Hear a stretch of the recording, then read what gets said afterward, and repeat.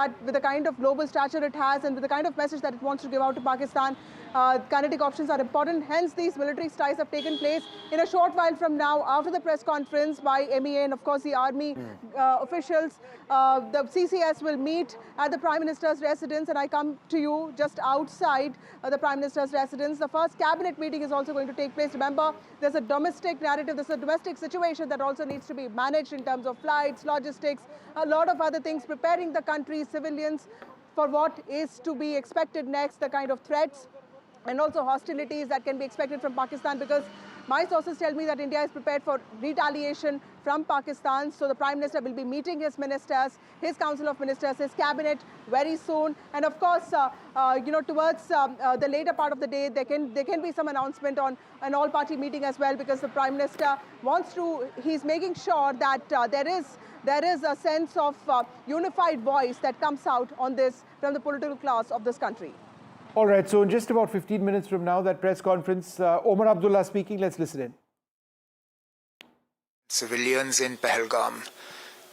It was expected that India would use its right to respond in an appropriate and proportional way.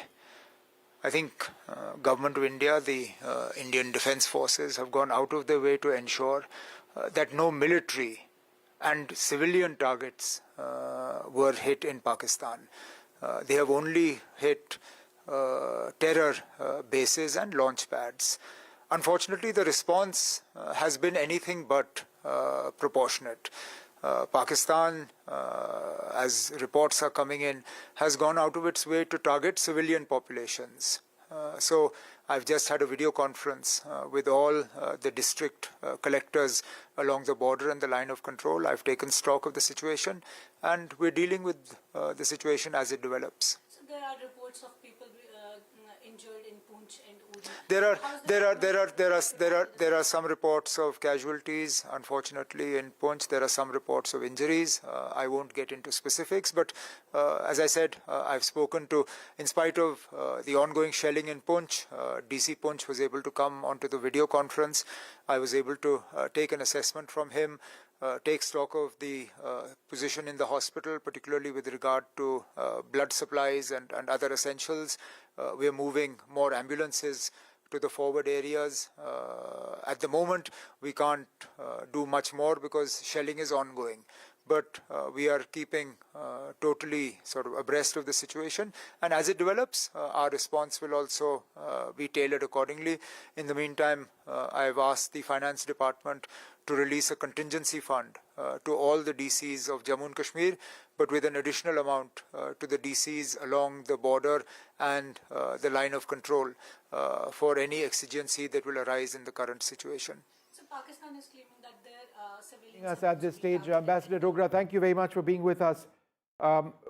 Pakistan hit us with a terrorist attack. India has responded. What is the play from here onwards? Well, India has responded, yes, and it was also expected that Pakistan would respond to India's response. And as Mr. Omar Abdullah has indicated, there has been Pakistani response, which does not mean that Indian army has not responded in equal measure and perhaps with greater force.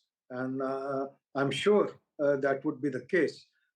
So Pakistan is not an easy nation to handle, and Pakistan's army is the most unruly and difficult force to tackle. So we have to be prepared for some unexpected surprises from Pakistan, and I think that is how it is going to be in the coming hours and hopefully not more than many days to come. But it is a difficult situation.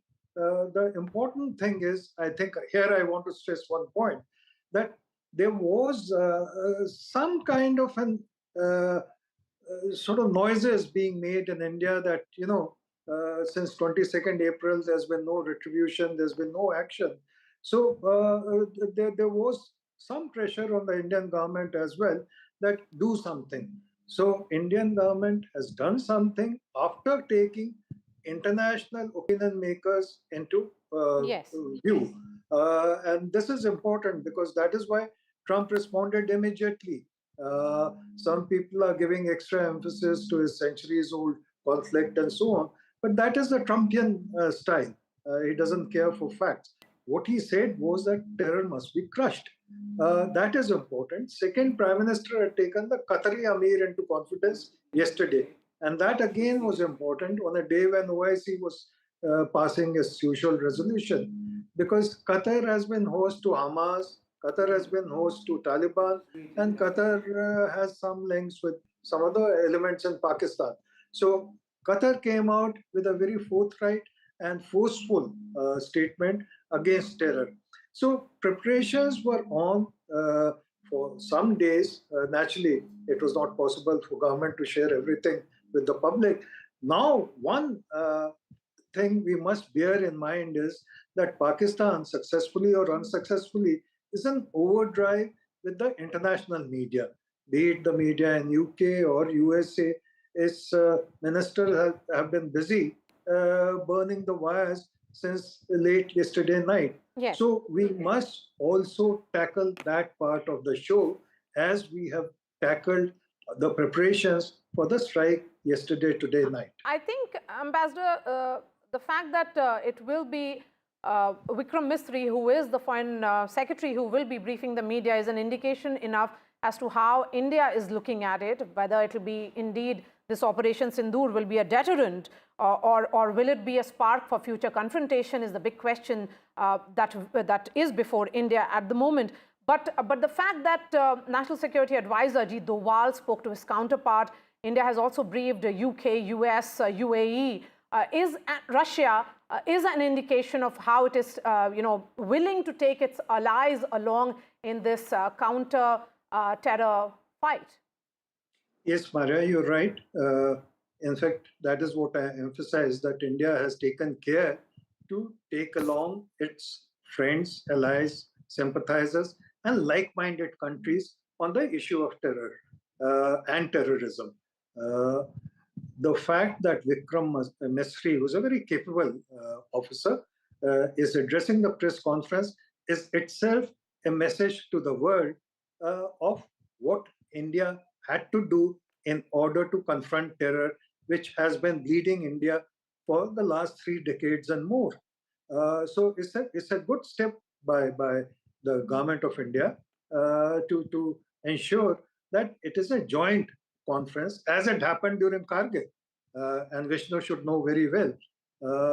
So Vikram Misri and supported by officers from MOD would be the right approach, and that is what government of India is taking. Yes, so Vikram Misri was the one, in fact, Foreign Secretary was the one who briefed the press soon after, the first set of diplomatic offensive were announced, which included the Indus Water Treaty being put on hold. And now it will be Foreign Secretary along with, the officers from Indian Army and Indian Air Force, Vishnu, who will be briefing the press. Yeah, there'll be an Army officer, an Air Force officer as well. Vikram Misri, the Foreign Secretary, very much the right person in a situation like this. Yes. Because in as much as we're talking about the military strikes, it needs to be contextualized in the overall dimension of India's international relations, the signals we are sending, our fight against terrorism, and perhaps he's best placed to make this statement. I just think it's important to tell our viewers that this may not be done yet. What do I mean by that? We just need to wait and see. There's an announcement. Let's listen. Yeah, let's go across. Let's cut across to it. The event would start at 10:25. I'm sure by now most of us would have read the media invite, and it clearly says, and I repeat for that thing, just for a matter of fact, I repeat it. It clearly states that this is a press brief. As of now, in this press brief, no questions will be taken. So I request you, please adhere to it. And 10:25 we start. Request to please settle down. Thank you. The breaking news before the breaking news comes in is that there will be no questions taken. And this is exactly what we were talking early in the morning. Hopefully, and this is disappointing. And I think that there are questions which are being asked, and these are valid questions. And these also questions are with the being kind asked of because misinformation, Vishnu, exactly that is going on, you would there need is clarity. intense misinformation that has been taking place. Pakistan But it's has a developing owned situation. this disinformation space. Therefore, the need for clarifications and questions is important. We did not do this after Bahawalpur. We needed to have done this today. This statement hopefully will be extensive and answers all queries. We will know in a little while. Meanwhile, another important information coming in. Chief of Defence Staff has met the Raksha Mantri, Defence Minister has met the CDS, and of course, remember that this would be specifically with respect to what is happening, and at this moment, the options and how India is preparing itself for any kind of escalation. You know, we are seeing one part of that escalation already at the line of control and the international border along Jammu and Kashmir, but for any other escalation that Pakistan could indulge in, of course, these are very significant meetings which are taking place in the national capital. All right, Shiv is all right, Shiv has sent us this report because remember he is in Srinagar and he's been moving at this moment. While we are waiting for the couple of minutes before this briefing starts of Operation Sindoor, let's take a look at this report sent by Shiv.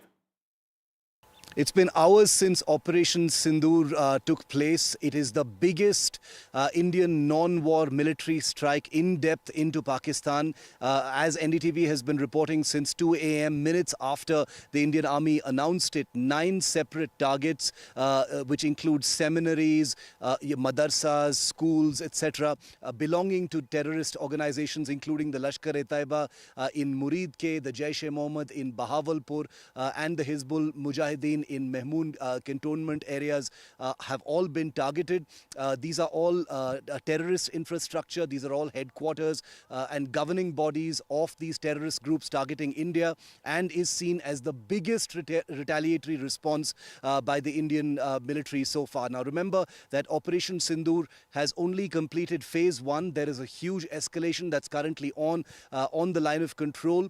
Huge heavy artillery fires taking place in the Kupwara sector as well as south of the Pir Panjal in the Rajouri, Poonch and Bhimber Gully sectors where the Pakistan Air Force has resorted to heavy artillery firing. The Indian Army obviously is firing back. There are reports of quite a bit of damage on the Indian side in Kupwara. There are some civilian deaths that have been reported, at least 3 of them in the Poonch Rajouri sector. We can confirm also through our sources in the army that extensive damage has happened on the Pakistani side. You can see 3 chairs now inside the National Media Center. That's where the briefing of Operation Sindoor will happen. Foreign Secretary Vikram Misri will be leading this entire briefing along with the Wing Commander Vyomika Singh and Lieutenant Colonel Sofia Qureshi. The message will come in from the government. It will be a statement which will be read out, highlights of which is now available with the media, which talks about 24 missile strikes across 9 locations, which includes 4 in Pakistan and 5 in Pakistan-occupied Kashmir.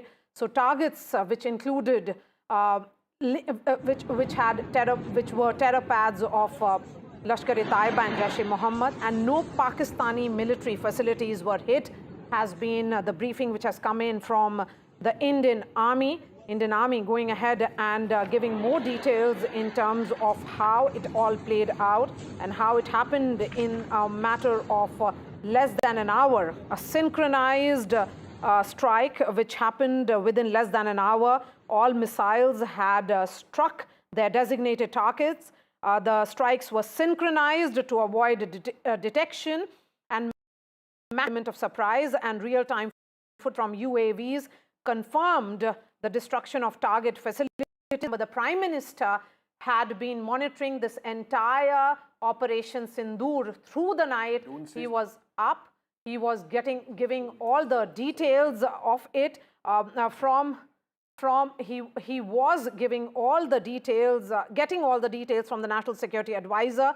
The selection of intercepted communication that identified specific buildings and compounds associated with groups like Jaish-e-Mohammed and Lashkar-e-Taiba.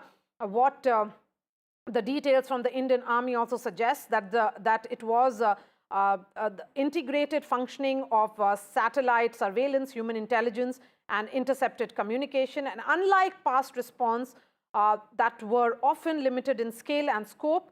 Operation Sindoor was remarkable for its expansive footprint and precision, and the use of high accuracy standoff weapons ensured minimal collateral damage and surgical impact on intended targets. So that briefing by the government going to begin any moment now. This is going to be the first official briefing as far as the government of India is concerned.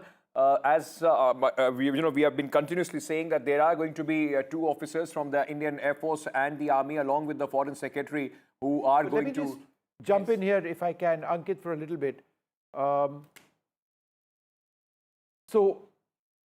As we wait for this press conference to take place, I think the key point over here is that there is a lot that needs to be explained over here. We do know about the impact of the terror strikes which have taken place.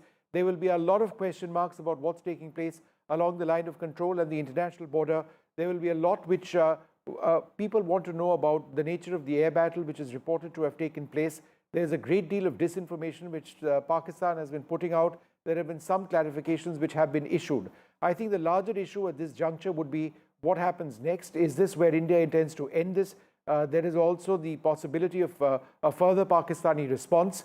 Pakistan, to the best of our knowledge, and this is something again we'll be looking out for, hasn't attempted to strike or any targets within India. Is that something that they would want to do, or are they planning to do that? That's something that the Indian forces would be alert for. I would guess that at this juncture the Indian Air Force would be very heavily deployed. Remember, in 2019, a day after the Rawalakot strikes, when we saw some of the most intense air battles which had been fought between India and Pakistan since the 1971 war. Abhinandan went down. He was captured by Pakistani forces on that occasion, but Pakistani forces did try to hit a military target in Rajouri, but were unsuccessful. At this juncture, we do believe that there has been some sort of air exchange, the nature of which we do not know at this stage. What happens next, we're going to have to try and find out. What we can say is that there is video evidence, unequivocal proof of India having struck these terror targets. There are 9 of them. The deepest one is in Bahawalpur, 150 kilometers inside Pakistan, opposite Punjab and Rajasthan. Several other camps, approximately 20 to 25 kilometers across the line of control. So that press conference being addressed by Vikram Mistry, the Foreign Secretary of India, scheduled to begin anytime now. Along with Lieutenant Colonel Sophia Qureshi and Wing Commander Vyomika Singh, who will be joining the Foreign Secretary for this briefing. Very clearly, just any moment now it is going to start. You can see the logo and of the Government of India with Operation Sindoor. So this briefing is going to be the first time that we hear about this operation officially from the Government of India, apart from that, a brief press release which was put across by the Ministry of Defense right at 1:44 a.m. This morning, as the world woke up to India hitting back and avenging what had happened in Pahalgam. There is a lot which is happening at this moment. Situation is still very, very hot, ladies and gentlemen, as far as the line of control and the international border in Jammu and Kashmir is concerned. That is where Pakistan has chosen to retaliate. Civilian areas on the Indian side are being targeted by the Pakistani artillery and is being responded to by the Indian security forces. And what we have learned also is that heavy damage has been inflicted on the Pakistani army. All right. News just coming in that Defence Minister Rajnath Singh has now reached 7 LKM, Prime Minister Modi's residence, and that's where the Prime Minister has been monitoring this entire developing situation since late last night. He has been constantly briefed by the CDS, that is the Chief of Defence Staff, and also by the National Security Advisor. What we can tell our viewers is that this briefing, which is being held in the National Media Center, is going to begin any moment now. The presence of the Foreign Secretary becomes important. Remember, he was the one who briefed the press soon after India carried out its diplomatic offensive. And now it is important for India to ensure that its allies in the global sphere, allies are on board as India, tells the world what really happened with regards to Operation Sindoor, a powerful, a significant message which has been sent to Pakistan with all kind of, as it continued to sustain and support cross-border terrorism. All right, so that international dimension is critical. The fact that the Foreign Secretary is going to be addressing the press conference means that he will be referring to that in this, while by and large there have been voices of concern from several countries, including the United States. There have been two messages, one from Turkey and one from China, which, India would have expected but are unfortunate. Turkey has backed Pakistan entirely. Turkey is an ally now or a friend of Pakistan's. They've been arming Pakistan as well. That's a cause of huge concern. Vishnu, let's just very quickly go across to our colleague Vasudha Venugopal as we are waiting for this press conference to begin. Vasudha is at the Prime Minister's residence at the 7 LKM. Let me very quickly, Vasudha, as we are learning, the Defence Minister has reached Prime Minister's residence. Very, very important with all that is happening at this moment. Absolutely, Ankit. And what I understand is that I can see his car right here. He just reached about 8 minutes ago, and then it's important that to know that Rajnath Singh, the Defence Minister, the Raksha Mantri, also met the chiefs of the armed forces before the strikes began. That's what sources are telling NDTV. And more importantly, this meeting comes just before the country is sort of briefed, country is told about what really happened. There's going to be that important press conference by MEA and also the officials from the armed forces. So this is an important thing, and it will have a lot of ramifications, geopolitical ramifications, and also, how is India preparing for the, for the retaliation that is likely to happen. So clearly, an important meeting with Rajnath Singh. All right, the Foreign Secretary Vikram Misri over there. Let's just listen in.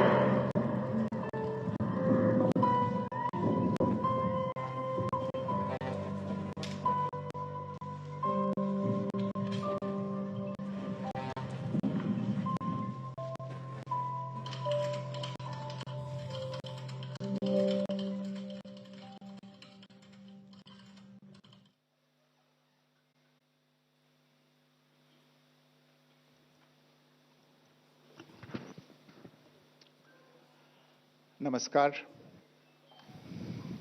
इस briefing में शामिल होने के लिए आप सभी का धन्यवाद।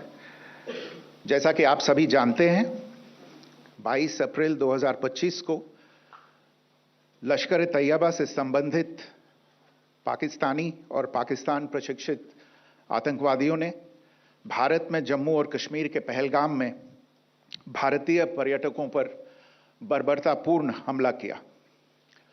25 भारतीयों और 1 नेपाली नागरिक को कायरतापूर्ण मौत के घाट उतार दिया गया। मुंबई के 26 नवंबर 2008 के हमलों के बाद यह भारत में हुई किसी आतंकवादी हमले में मारे गए आम नागरिकों की संख्या की दृष्टि से सबसे गंभीर घटना है। पहलगाम का हमला अत्यधिक बर्बरतापूर्ण था, जिसमें वहां मौजूद लोगों को करीब से और उनके परिवारों के सामने सिर पर गोली मारी गई।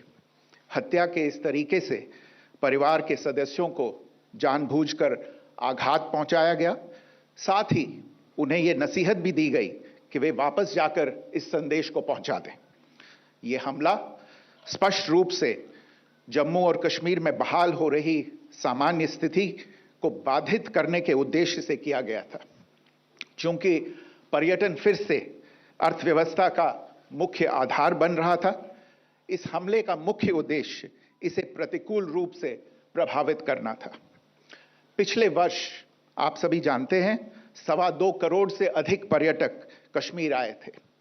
इस हमले का मुख्य उद्देश्य इसलिए संभवतः यह था कि इस संघ राज्य क्षेत्र में विकास और प्रगति को नुकसान पहुंचाकर इसे पिछड़ा बनाए रखा जाए और पाकिस्तान से लगातार होने वाले सीमा पार आतंकवाद के लिए उपजाऊ जमीन बनाने में सहायता की जाए। हमले का यह तरीका जम्मू और कश्मीर और शेष राष्ट्र दोनों में सांप्रदायिक दंगे भड़काने के उद्देश्य से भी प्रेरित था। इसका श्रेय सरकार और भारत के सभी नागरिकों को दिया जाना चाहिए कि इन प्रयासों को विफल कर दिया गया। एक समूह ने खुद को रेजिस्टेंस फ्रंट TRF कहते हुए इस हमले की जिम्मेदारी ली है। यह समूह संयुक्त राष्ट्र द्वारा प्रतिबंधित पाकिस्तानी आतंकवादी समूह लश्कर-ए-तैयबा से जुड़ा हुआ है। यह उल्लेखनीय है कि भारत ने मई और नवंबर 2024 में संयुक्त राष्ट्र की 1267 कमेटी की सैंक्शंस मॉनिटरिंग टीम को अर्धवार्षिक रिपोर्ट प्रस्तुत की थी, जिसमें TRF के बारे में साफ इनपुट दिए गए थे। इससे पाकिस्तान स्थित आतंकवादी समूहों के लिए कवर के रूप में TRF की भूमिका सामने आई थी। इससे पहले भी दिसंबर 2023 में भारत ने इस टीम को लश्कर-ए-तैयबा और जैश-ए-मोहम्मद के बारे में सूचित किया था, जो TRF जैसे छोटे आतंकवादी समूहों के माध्यम से अपनी गतिविधियों को संचालित कर रहे हैं। इस संबंध में 25 अप्रैल को UN सिक्योरिटी काउंसिल प्रेस वक्तव्य में TRF के संदर्भ को हटाने के लिए पाकिस्तान के दबाव पर भी ध्यान दिया जाना चाहिए। पहलगाम आतंकवादी हमले की जांच से पाकिस्तान के साथ आतंकवादियों के संपर्क उजागर हुए हैं। रेजिस्टेंस फ्रंट द्वारा किए गए दावे और लश्कर-ए-तैयबा से ज्ञात सोशल मीडिया हैंडल द्वारा इसको रीपोस्ट किया जाना इसकी पुष्टि करता है। चश्मदीद गवाहों और विभिन्न जांच एजेंसियों को उपलब्ध अन्य सूचनाओं के आधार पर हमलावरों की पहचान भी हुई है। हमारी इंटेलिजेंस ने इस टीम के योजनाकारों और उनके समर्थकों की जानकारी जुटाई है। इस हमले की रूपरेखा भारत में सीमा पार आतंकवाद को अंजाम देने के पाकिस्तान के लंबे ट्रैक रिकॉर्ड से भी जुड़ी हुई है, जिसके लिखित और स्पष्ट दस्तावेज उपलब्ध हैं। पाकिस्तान दुनिया भर में आतंकवादियों के लिए एक शरण स्थल के रूप में पहचान बना चुका है। यहां अंतर्राष्ट्रीय स्तर पर प्रतिबंधित आतंकवादी सजा पाने से बचे रहते हैं। इसके अलावा पाकिस्तान ने इस मुद्दे पर विश्व और फाइनेंशियल एक्शन टास्क फोर्स जैसे अंतर्राष्ट्रीय मंचों को जानबूझकर गुमराह करने के लिए भी जाना जाता है। साजिद मीर का मामला, जिसमें इस आतंकवादी को पाकिस्तान ने मृत घोषित कर दिया था और फिर अंतर्राष्ट्रीय दबाव के परिणाम स्वरूप वो जीवित पाया गया, इसका सबसे स्पष्ट उदाहरण है। यह स्वाभाविक है कि पहलगाम में हुए इस हमले से जम्मू और कश्मीर के साथ साथ भारत के अन्य भागों में भी आक्रोश देखा गया। हमलों के बाद भारत सरकार ने स्वाभाविक रूप से पाकिस्तान के साथ संबंधों को लेकर कुछ कदम उठाए। आप सभी उन निर्णयों से अवगत हैं जिसकी घोषणा 23 अप्रैल को की गई थी। तथापि ये आवश्यक समझा गया कि 22 अप्रैल के हमले के अपराधियों और उनके योजनाकारों को न्याय के कटघरे में लाया जाए। हमलों के एक पखवाड़े के बाद भी पाकिस्तान द्वारा अपने क्षेत्र या अपने नियंत्रण वाले क्षेत्रों में आतंकवादियों की इंफ्रास्ट्रक्चर के विरुद्ध कार्यवाही करने के लिए कोई स्पष्ट कदम नहीं उठाया गया है। उल्टे वो इनकार करने और आरोप लगाने में ही लिप्त रहा है। पाकिस्तान आधारित आतंकवादी मॉड्यूल्स पर हमारी खुफिया निगरानी ने संकेत दिया है कि भारत के विरुद्ध आगे भी हमले हो सकते हैं। अतः इनको रोकना और इनसे निपटना दोनों को बेहद आवश्यक समझा गया। आज सुबह, जैसा कि आपको ज्ञात होगा, भारत ने इस तरह के सीमा पार हमलों का जवाब देने और उन्हें रोकने तथा उनका प्रतिरोध करने के अपने अधिकार का प्रयोग किया है। यह कार्यवाही नपीतुली, नॉन एस्केलेटरी, आनुपातिक और जिम्मेदारीपूर्ण है। यह आतंकवाद की इंफ्रास्ट्रक्चर को समाप्त करने और भारत में भेजे जाने वाले संभावित आतंकवादियों को अक्षम बनाने पर केंद्रित है। आपको यह भी स्मरण होगा कि 25 अप्रैल 2025 को संयुक्त राष्ट्र सुरक्षा परिषद ने पहलगाम आतंकवादी हमले पर एक प्रेस वक्तव्य जारी किया था, जिसमें आतंकवाद के इस निंदनीय कार्य के अपराधियों, आयोजकों, फाइनेंसरों और प्रायोजकों को जवाबदेह ठहराने और उन्हें न्याय के दायरे में लाने की आवश्यकता पर जोर दिया गया था। भारत की आज की इस कार्रवाई को इसी संदर्भ में देखा जाना चाहिए। Good morning. Thank you all for joining this briefing. As you are all aware, on April 22, 2025, Pakistani and Pakistan-trained terrorists belonging to the Lashkar-e-Taiba carried out a savage attack on Indian tourists at Pahalgam in Jammu and Kashmir in India. They murdered 26 people, including one national of Nepal, causing the largest number of civilian casualties in a terrorist attack in India since the 26 November 2008 attacks in Mumbai. The attack in Pahalgam was marked by extreme barbarity, with the victims mostly killed with headshots from close range and in front of their families. Family members were deliberately traumatized through the manner of the killing, accompanied by the exhortation that they should take back the message. The attack was clearly driven by the objective of undermining the normalcy returning to Jammu and Kashmir. In particular, it was designed to impact the mainstay of the economy, tourism, with a record 23 million tourists visiting the valley last year. The calculation, presumably, was that harming growth and development in the Union Territory would help keep it backward and create fertile ground for continued cross-border terrorism from Pakistan. The manner of the attack was also driven by an objective of provoking communal discord, both in Jammu and Kashmir and the rest of the nation. It is to the credit of the government and the people of India that these designs were foiled. A group calling itself the Resistance Front has claimed responsibility for the attack.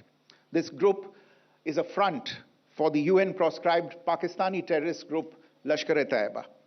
It is notable that India had given inputs about the TRF in the half-yearly report to the monitoring team of the UN's 1267 Sanctions Committee in May and November 2024, bringing out its role as a cover for Pakistan-based terrorist groups. Earlier too, in December 2023, India had informed the monitoring team about Lashkar and Jaish-e-Mohammed operating through small terror groups such as the TRF. Pakistan's pressure to remove references to TRF in the April 25 UN Security Council press statement is notable in this regard. Investigations into the Pahalgam terror attack have brought out the communication notes of terrorists in and to Pakistan. The claims made by the Resistance Front and their reposting by known social media handles of the Lashkar-e-Taiba speak for themselves. Identification of the attackers based on eyewitness accounts as well as other information available to law enforcement agencies has also progressed. Our intelligence has developed an accurate picture of the planners and backers of this team. The features of this attack also tie in with Pakistan's long track record of perpetrating cross-border terrorism in India, which is well documented and beyond question. Pakistan also has a well-deserved reputation as a haven for terrorists from around the world, with internationally proscribed terrorists enjoying impunity there. In addition, Pakistan has been known to willfully mislead the world and international forums, such as the Financial Action Task Force, on this issue. The Sajid Mir case, in which this terrorist was declared dead and then, in response to international pressure, brought back to life, found alive and arrested, is the most glaring example.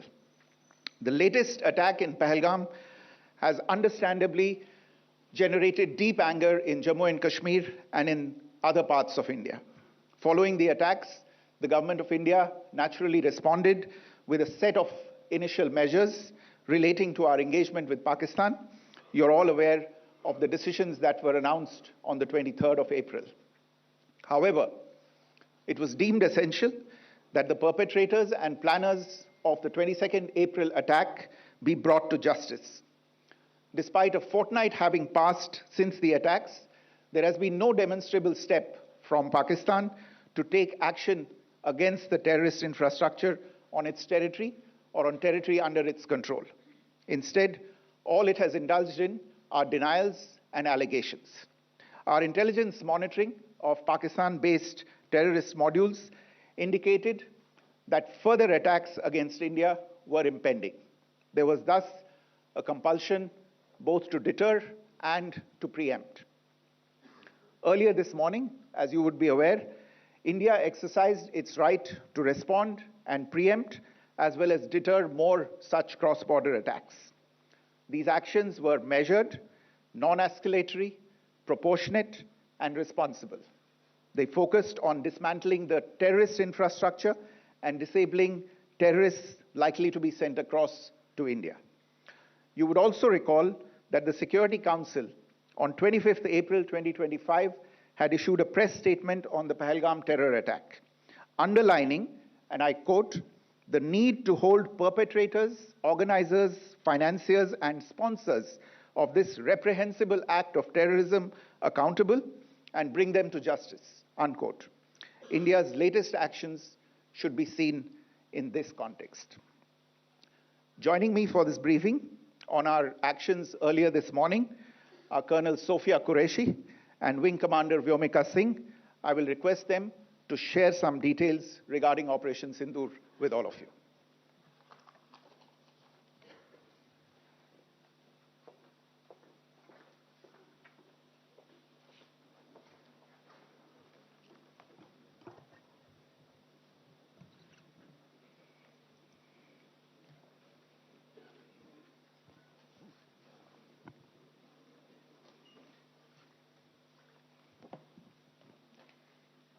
सुप्रभात देवियों और सज्जनों, मैं colonel Sophia Qureshi और मेरे साथ wing commander Vyomika Singh आज आपको 6 से 7 मई 2025 की रात 1:05 से 1:30 बजे के बीच भारतीय सशस्त्र बलों द्वारा अंजाम दिए गए ऑपरेशन सिंदूर के बारे में जानकारी देंगे।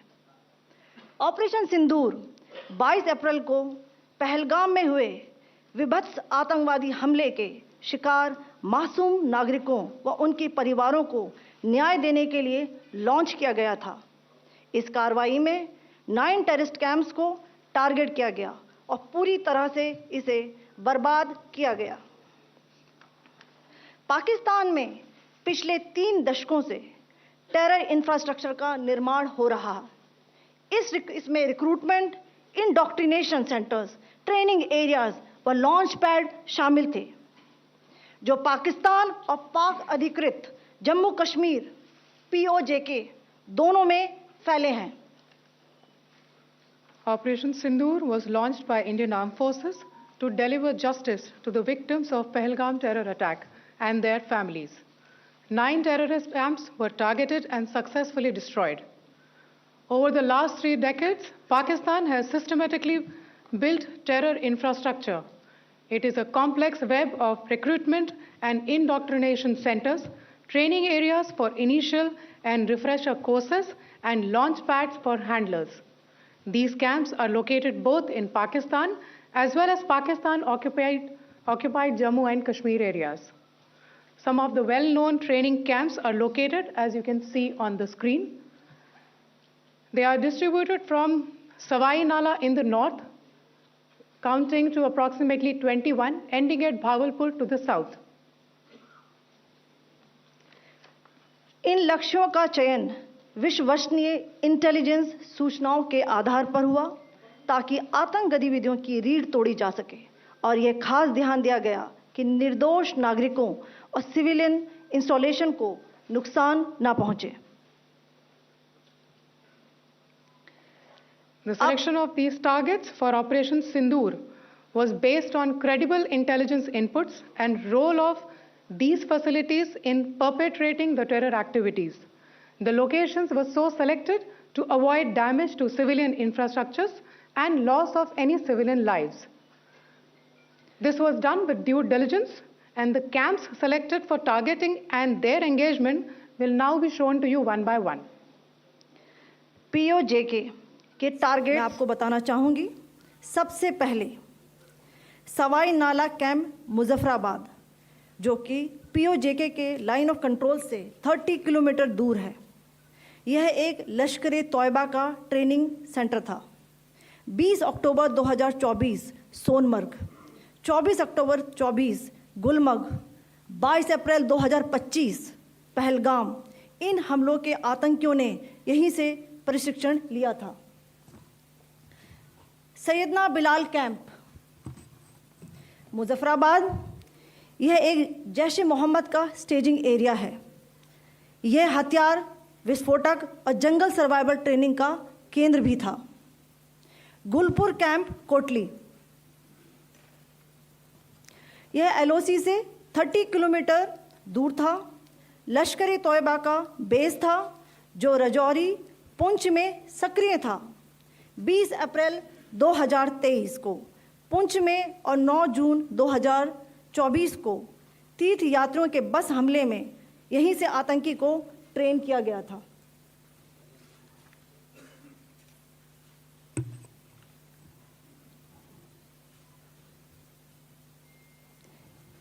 बरनाला कैंप भिम्बर, ये LOC से 9 किलोमीटर दूर है. यहाँ पर हथियार, हैंडलिंग, IED व जंगल सर्वाइवल का प्रशिक्षण केंद्र था. अब्बास कैंप कोटली,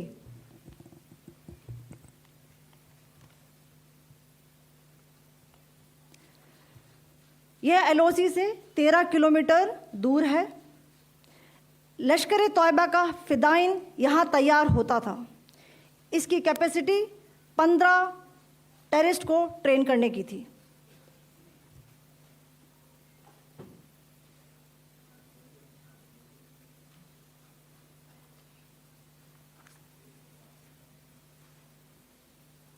अब मैं पाकिस्तान के अंदर के टारगेट से अवगत कराना चाहूँगी. पहला, सर्जल कैंप सियालकोट, यह अंतर्राष्ट्रीय सीमा से 6 किलोमीटर की दूरी पर है, सांबा कठवा के सामने.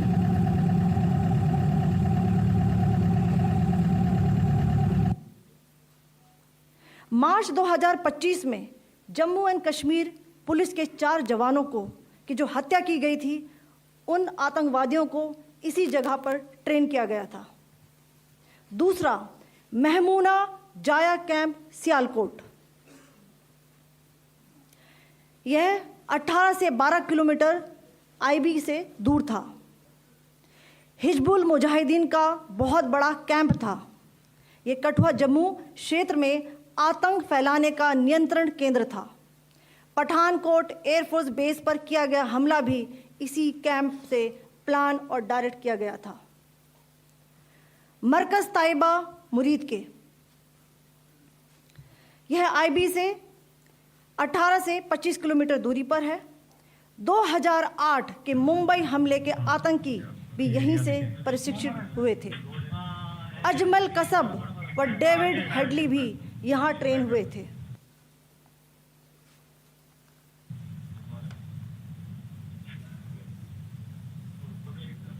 आगे दूसरा आया।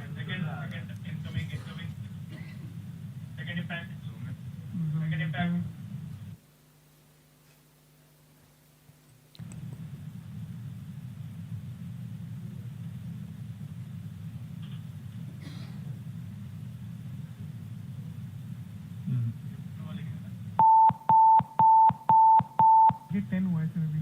टारगेट 10 हुआ, एंक्लोजर सेम ही है। 7 it is hit the target. हाँ हाँ।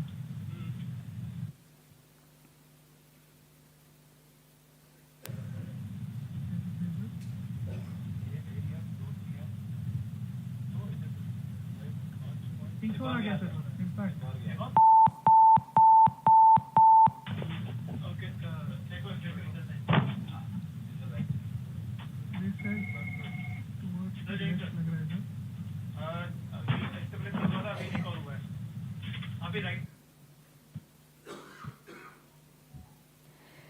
मरकज सुभान अल्लाह भावलपुर ये इंटरनेशनल बाउंड्री से 100 किलोमीटर दूर है। जैश ए मोहम्मद का मुख्यालय था। यहाँ पर रिक्रूटमेंट, ट्रेनिंग व इंडॉक्ट्रिनेशन का केंद्र भी था। शीर्ष आतंकी अक्सर यहाँ आते थे। मैं आप सबको बताना चाहती हूँ कि किसी भी सैन्य ठिकाने का निशाना नहीं बनाया गया और अभी तक किसी तरह की नागरिक क्षति की रिपोर्ट नहीं है। धन्यवाद। जय Hind. The strike on the terror camps were undertaken through precision capability, as shown to you. A niche technology weapons with careful selection of warheads was ensured so that there will be no collateral damage.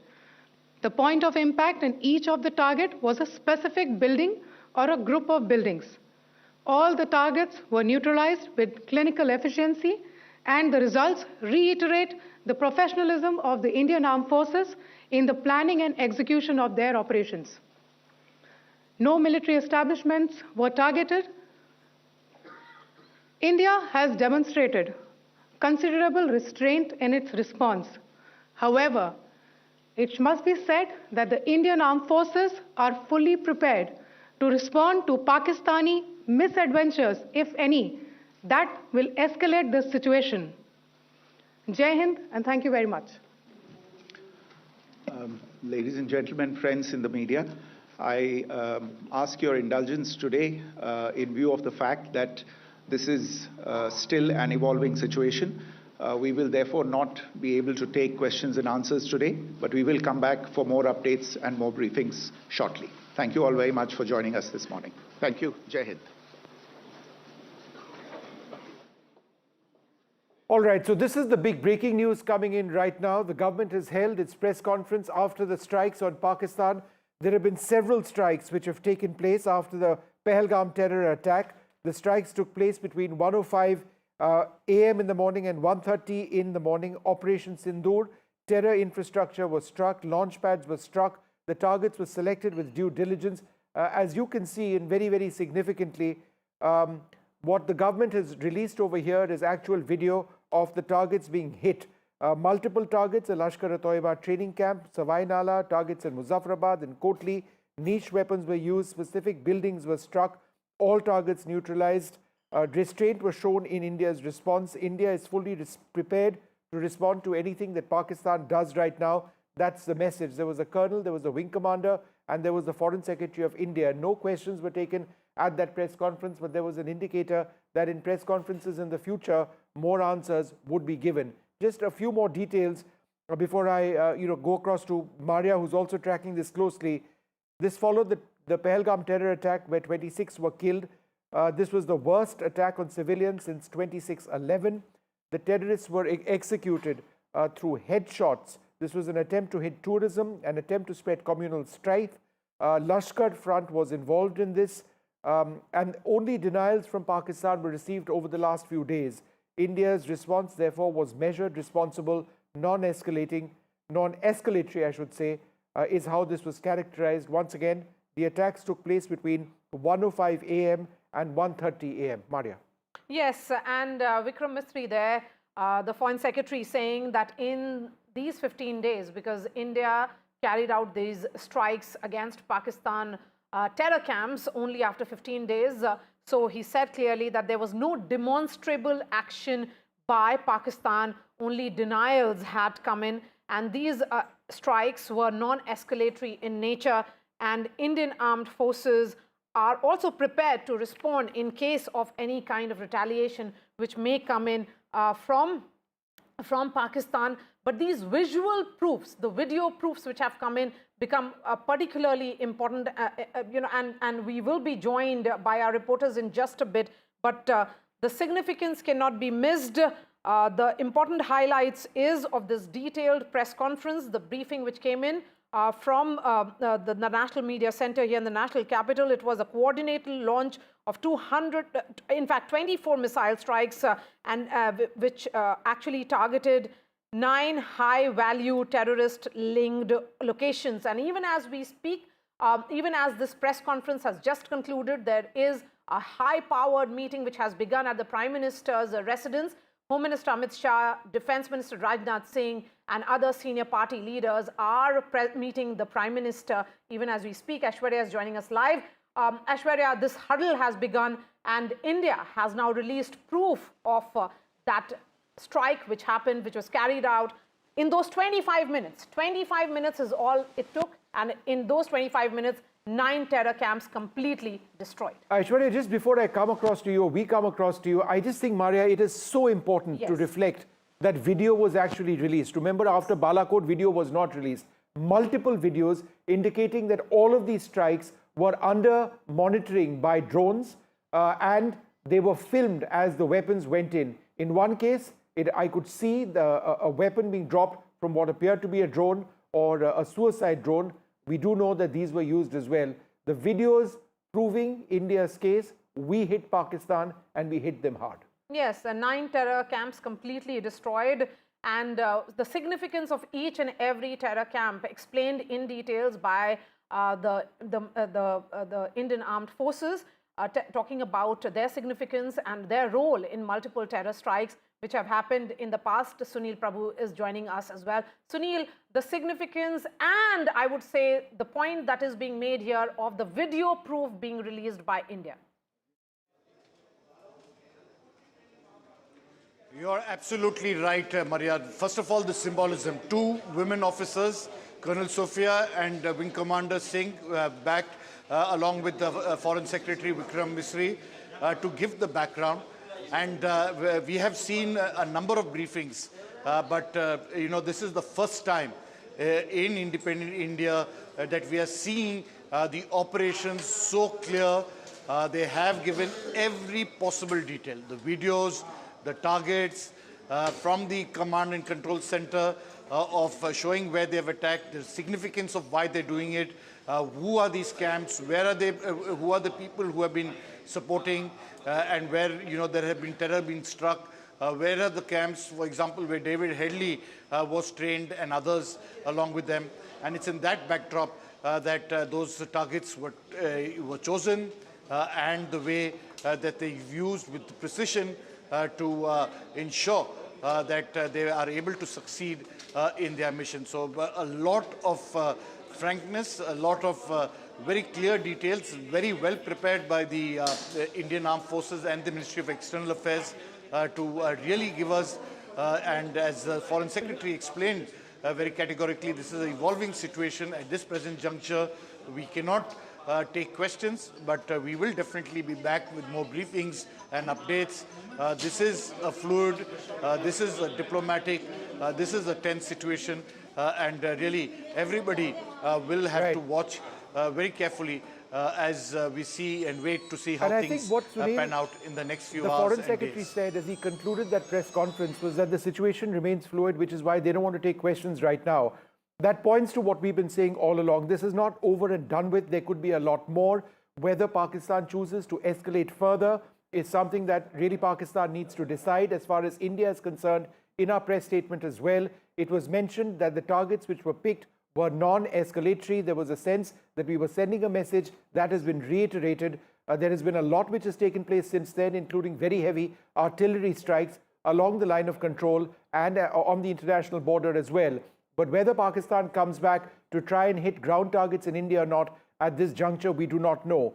But I think, and this is the point I will repeat before we go across to Aishwarya, is that release of video footage, something which was missing during both the surgical strikes and during the Rawalakot strikes, is very, very important on this particular occasion, because it makes India's point that if you come and hit us with terrorism, we will hit you with missiles and bombs.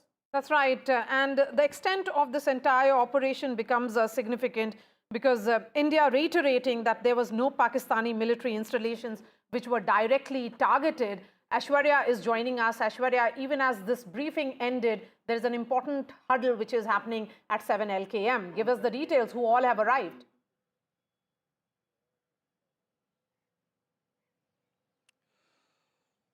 Well, Ash, if you heard me. Briefing giving each and every minute detail of, well, yes, after that important press conference and putting out each and every minute detail of how the Operation Sindoor was operationalized, it is all-important meeting, the CCS that has started at Prime Minister's residence at 7 Lok Kalyan Marg, chaired by Prime Minister Narendra Modi. We've been told Home Minister Amit Shah, Defence Minister Rajnath Singh, External Affairs Minister S. Jaishankar, Finance Minister Nirmala Sitharaman, the part of the CCS have all arrived, and CCS has begun at the 7 Lok Kalyan Marg. That will be followed by the full-fledged cabinet meeting. But of course, it would be the cabinet ministers also who would be briefed by the government about the operation that India had staged along with the line of control in the POK or in Pakistan. But remember what Wing Commander stated while concluding the statement that she gave. She stated that if any misadventure by Pakistan, that will be dealt accordingly. And certainly that was a point that India clearly made, that if retaliation happen, India is well prepared for it, and also clarifying from that press conference that there was no civilian that were injured or even had been neutralized by this attack. So clearly, you know, a press conference which had given proofs to the entire world that has shown the intention of those terror outfits, the hub of the terror outfits being destroyed by India, and that's the kind of response that India had given. All right, we're going to be playing out that entire video in just a couple of minutes from now, that entire briefing. We'll play it out for the benefit of our viewers who haven't had a chance to see that. Shiv Arur joins us as well, as does my colleague Nikunj Garg. Nikunj, let me come to you first. The broader sort of statement message over here, to me, seems to be quite clear. If you hit us with terrorism, this is how far we can go. These were not shallow strikes. These were deep strikes. Absolutely. And I think Foreign Secretary summed it up when he said that the perpetrators of terror are in Pakistan. Pakistan is a state sponsor of terror. And we retain the capability to strike deep within Pakistan. And these strikes are non-escalatory in nature. That's a point he's trying to emphasize upon. Yeah. So my whole sense in this out of this entire exercise is that Government of India has displayed to Pakistan that any act of terror on Indian soil will have increasing costs. The costs will increase. Yeah. In the past, what we have done, this time a lot more has been exacted from Pakistan. Pakistan can continue to shell certain positions that they have been trying to. We will come to those positions, that conversation later. However, the damage to the Pakistan's capability of carrying out terror operations and sheltering terror masterminds like Hafiz Saeed and Maulana Masood Azhar will be dented, will be hit, and a message will be delivered to the population of Pakistan that harboring terrorists has a cost, and that cost will be exacted every time Pakistan tries to cross a red line. And Nikunj, that is the cost. You know, I mean, there has been all sorts of bizarre social media commentary coming out of Pakistan, all sorts of claims. But this is the Government of India official release to the entire world in black and white footage, because it's night, infrared vision, you know, backing up what we saw coming out of Pakistan earlier on. India giving the message, this is what we have done to you, right? That sends an extremely strong message. Absolutely. It was missing during the surgical strikes Yeah. and 2019. Bahawalpur. Absolutely, and also the whole thrust of that briefing by the military officers and the foreign secretary was that, look, we are not going to pull any punches in exposing to the world that you harbor a terror infrastructure that is deep inside the Pakistani territory, and that's where these strikes have been carried out. Till now, we were limiting ourselves to the areas near LOC, the launch pads, etc. This time, we have gone deep, and this is, Vishnu, according to me, and probably you can dwell more on that, is a very, very deep message to Pakistani army too. Yeah.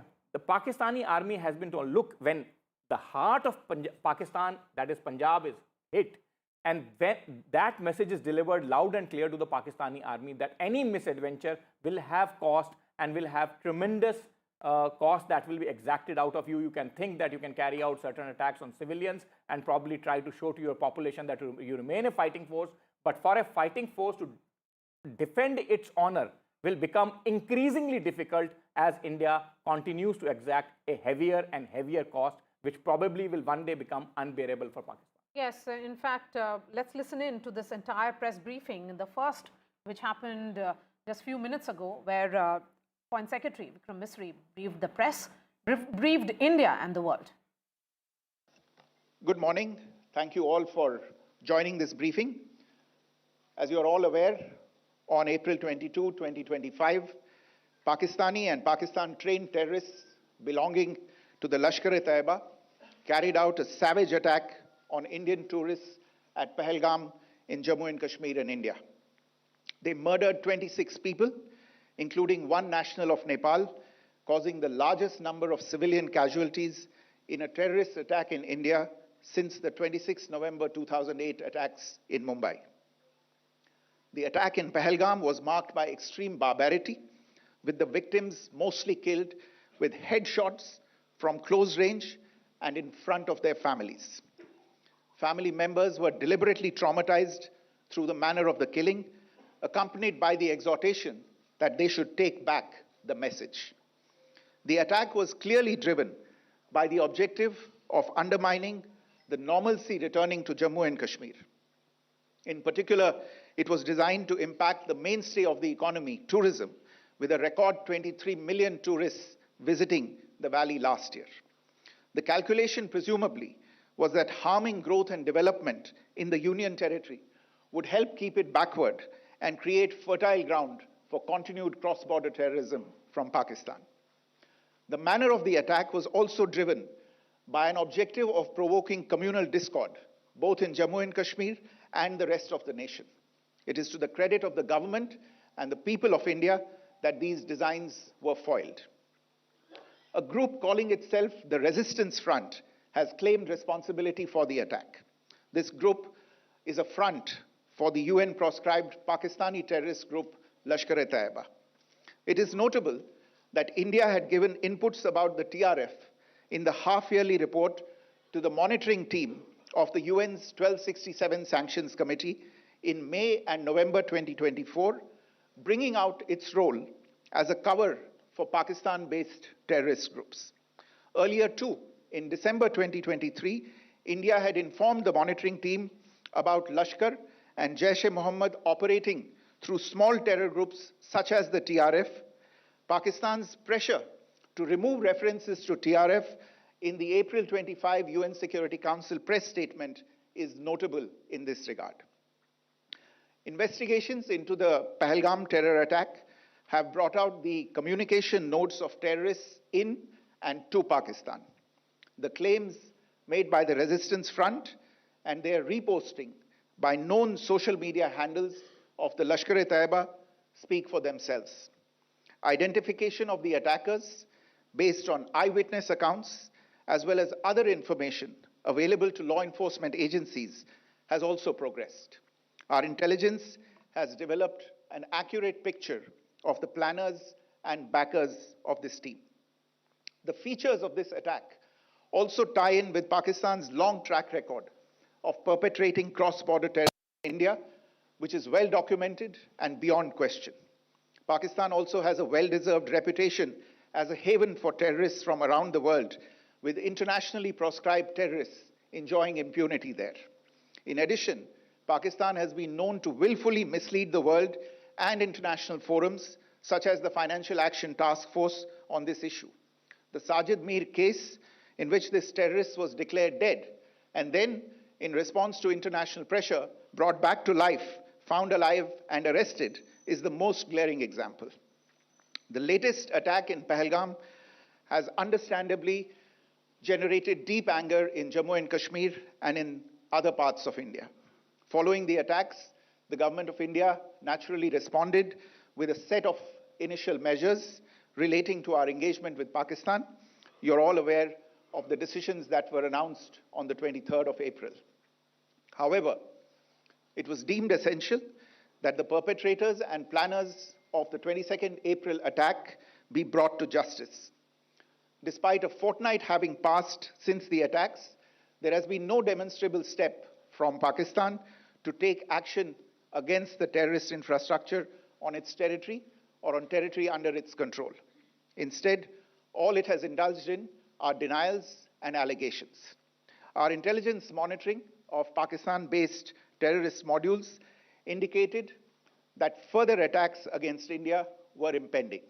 There was thus a compulsion both to deter and to preempt. Earlier this morning, as you would be aware, India exercised its right to respond and preempt, as well as deter more such cross-border attacks. These actions were measured, non-escalatory, proportionate, and responsible. They focused on dismantling the terrorist infrastructure and disabling terrorists likely to be sent across to India. You would also recall that the Security Council on 25th April 2025 had issued a press statement on the Pahalgam terror attack, underlining, and I quote, the need to hold perpetrators, organizers, financiers, and sponsors of this reprehensible act of terrorism accountable and bring them to justice, unquote. India's latest actions should be seen in this context. Joining me for this briefing on our actions earlier this morning are Colonel Sophia Qureshi and Wing Commander Vyomika Singh. I will request them to share some details regarding Operation Sindoor with all of you.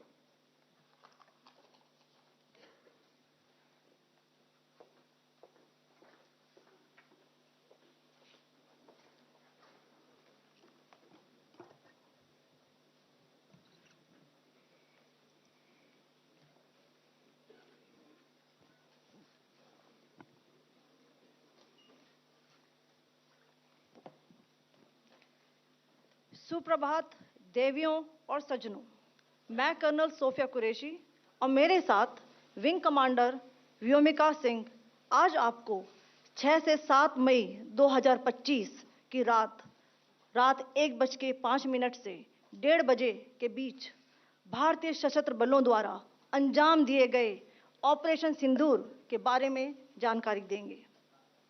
Operation सिंदूर 22 अप्रैल को पहलगाम में हुए विभत्स आतंकवादी हमले के शिकार मासूम नागरिकों व उनके परिवारों को न्याय देने के लिए लॉन्च किया गया था। इस कार्रवाई में 9 टेररिस्ट कैंप्स को टारगेट किया गया और पूरी तरह से इसे बर्बाद किया गया। पाकिस्तान में पिछले 3 दशकों से टेरर इंफ्रास्ट्रक्चर का निर्माण हो रहा है। इसमें recruitment, indoctrination centres, training areas व लॉन्च पैड शामिल थे, जो पाकिस्तान और पाक अधिकृत जम्मू कश्मीर POJK दोनों में फैले हैं। Operation Sindoor was launched by Indian Armed Forces to deliver justice to the victims of Pahalgam terror attack and their families. 9 terrorist camps were targeted and successfully destroyed. Over the last 3 decades, Pakistan has systematically built terror infrastructure. It is a complex web of recruitment and indoctrination centers, training areas for initial and refresher courses, and launch pads for handlers. These camps are located both in Pakistan as well as Pakistan-occupied Jammu and Kashmir areas. Some of the well-known training camps are located, as you can see on the screen. They are distributed from Savai Nala in the north, counting to approximately 21, ending at Bahawalpur to the south. इन लक्ष्यों का चयन विश्वसनीय intelligence सूचनाओं के आधार पर हुआ ताकि आतंक गतिविधियों की रीढ़ तोड़ी जा सके और यह खास ध्यान दिया गया कि निर्दोष नागरिकों और सिविलियन इंस्टॉलेशन को नुकसान न पहुंचे. The selection of these targets for Operation Sindoor was based on credible intelligence inputs and role of these facilities in perpetrating the terror activities. The locations were so selected to avoid damage to civilian infrastructures and loss of any civilian lives. This was done with due diligence, and the camps selected for targeting and their engagement will now be shown to you one by one. POJK के target मैं आपको बताना चाहूंगी. सबसे पहले सवाई नाला camp Muzaffarabad, जो कि POJK के लाइन ऑफ कंट्रोल से 30 किलोमीटर दूर है. यह एक लश्कर तोयबा का ट्रेनिंग सेंटर था. 20 अक्टूबर 2024 सोनमर्ग, 24 अक्टूबर 24 गुलमर्ग, 22 अप्रैल 2025 पहलगाम, इन हमलों के आतंकियों ने यहीं से प्रशिक्षण लिया था. सैयदना बिलाल कैंप मुजफ्फराबाद, यह एक जैश ए मोहम्मद का स्टेजिंग एरिया है. यह हथियार, विस्फोटक और जंगल सर्वाइवल ट्रेनिंग का केंद्र भी था. गुलपुर कैंप कोटली, यह LOC से 30 किलोमीटर दूर था. लश्कर तोयबा का बेस था जो रजौरी पुंछ में सक्रिय था. 20 अप्रैल 2023 को पुंछ में और 9 जून 2024 को तीर्थ यात्रियों के बस हमले में यहीं से आतंकी को ट्रेन किया गया था.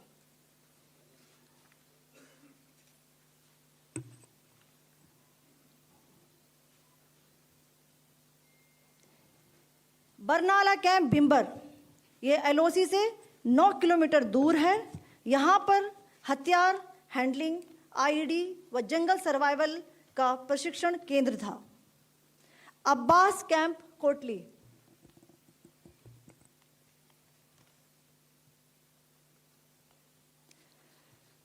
यह LOC से 13 किलोमीटर दूर है. लश्कर तोयबा का फिदाइन यहाँ तैयार होता था. इसकी कैपेसिटी 15 टेररिस्ट को ट्रेन करने की थी.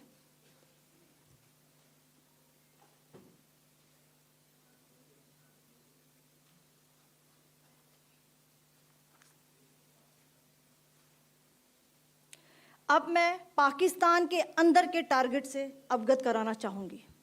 पहला, सर्जल कैंप सियालकोट,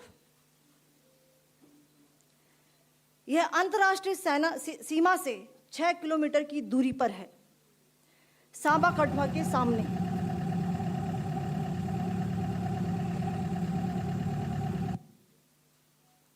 मार्च 2025 में जम्मू एंड कश्मीर पुलिस के 4 जवानों को की जो हत्या की गई थी, उन आतंकवादियों को इसी जगह पर ट्रेन किया गया था. दूसरा, महमूना जाया कैंप सियालकोट, यह 18 से 12 किलोमीटर IB से दूर था. हिजबुल मुजाहिदीन का बहुत बड़ा कैंप था. यह कठुआ जम्मू क्षेत्र में आतंक फैलाने का नियंत्रण केंद्र था. पठानकोट एयरफोर्स बेस पर किया गया हमला भी इसी कैंप से प्लान और डायरेक्ट किया गया था. मरकज ताइबा मुरीद के, यह IB से 18 से 25 किलोमीटर दूरी पर है. 2008 के मुंबई हमले के आतंकी भी यहीं से प्रशिक्षित हुए थे. अजमल कसब व डेविड हेडली भी यहाँ ट्रेन हुए थे.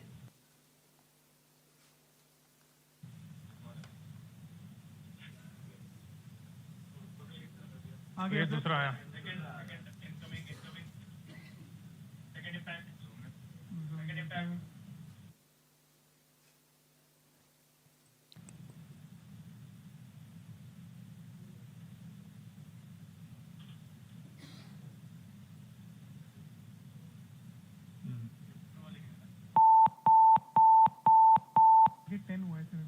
Target 10 enclosure same ही है. 7 it has hit the target. हाँ हाँ.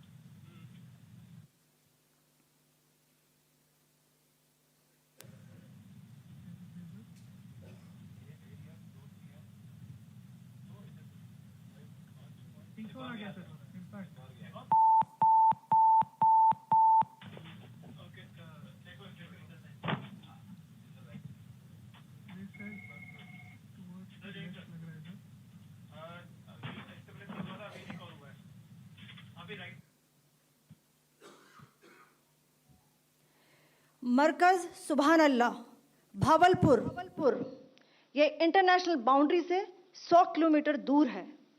जैश ए मोहम्मद का मुख्यालय था। यहाँ पर रिक्रूटमेंट, ट्रेनिंग व इंडॉक्ट्रिनेशन का केंद्र भी था। शीर्ष आतंकी अक्सर यहाँ आते थे। मैं आप सबको बताना चाहती हूँ कि किसी भी सैन्य ठिकाने का निशाना नहीं बनाया गया और अभी तक किसी तरह की नागरिक क्षति की रिपोर्ट नहीं है। धन्यवाद। जय Hind. The strike on the terror camps were undertaken through precision capability, as shown to you. A niche technology weapons with careful selection of warheads was ensured so that there will be no collateral damage. The point of impact in each of the target was a specific building or a group of buildings. All the targets were neutralized with clinical efficiency, and the results reiterate the professionalism of the Indian Armed Forces in the planning and execution of their operations. No military establishments were targeted.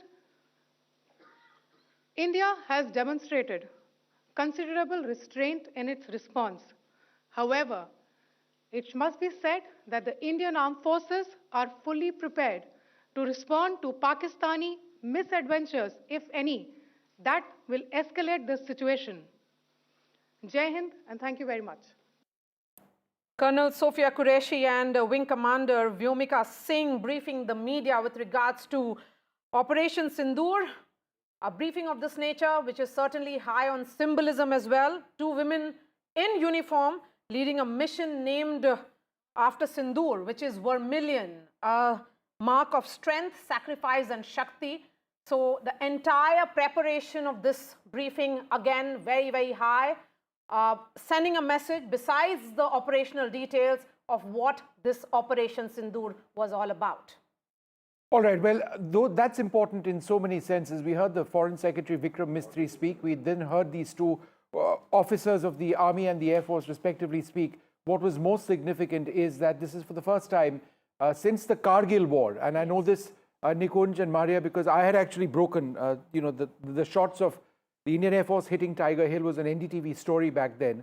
It's the first time since then that you've got video footage of strikes going in. This is very important, infrared footage, including from drones. Joining us now. That's an answer to the skeptics also in so many ways. People who doubted Balakot. Needless questions, on some sensitive operations. Absolutely. General Bikram Singh, former Army Chief, joins us. Thanks so very much for being with us. Just the significance, General Singh, of India telling Pakistan, not only have we hit you, we're showcasing to the entire world video which shows us hitting you. What is the message there? Jai Hind, firstly, to three of you and all your viewers. I think the right message has gone across to Pakistan. Firstly, let me compliment the decision makers of our country. At the apex level, the Honorable Prime Minister, under whose aegis we've had the whole of government approach dealing with Pakistan. And post the Pahalgam killings, I think the country has gone about in a very, very, I would say, well thought out strategy, national strategy, in which we have taken on Pakistan on all the fronts: economic, informational, political, diplomatic, and now, of course, last night we started off with the military operations. And I think the message that has gone across is loud and clear that we shall not accept. There is zero tolerance, firstly, to terrorism, and we shall not accept any terrorist activity being carried out or sponsored by Pakistan on our territory. I think that's a very loud and clear message that has gone across. And but along with this, I would like to also highlight that while we have, I heard the Foreign Secretary, he's called in terms of non-escalatory action that we have taken, while it meets the connotation of jus ad bellum. Now, jus ad bellum is a concept that is followed while using force, using kinetic means. It is, last resort, chances of success, proportionality. So proportionality has been ensured. But the only point I would like to give out now is to everybody that let's not be complacent with regard to calling it non-escalatory. It will get escalated given the conditions, the dynamics in Pakistan, given the conditions under which the pressure that at the moment would be on the chief of the Pakistani army, on the terrorists, and they're going to leverage the potential of terrorists to take us on. Therefore, the risk management has got to be ensured at the strategic level, at the operational level, and at the tactical level. And I'm certain that our decision makers, the military, all elements of national power are totally geared up to deal with this. But the message has gone out loud and clear. The message that is coming in from the Indian establishment certainly is also that there is no civilian infrastructure which has been targeted, no Pakistani military installation which were directly targeted. India has ensured minimal collateral damage, and it was known terror bases or known terror hotbeds which have been subject of Indian target. That's a message that is going to the world, that this is not against Pakistan, but the terror state that Pakistan has become. Absolutely, Maria. I mean, this is another message that has gone across. And let me tell you, I didn't talk about it because the Indian military is a very responsive, accountable element of national power. It will go exactly as per the diktats of the Honorable Prime Minister and what the government has told it to do. Therefore, the operations have been calibrated, and we've used precision ammunitions. The strikes have been precision. The camps have been targeted while ensuring that there's no collateral damage. And that has been the hallmark of our operations throughout. That we have scrupulously stayed away from ensuring any collateral damage in our operations. I want to ask you one specific question, which probably would be at the top of the mind of most of the population on both sides. And you are talking about an escalation. It is not as if Indian defenses would not be prepared for any kind of escalation, but do you think that Pakistani military planners would escalate this situation necessarily, knowing that the world is watching, that the world has put them on notice, that the United Nations Security Council, the top security body of the International Committee of Nations, has squarely blamed Pakistan and castigated them?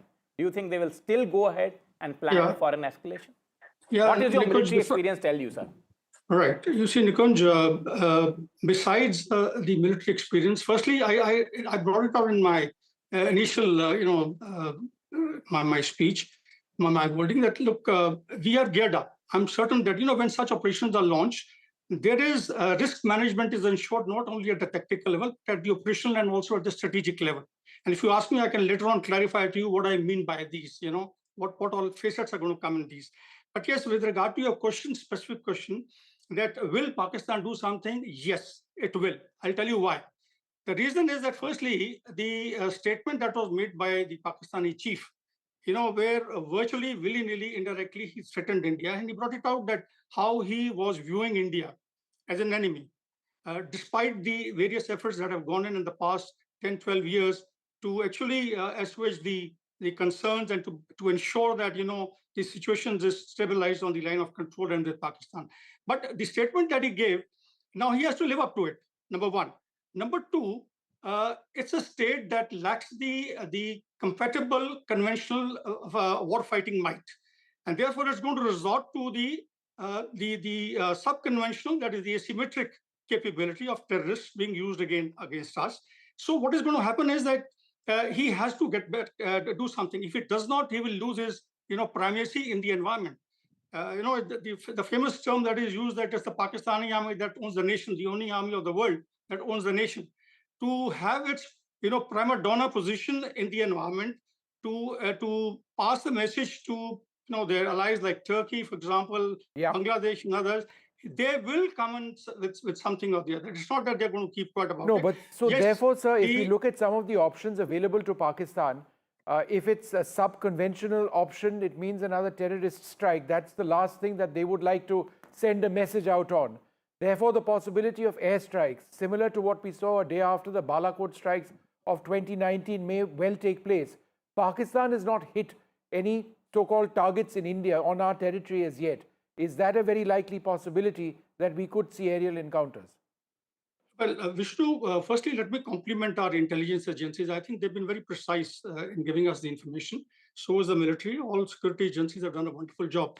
But yes, they are going to definitely, there's going to be a fillip to the insurrectionists, to the proxy war activities in J&K along the line of control, and also certain other areas. And let me tell you, I won't be surprised if they start actually activating their sleeper cells in various parts of our country.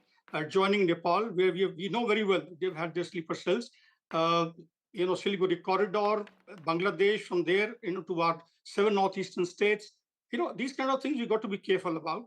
And I'm certain, let's be very clear, as I told you earlier, we got very, very competent political leaders, military leaders who are leading this entire initiative. And they would have taken all measures. Risk management would have been ensured to the minutest, as far as the strategic, operational, and tactical risks are concerned. Yes, I feel that they will resort to maybe a limited airstrike. If they don't do it, then the chief of the Pakistani army is going to lose his stature in the environment. All right, General Bikram Singh, thank you very much for joining us. But I think that word of caution, which you've you mentioned, is very significant. General Singh, just before we leave you, one short question: what is the situation on the line of control, given the intense artillery shelling between India and Pakistan? This, in fact, when I commanded my battalion, on the line of control, this used to be a daily affair. So our troops are absolutely, accustomed to this kind of firing, and we also are retaliating and firing back. Let me tell you, our defenses are robust. We have weapon systems with us which can neutralize the enemy, guns or missile sites from where they are firing. We have that, firstly, the will is there. Let me tell you this. The political will has throughout been there. The free hand has been given to the army, as the Honorable Prime Minister brought out. And you be rest assured, and the nation should be rest assured that things are going to be under control on the line of control. All right, General Singh, thank you very much. And we shall maintain the moral ascendancy. All right, so thanks so much for sharing your thoughts. I think it is important. It's not done as yet, possibly. If Pakistan chooses to escalate, then there could be more strikes from their side. The Indian Air Force is fully on defense at this stage, as is the Indian Army. There are hectic artillery duels now taking place on the line of control. Point there, Vishnu. He says that, the LC skirmishes, you shouldn't add too much. We factored that in. Yeah, a value to it, because he says that, if you get drowned in the regular news or the regular noise that Pakistan creates, then you are only giving Pakistan that kind of additional leeway or importance, which is avoidable. Yeah, no, that's true. Let's bring in the reporters who are tracking the story from ground. We have Vasudha joining us from 7LKM, and Aishwarya is joining us from Vijay Chowk in the national capital. Coming to you, Vasudha, first, because that's where the crucial huddle of the ministers is happening with the Prime Minister. This is almost like a CCS taking place, so perhaps the cabinet will happen a little later. What can you tell us? Are we expecting another briefing by the government, or this is it for today? Well, Maria, I'm standing right outside the Prime Minister's residence, and this is a place that saw a lot of action last night. The Prime Minister, like you know, in fact, we've all been reporting that he has been monitoring Operation Sindoor, since it started. It's a 25-minute high-precision strike that happened, and I'm told by my sources that Operation Sindoor, the name itself came from the Prime Minister, because this is not just a move against Pakistan. This is also a justice for for Indian families, specifically for the women of this country. Many of them who lost husbands in this brutal attack in Pahalgam on 22nd of April. Sindur is also something very symbolic to the Indian community. This is where the CCS meeting is going on. In fact, Rajnath Singh arrived here first, and he arrived here just 10-15 minutes before the press briefing began on Operation Sindoor. After that, it was Amit Shah, the Home Minister, who arrived. I'm told that Dr. S. Jaishankar, JP Nadda, everybody is still there, and the CCS meeting is on. After that, of course, course, the cabinet meeting will take place, and that is important because remember, there's a domestic situation that also needs to be managed. It's a domestic narrative. There are logistics that have to be planned because India is also planning to ensure that it has the right steps in order if a retaliation takes place. Vikram Misri, the Foreign Secretary, put it out very clearly that this is about a proportionate, responsible, measured response that India has taken. It's all about attacking the terror bases which have been not just funding terror but also preparing terrorists to come and attack India. And this has been going on for 3 decades is what Colonel Sofia Qureshi also said. And this time, like you rightly pointed out, the scale of this precision attack is much more than what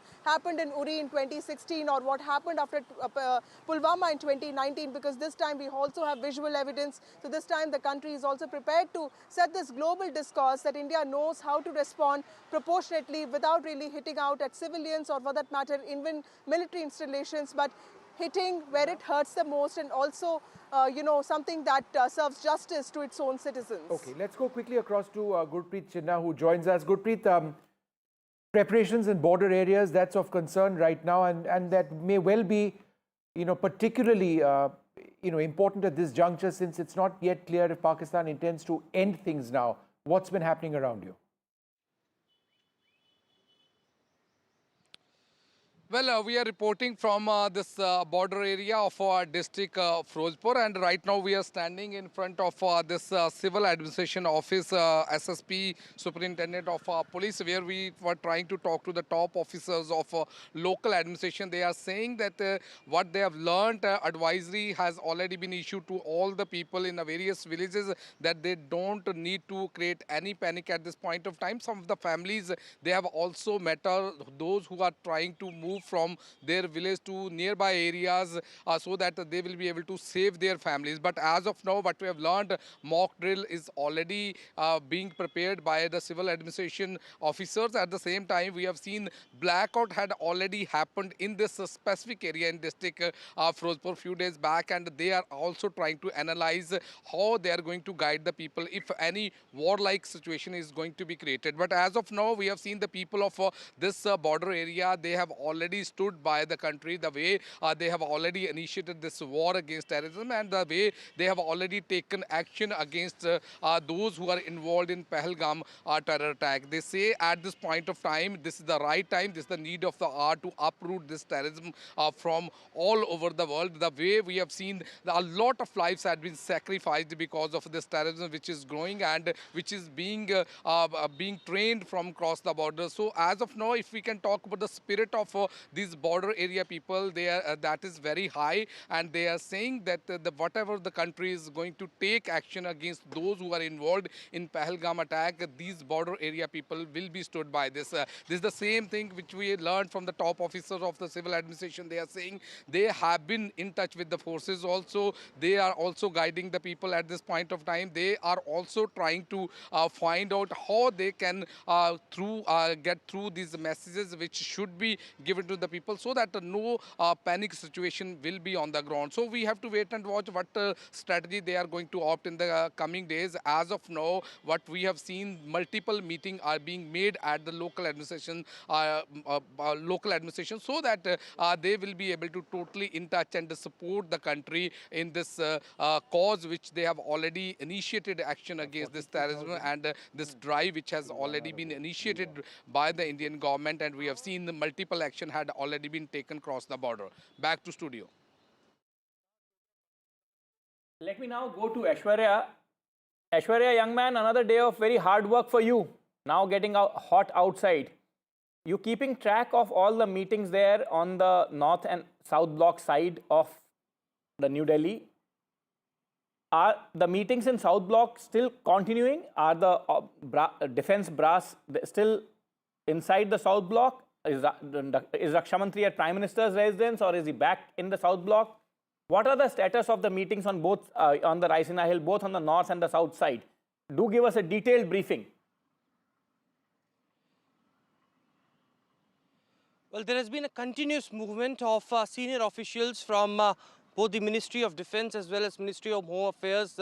We are witnessing heavy movement out here at the Raisina Hills since morning, and of course the Defence Minister and the CDS was here at the South Block just before the CCS started at 7 Lok Kalyan Marg. The CDS briefed Defence Minister about the Operation Sindoor, and later Rajnath Singh left from Ministry of Defence, but still the huddle is on as far as the officials from the Defence Ministry are concerned. But as far as Ministry of Home Affairs is concerned, a very important point to note in the press conference that was delivered, Vikram Misri clearly stated that it was an attempt to end tourism in Jammu and Kashmir. I remember the document that was given by the Ministry of Home Affairs that it was a record high that was recorded as far as tourists going to Jammu and Kashmir is concerned. The infrastructural development that Jammu and Kashmir has seen in the last 1 or 2 years, and this attack on Indian tourists was a serious attempt to end tourism, to disrupt the infrastructure in Jammu and Kashmir, and the amount of money, the funding that was flowing from the government towards the Union territory of Jammu and Kashmir is something that needs to be impacted. The message was right clear. According to the Foreign Secretary as well, the terrorists told the family members that go and send this message to the dispensation out in the national capital or your government. So clearly that was the trigger point that led to the smaller meetings after Pahalgam terror attack. We have been witnessing series of meetings happening in the national capital. Prime Minister was briefed on a daily basis, and finally, in alignment to that, a bigger action has unfolded. Currently, at both the ministries and North and South Block, the huddle is on. Top officials have reached over here, and we are expecting that after the CCS and the full-fledged cabinet concludes, there would be more movement of the senior officials, and of course the ministers in charge would also come in at the Home Affairs or the Defence Ministry over here. All right, a series of meetings are taking place in North and South Block, and also at 7 LKM, which is the official residence of the Prime Minister. Through the night is what sources have been telling us, that Prime Minister has been monitoring this entire Operation Sindoor. Remember, the first tweet or official announcement came in from the Ministry of Defence, and then came the first announcement from Defence Minister Rajnath Singh himself. The second information came in from External Affairs Minister, who told the world that they should walk the talk when it comes to fighting against terrorism, and then it was Home Minister Amit Shah. There is a huddle of ministers which is happening presently. I can see Nazir Masoodi joining us. Nazir, we are told now, because of the heavy shelling which is happening along the LOC and international border, that several schools and other educational institutions have been shut. Could you give us the details, which sectors we are looking at? Well, schools across all the border districts in Jammu and Kashmir have been shut for today. All the educational institutions, rather.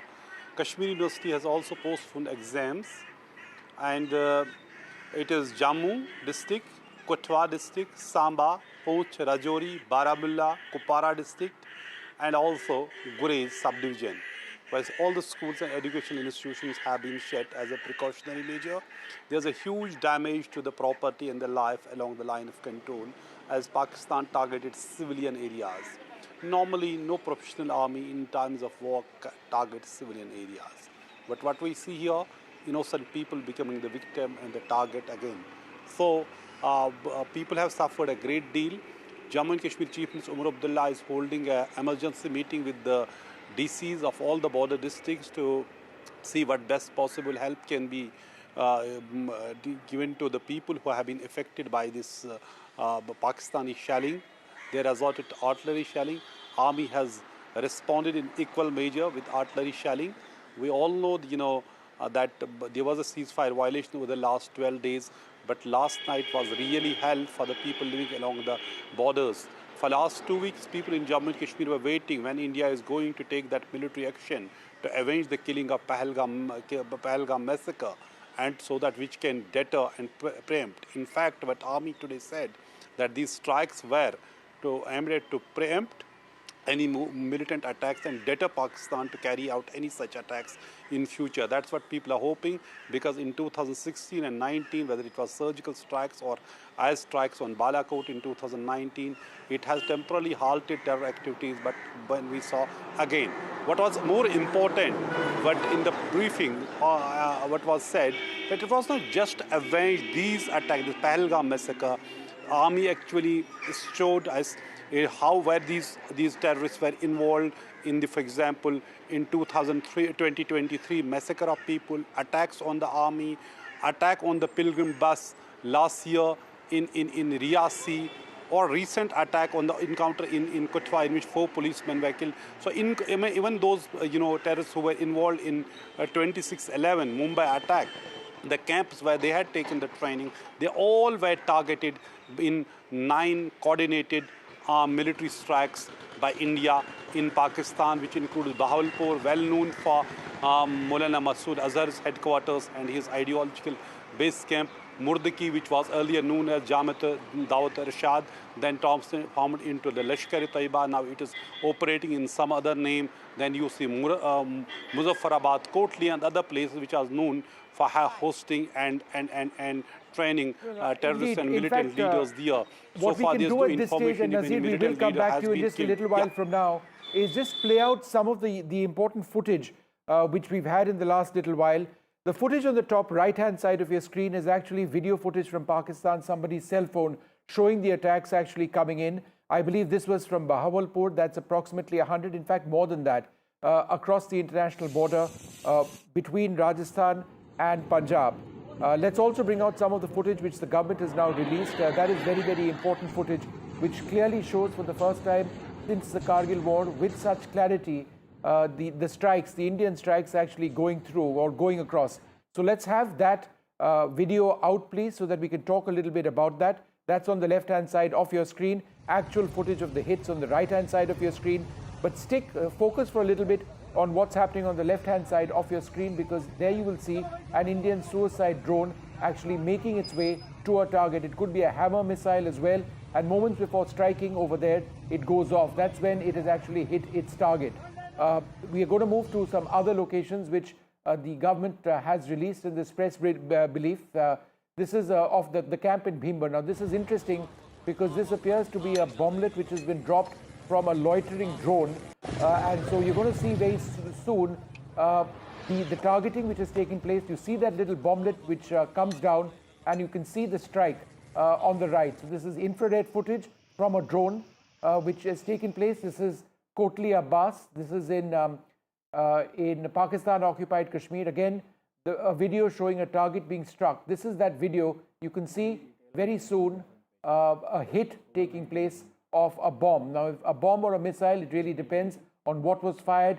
It could be bombs or bomblets from drones. It could be short-range anti-surface missiles or air-to-surface missiles. Those are some of the areas on your screen which have been struck over there.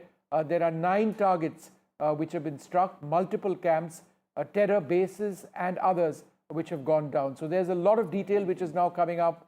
We'll try and stick to this footage for another 30-40 seconds to try and show to our viewers this video evidence, because it's a message which proves, and the government would have been aware of the criticism which they received earlier on in 2019 when there was no footage of Rawalakot.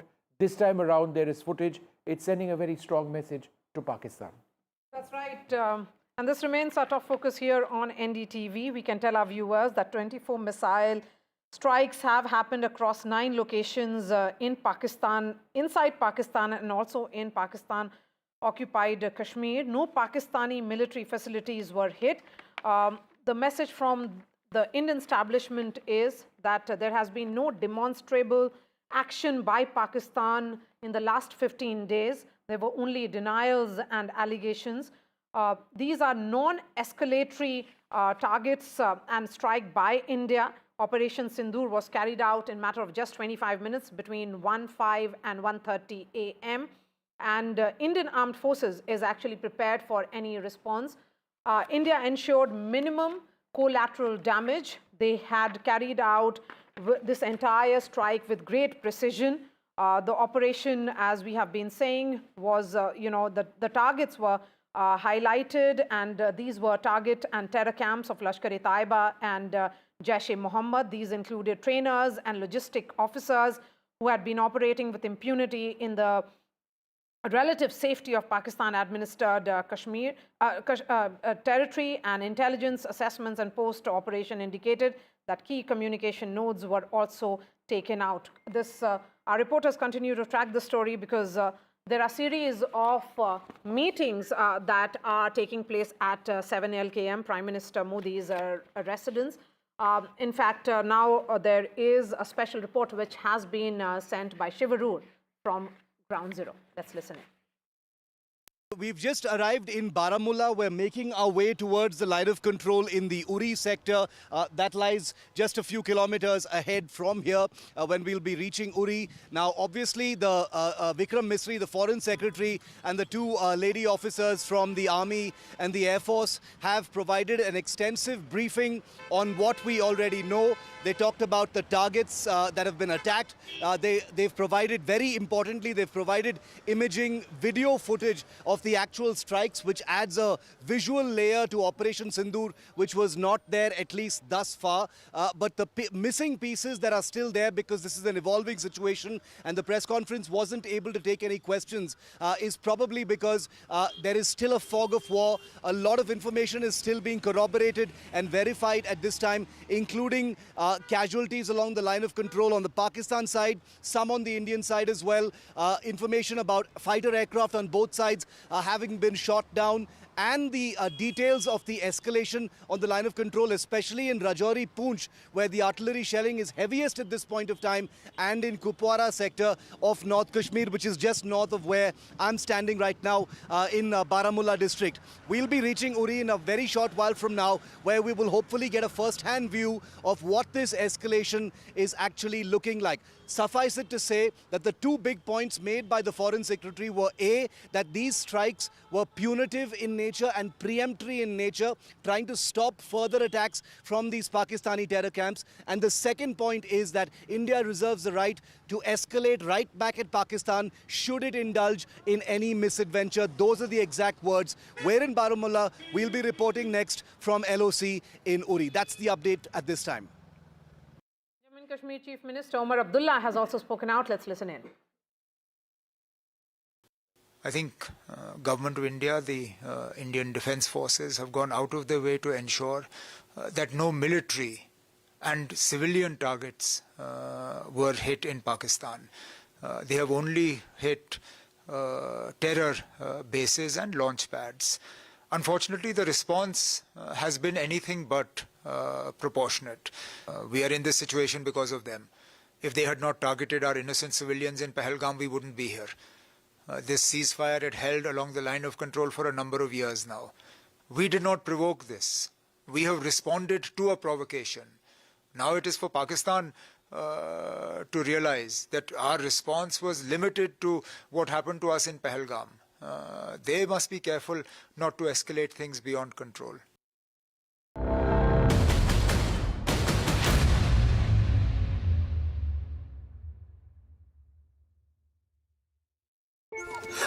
Mary auntie looks very happy today. Her 2.5 lakh rupees got saved. What good did she do? प्रधानमंत्री नरेंद्र मोदी के मार्गदर्शन और मुख्यमंत्री योगी आदित्यनाथ के कुशल नेतृत्व में UP में This is Operation Sindoor. It is India's big retaliation for the Pahalgam terror attack. The Army, the Air Force, the Indian Navy have struck together. The headquarters of Jaish-e-Mohammed in Bahawalpur and Lashkar-e-Taiba headquarters in Muridke have been hit. These targets lay between 30 kilometers across the line of control. Prime Minister has monitored the entire sequence of events overnight. He's been closely monitoring it.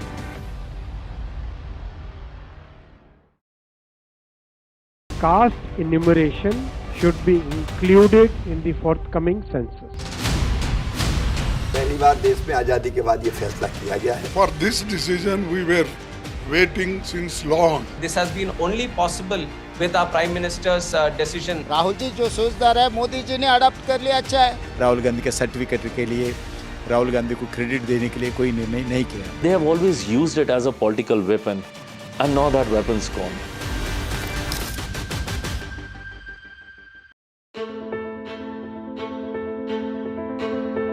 News is not just headlines, it is what impacts you. And news should never be mistaken for noise. What matters is the reality. Accurate, in-depth, and with the right perspective.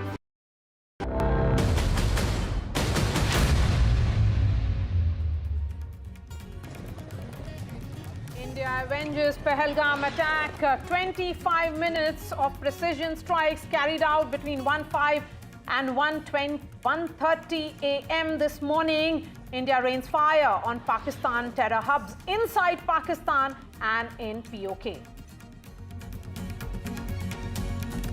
Video proof of India's Pahalgam revenge. Government releases videos of Operation Sindoor. 9 targets hit, 70 terrorists killed. Pakistan terror factory dismantled. Hideouts of Lashkar-e-Taiba and Jaish-e-Mohammed completely blown up. Government says to care not to harm civilians, ensured that no Pakistani military installations were directly targeted. It's justice for Pahalgam victims. Victims' families say that government was committed to our cause. The bereaved families have welcomed India's response.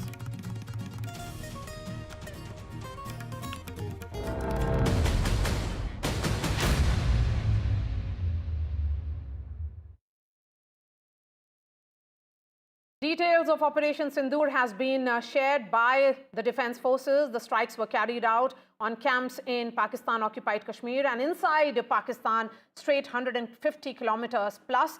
Forces have released proof, that's right there on your television screens, of strikes. Pakistan terror factory has been completely destroyed and dismantled. They have been reduced to rubble in just a matter of 25 minutes. We are going straight to Shiv Arur, who is joining us live from Uri. Shiv, give us a sense of what you're seeing on the ground.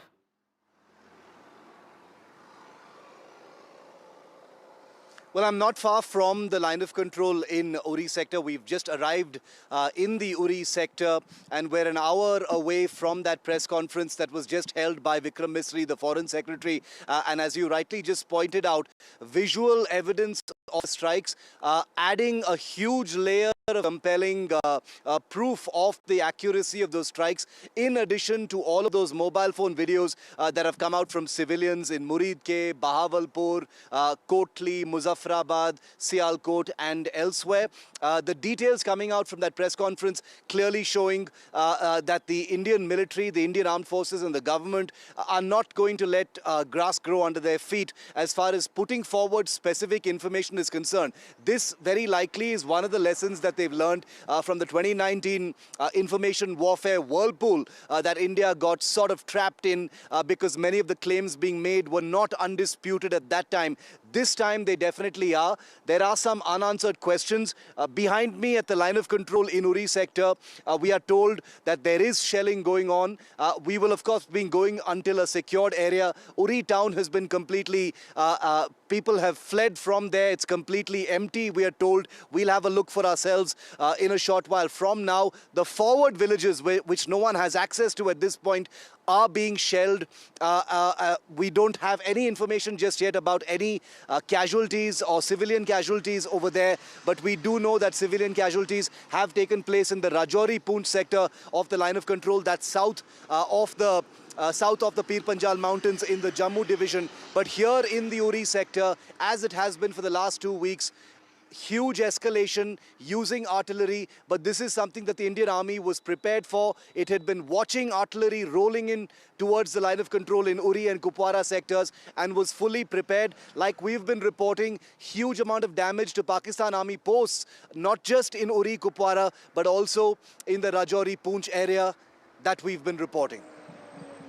Yes, since you are reporting from Uri, Shivarur, Nikunj, you have a question for Shiv. Yes, I just wish to ask you one question, Shiv, that you now almost very close to ground zero, I mean, the theater of action is almost, you're there in that zone, so to say. What is it that you are sensing? I mean, is there active gunfire still on? Has it ended? Are there preparation that is visible on the ground from each side, or at least from our side? And what is the overall reaction of the civilian population? Please dwell on that.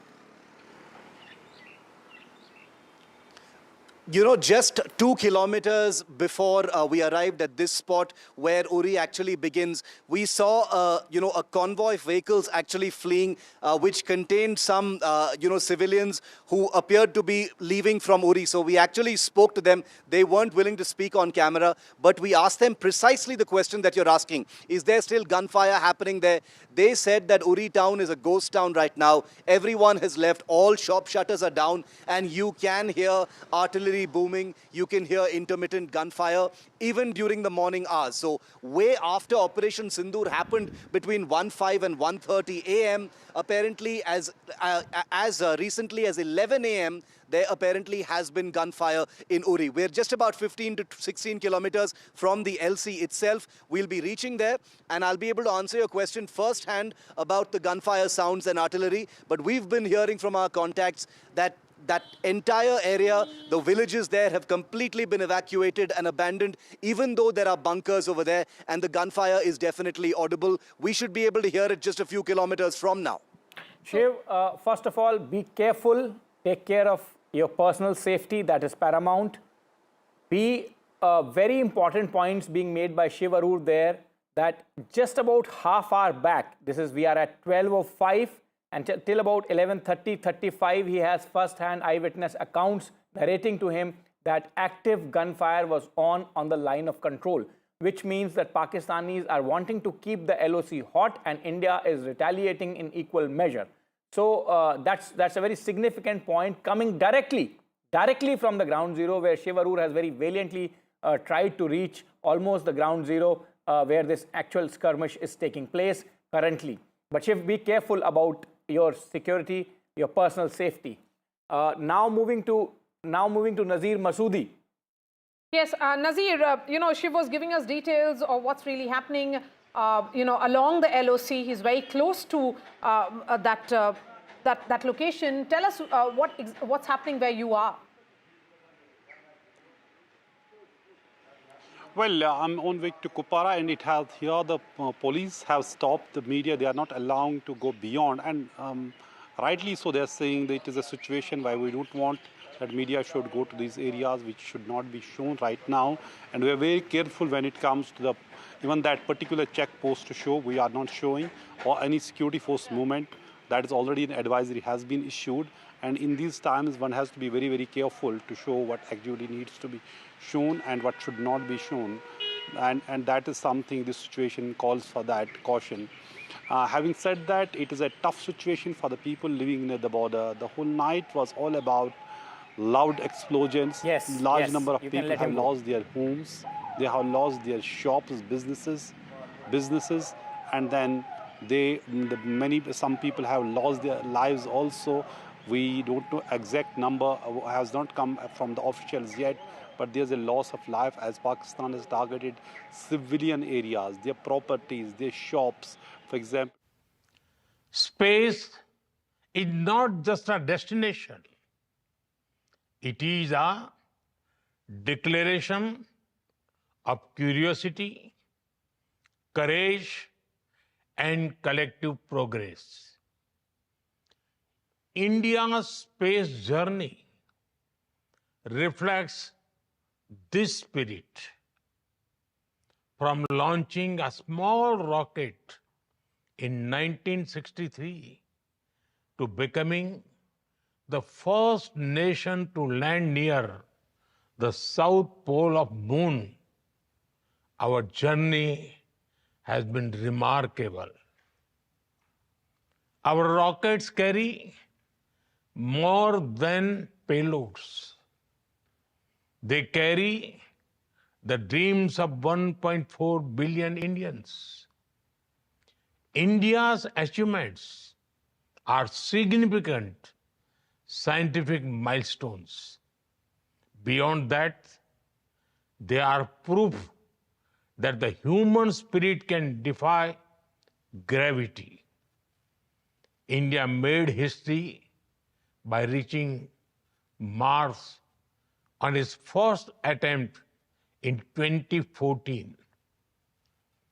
Chandrayaan-1 helped discover water on the moon. Chandrayaan-2 gave us the highest resolution images of the moon. Chandrayaan-3 increased our understanding of the lunar south pole. We built cryogenic engines in a record time. We launched 100 satellites in a single mission.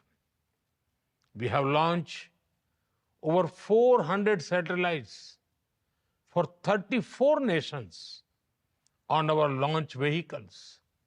This year, we docked 2 satellites in space, a major step forward. Friends, India's space journey is not about racing others. It is about reaching higher together. Together, we share a common goal to explore space for the good of humanity. We launch a satellite for the South Asian nations.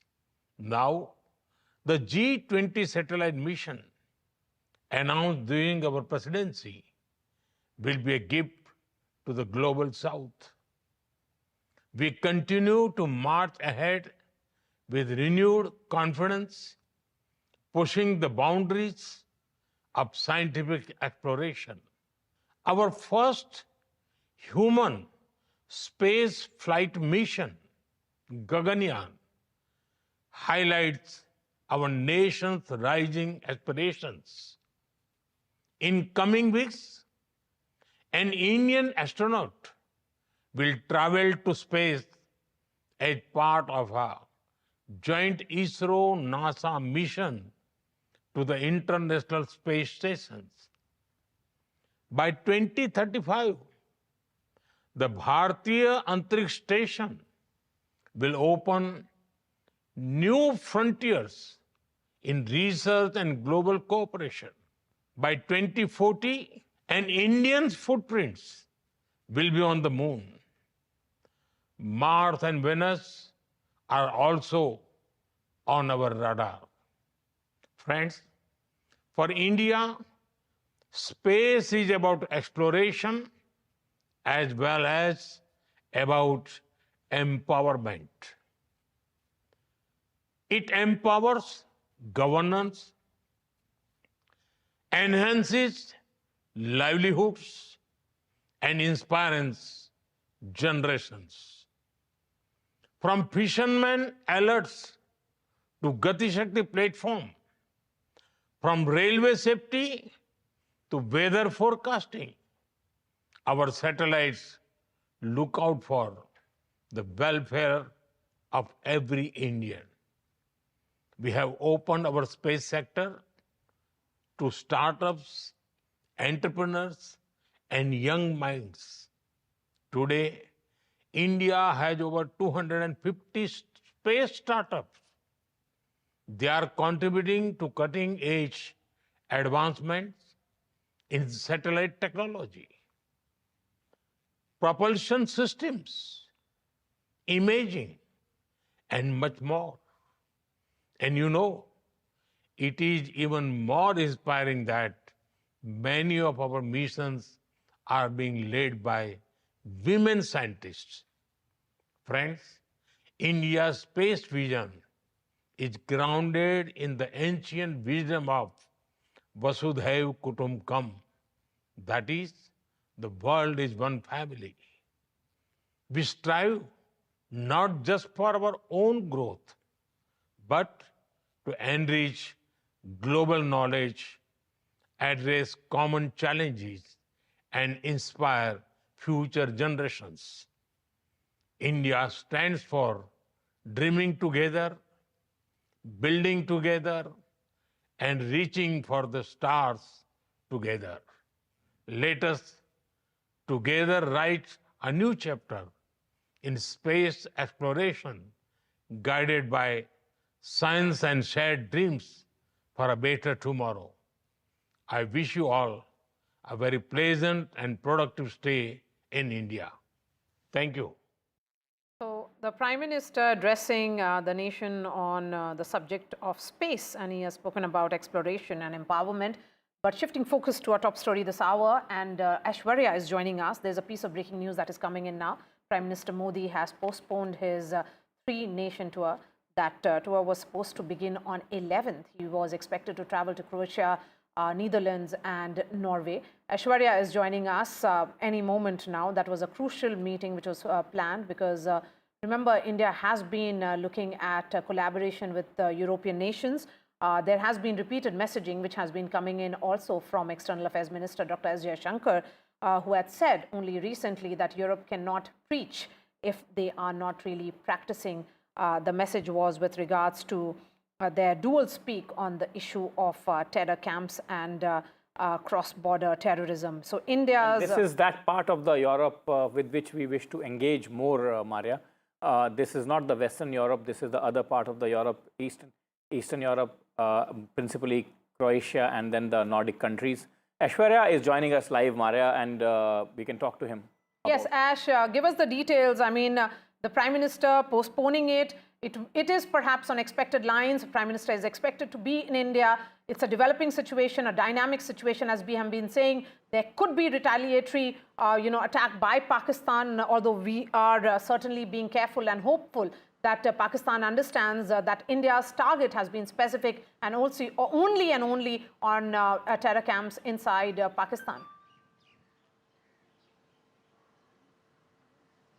Well, we have seen in the last few days that it was Prime Minister who was briefed regularly on regular intervals by either Defence Secretary or, the Navy Chief, Army Chief, and he was constantly monitoring the entire situation as far as the entire operations that the country has conducted. Prime Minister was supposed to visit, and go for an official visit to Netherlands, Croatia, and of course, it was a three-nation tour of Prime Minister, and that was supposed to be on 13th to 18th of May, and it has been now postponed.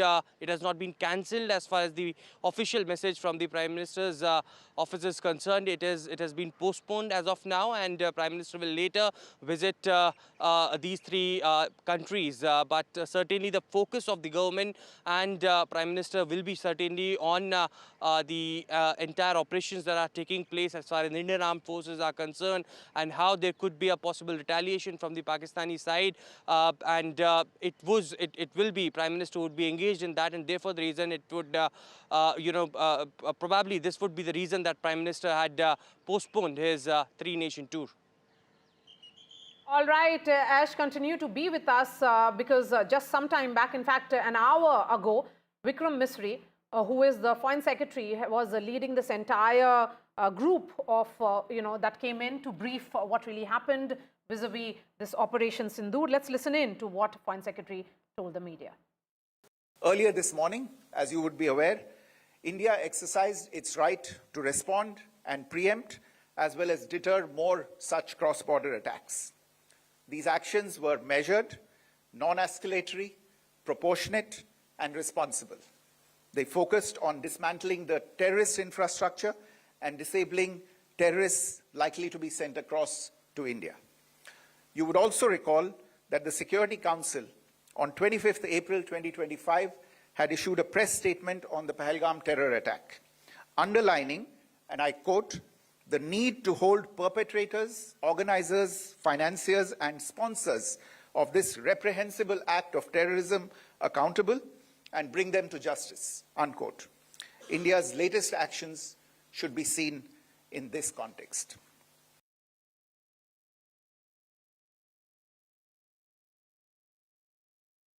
The features of this attack also tie in with Pakistan's long track record of perpetrating cross-border terrorism in India, which is well documented and beyond question. Pakistan also has a well-deserved reputation as a haven for terrorists from around the world, with internationally proscribed terrorists enjoying impunity there. In addition, Pakistan has been known to willfully mislead the world and international forums, such as the Financial Action Task Force, on this issue. The latest attack in Pahalgam has understandably generated deep anger in Jammu and Kashmir and in other parts of India.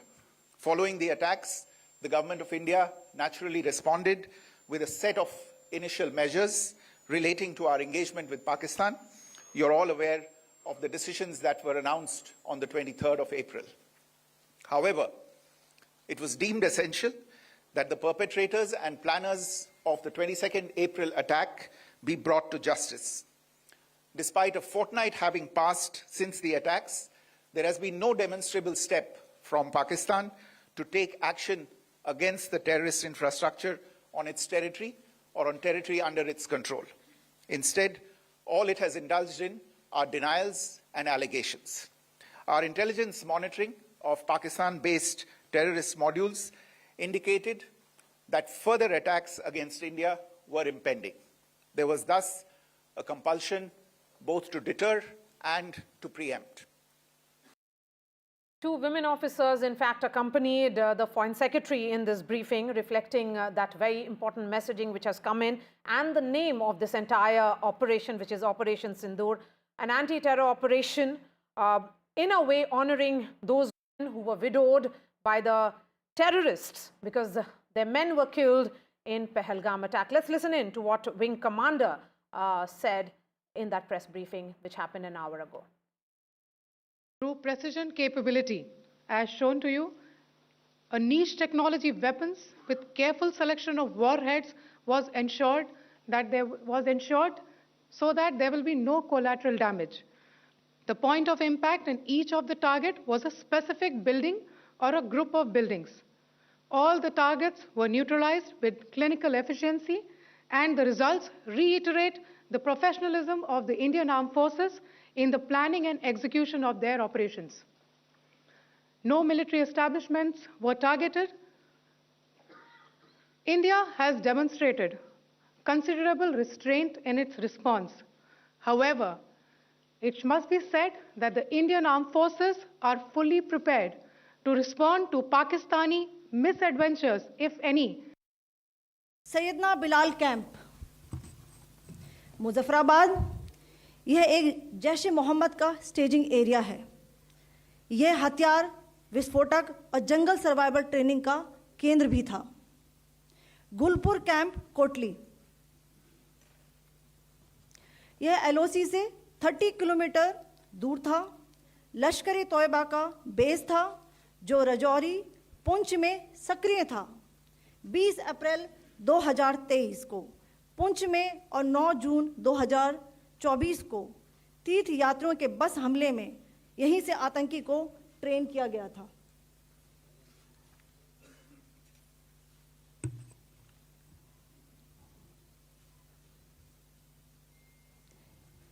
Barnala camp, Bhimber, यह LOC से 9 kilometre दूर है। यहाँ पर हथियार, handling, ID व जंगल survival का प्रशिक्षण केंद्र था। अब्बास कैंप, कोटली, यह एलओसी से 13 किलोमीटर दूर है। लश्कर-ए तोयबा का फिदाइन यहाँ तैयार होता था। अब मैं पाकिस्तान के अंदर के टारगेट से अवगत कराना चाहूँगी। पहला, सर्जल कैंप, सियालकोट, यह अंतर्राष्ट्रीय सीमा से 6 किलोमीटर की दूरी पर है, सांबा कठवा के सामने।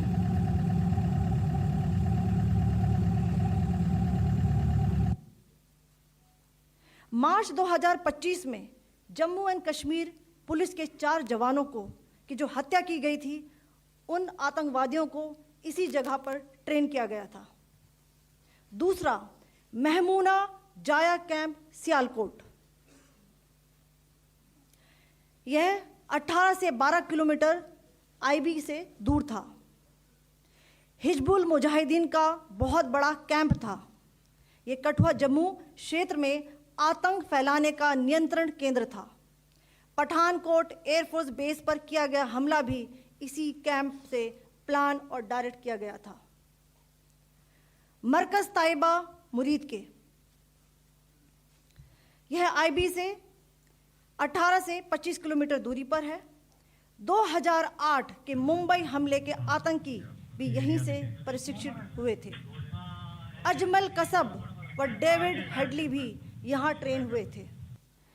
मरकज सुभान अल्लाह भावलपुर, यह इंटरनेशनल बाउंड्री से 100 किलोमीटर दूर है। जैश ए मोहम्मद का मुख्यालय था। यहाँ पर रिक्रूटमेंट, ट्रेनिंग व इंडोक्ट्रिनेशन का केंद्र भी था। Let me now go across to our colleague Vasudha. Vasudha reporting from outside the Prime Minister's residence. Vasudha, Home Minister Amit Shah has just left Prime Minister's residence. It appears that the crucial series of meetings that were happening, that were taking place at Prime Minister's residence, have now finished. What is it, other than the Cabinet Committee on Security, that in your sense, it is too early for me to ask you that question, that, what are you gauging from your sources? But in your sense, what is it that is being discussed now? Is it about success of the Indian operation, or potential Pakistani response, or both? Well, Nikunj, let me tell you that I'm right outside the Prime Minister's residence, and this road opposite me was completely full of vehicles today. The entourages of several ministers had come in just about an hour and a half ago, and in fact, around 10:15 is when Rajnath Singh, Defence Minister, arrived. He was one of the first to arrive, and within 10 minutes, even as the briefing was going on by Colonel Vyamika Singh and Wing Commander Sophia Qureshi, and of course the Foreign Secretary Vikram Misri, Amit Shah arrived, and now just 4 or 5 minutes ago, all the vehicles have left. So the Cabinet meeting is over, the CCS meeting is over. We are told that in the Cabinet meeting, the Prime Minister has listened to all of them very intently. He has been briefed again and again. In fact, there's no need for that as well, because he has been, at his residence, trying to find out what really is happening. He's been monitoring the entire operation. And Operation Sindoor is not just a military strike. This is also a move of justice to the country, because Sindoor is very integral to the Indian sentiment. The word itself evokes a lot of sentiment. It's core to the Indian family system, and that's what the Prime Minister, that's why the Prime Minister really came up with this name, because remember, of the 26 dead, all of them are males, and in fact, most of them, were married, and it was in front of the wives and children that they were attacked, they were killed, and the wives were often told to go and tell Prime Minister Modi that this happened. So clearly, this is a marker of how India seeks revenge and justice, but at the same time also is diplomatically ruthless with Pakistan, because we also saw with both UNSC and FATF, India worked very hard to create those diplomatic channels and isolation for Pakistan. But now I'm told that in the Cabinet meeting, the Prime Minister has taken stock of the domestic narratives, ensuring that logistics are in place. There's a narrative, there's a situation that has to be managed within the country, and Pakistan is all set to retaliate, is what my sources are saying, which is why the country is also, India is also prepared for that. Now, the Prime Minister, I'm told, is in a wait-and-watch mode. At the same time, he is monitoring the entire situation, ensuring that India remains completely prepared, and civilians of India, the citizens of India, also know what is happening, which is why we also saw this extensive briefing by 3 senior officials with visual evidence, something that we didn't see in 2016 and also in 2019, which is why this time India is far more prepared to answer the world and also answer the people of this country, to basically defend its own point of view and say and prove this as something that was important for justice. Vasudha, before I let you go, let me ask you one more question, and that is that Prime Minister, we have just got the news. I'm quite sure that decision probably would have been taken earlier, but we have just got the news that Prime Minister has cancelled his multinational trip to Europe. Now, that clearly signifies that as the head of the state, he wants to be in the country, and he wants to monitor all the developments that are happening vis-a-vis Pakistan and vis-a-vis our neighborhood and larger security matrix personally. And that's quite quintessential Prime Minister Modi, isn't it?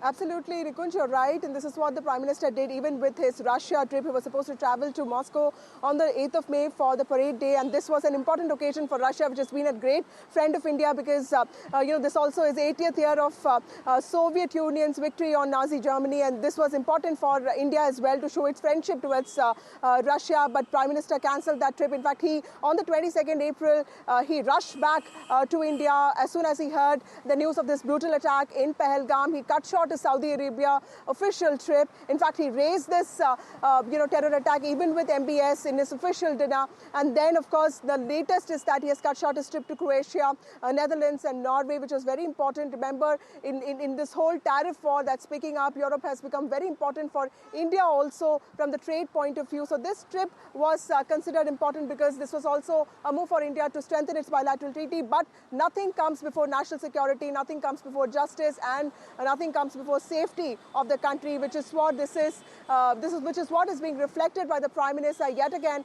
cancelling another important trip abroad, and this is a three-nation trip to Europe. That's right, Vasudha. Thank you so much for joining us. And remember, on 22nd, when that terror attack happened in Pahalgam, Prime Minister Modi was in Saudi Arabia. He cut short that visit as well and returned to India. So that sense of urgency, certainly ensuring that when it is about nation first, Prime Minister Modi is really in New Delhi. He is monitoring the situation by every minute. Javed Ashraf, former ambassador of India to France, is joining us. Ambassador Ashraf, how do you look at the situation? India, of course, briefing US, UK, UAE, but what is it that India should be prepared for in terms of reaction from other countries?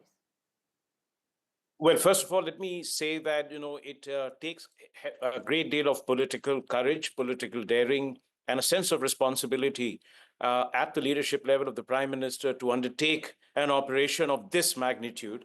And also want to congratulate the Indian Armed Forces, particularly the Air Force, for the precision strikes. Remember, Bahawalpur and Muridke have been the crucible of terrorism for a very, very long time. Since at least the 1980s, we've been bringing them to the world's attention. Now, what happens from now onwards? One, we'll be having to be dominating the battle of the narratives. And this has got to be in the three important respects globally. One, that our attack was justified. Second, that it was measured with no collateral damage and that we took out terrorist camps. There were no civilian or military targets.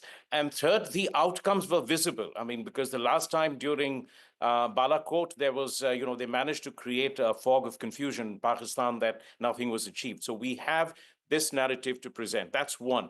The second, internationally, we have to be able to get the world to accept this as a legitimate right to defend on behalf of India. Now, remember, historically, since at least the 90s, what we have seen is that the world's attention shifts from terrorism to preventing the war between the two countries. And there are many countries that start equating the victim and the attacker, in the sense Pakistan and India. And we have to be sure that we do not get back into that trap. So this operation was planned to be swift, to achieve the political and the security objectives with minimal risk, minimum economic fallout, and in a manner that the escalation could be controlled. We also have to watch out for hybrid warfare, which is that cyber attacks, information warfare, all of that will go on simultaneously besides what you see on the military field. So this is also a moment of great responsibility for us diplomatically, and that we have to not just at this point of time get the world to accept the action that we have taken, but also to, in a sense, ensure that Pakistan is treated as a sponsor of terrorism, because hitherto the world has differentiated in some way between terrorism emanating from Pakistan that affects them and terrorism that affects us. And we've got to be sure that we push it pretty strong. And so far, I think the world has, in a sense... Ambassador Ashraf, let me ask you one question. I asked earlier before you joined the broadcast, I asked General Bikram Singh, former Chief of Army Staff, that does he think that a retaliation from Pakistan is imminent? Now, I add one more question to that, and I ask you that If Pakistan chooses to react, if Pakistan chooses to retaliate, in your view, what can possibly they target? We have targeted the heavens of terror. We have targeted the mecca of terror, global terror. What can possibly they target? You see, again, you have to, we have a war game that scenario as well. Now, if Pakistan retaliates, they'll have to retaliate in terms of our military installations, military establishments, etc. Now, that's an actual act of war. That's an escalation that takes us into a full-scale conventional war. In that event, of course, we have obviously a number of retaliatory options. There are, the possibilities. We have much higher level of superiority in terms of naval power. Also in terms of our air power, there, of course, ground forces are well positioned. I think it would be, perhaps it's hard to, wars are always a series of escalation of unanticipated developments. But I would say that Pakistan would have a limited objective of inflicting a limited damage, trying to win the battle of narratives, play the victim, and satisfy its domestic audience that it stood up to a much larger adversary and that had tried to bully it. I mean, that would serve its objective as long as it feels that India would not then go on to the second order and a third order steps after what we have done in terms of the taking out the 9 terrorist camps. So they will also be calculating how much staying power they have, and getting into retaliating against military targets in India would invite a massive retaliation and a legitimate one from India too. Yes, that's the concern. That's the concern, because if Pakistan chooses to escalate it and targets military bases or military targets, then possibly it will evoke a second or a third reaction. So you have to see that it's all a game of probabilities as well. I mean, sitting in Delhi, our planners will also be trying to get as much human intelligence and technical intelligence into what is the actual Pakistani calculations and thinking beyond their public rhetoric. And we will also be taking into account what their readiness and preparedness is. What is their staying capacity for a long duration war?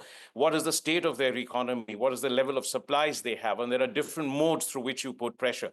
So I think that once we attack Pakistan and we take out these 9 camps, we have also taken into account the risks that escalation and our capacity to contain it, manage it, and dominate that escalation. And that is something that we would have taken into account, because if they do target, and we've been very particular in pointing out that we've not targeted civilian or military installations. And therefore, if they do retaliate militarily in terms of military assets or military installations, then I think we would be prepared for a pretty strong response. And remember that there is an economic asymmetry, a capability asymmetry. And I don't think we will fall into the trap of the nuclear rhetoric, which they keep sometimes bandying about. Yes, Ambassador Ashraf, India has managed to communicate to the world that this was an unprovoked aggression, an act of terror which happened on 22nd. And that's the reason why there has been support which has come from just about every nation which has been affected by terrorism in one way or the other.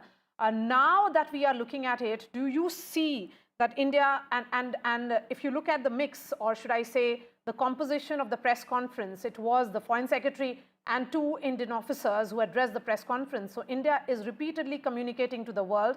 First it did after 22nd when the terror attack happened, and now after having carried out these strikes against terror camps, that there is a need for constant engagement with all these nations, not just the allies as we look at them, but also envoys of multiple nations as we did on 23rd. So, our diplomatic initiative is going to be intense and very comprehensive. One, we will reach out to all the countries in the world. It isn't just about the United States or our European allies or, Japan or Korea, or the countries in the Gulf, our partners in Africa. We will be reaching out to everyone to convey the correct picture. And it's important we do that, because we've done that at every time we have been hit by terrorism on this scale from Pakistan, and that we have retaliated. It's very important, one, is that bilaterally we engage all the countries with evidence and with evidence of what we've done. That's number one. The number two is what we are already doing in the UN Security Council and the UN framework. And remember, despite being a non-permanent member at this stage, Pakistan was not able. At first, it asked for a closed-door meeting, but obviously didn't want to be castigated in public. And therefore, it asked for a closed-door meeting, knowing what it would going to face from other members, permanent and non-member. That's the second part.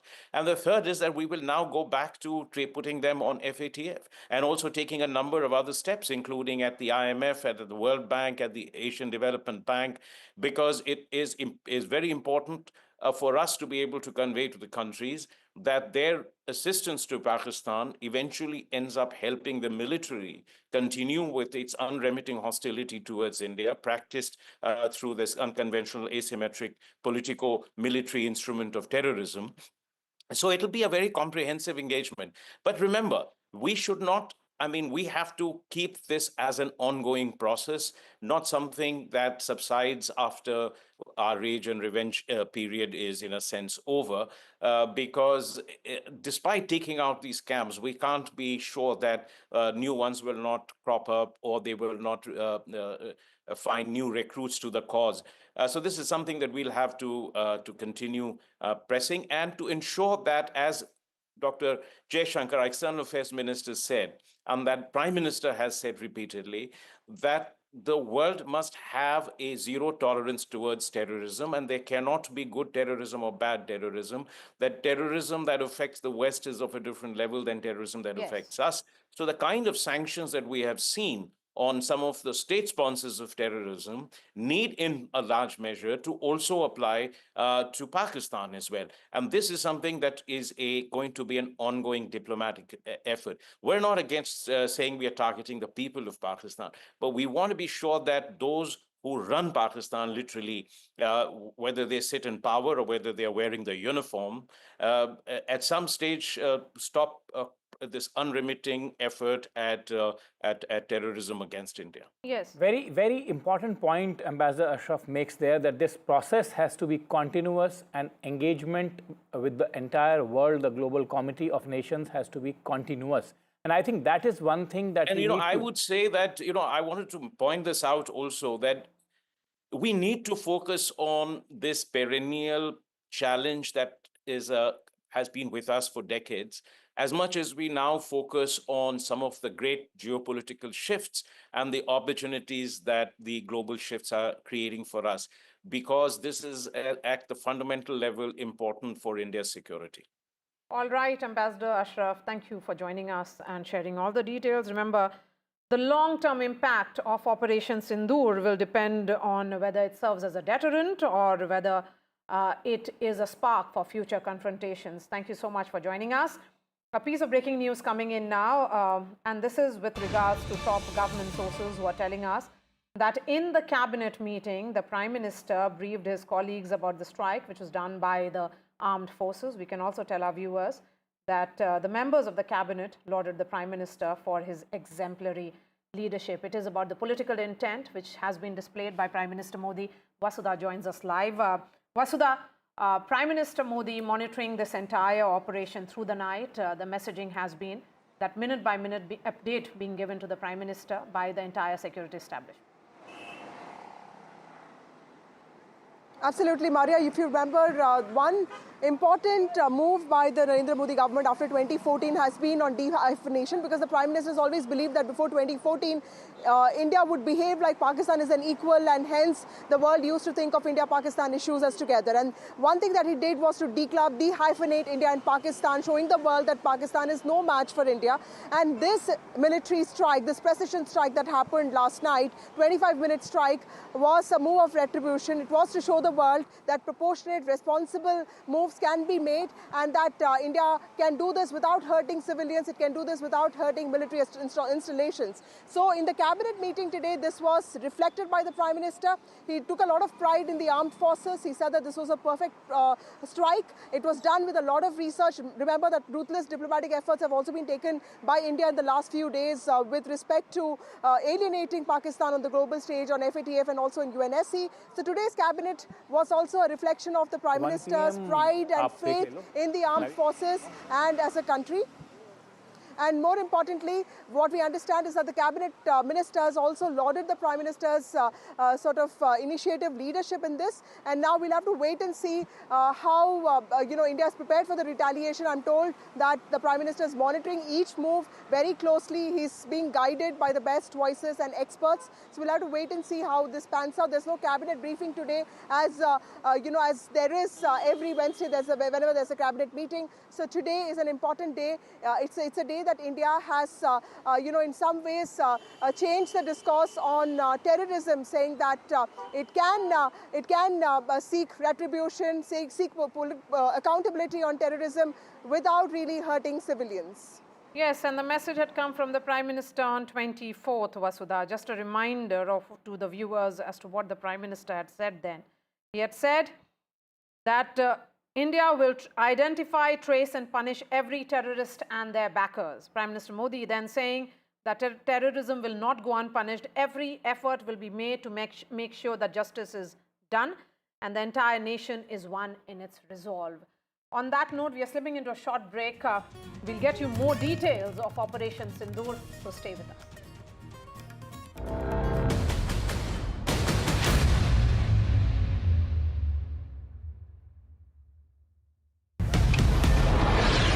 This is Operation Sindoor. It is India's big retaliation for the Pahalgam terror attack. The Army, the Air Force, the Indian Navy have struck together. The headquarters of Jaish-e-Mohammed in Bahawalpur and Lashkar-e-Taiba headquarters in Muridke have been hit.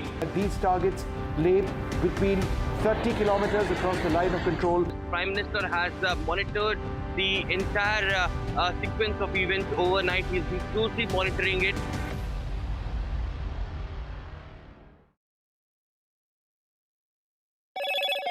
Hello, Moto. Motorola, India's leading AI smartphone brand.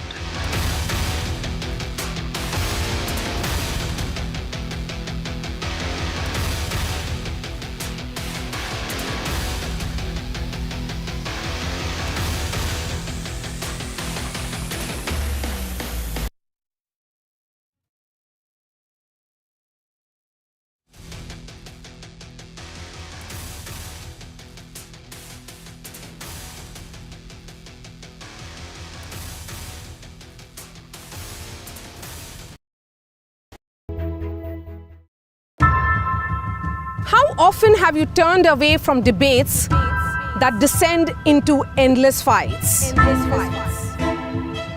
We bring you a show where every question is answered, where every debate finds its resolution, where every story finds its conclusion, where opinions collide but facts prevail, where stories unfold with insights and trust. When the noise ends, the last word begins.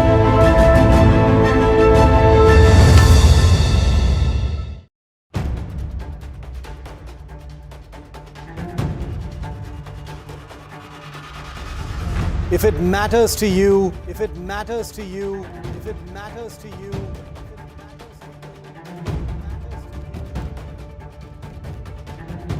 it matters to India. It matters to India. It matters to India. And it matters to me. And it matters to me.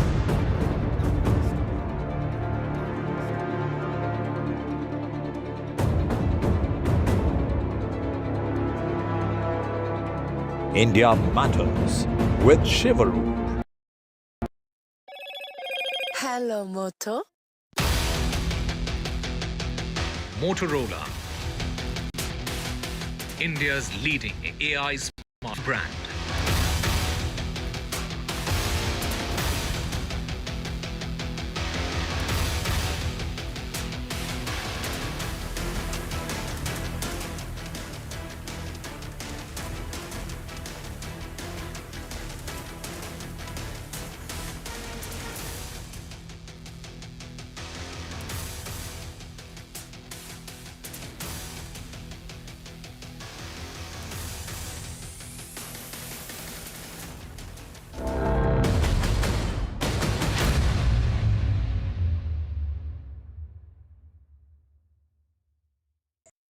बहुत ही अच्छी बात है कि जो उन्होंने मोदी साहब ने बदला लिया है और मैं उनके साथ हूँ, जनता उनके साथ है और हमारा सारा परिवार उनके साथ है।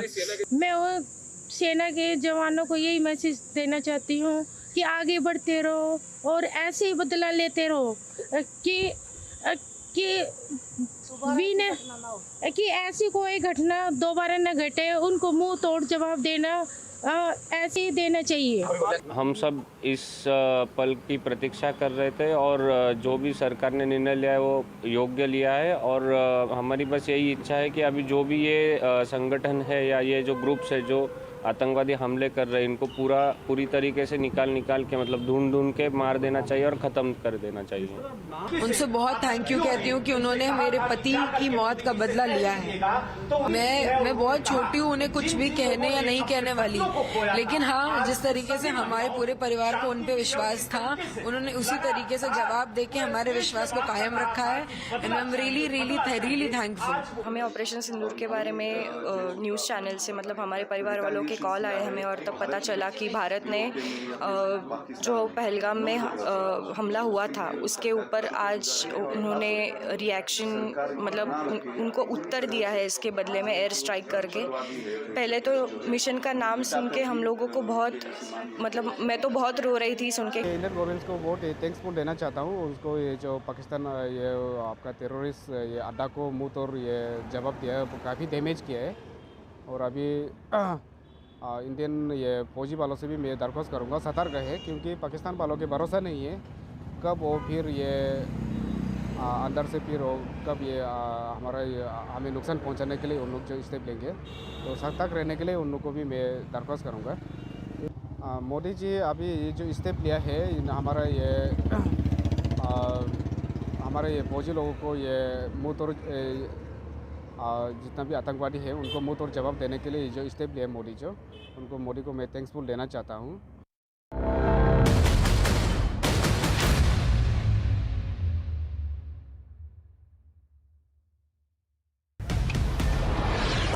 This is Operation Sindoor. It is India's big retaliation for the Pahalgam terror attack.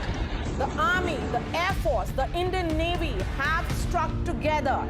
The headquarters of Jaish-e-Mohammed in Bahawalpur and Lashkar-e-Taiba headquarters in Muridke have been hit. These targets lay between 30 kilometers across the line of control. Prime Minister has monitored the entire sequence of events overnight. He's been closely monitoring it.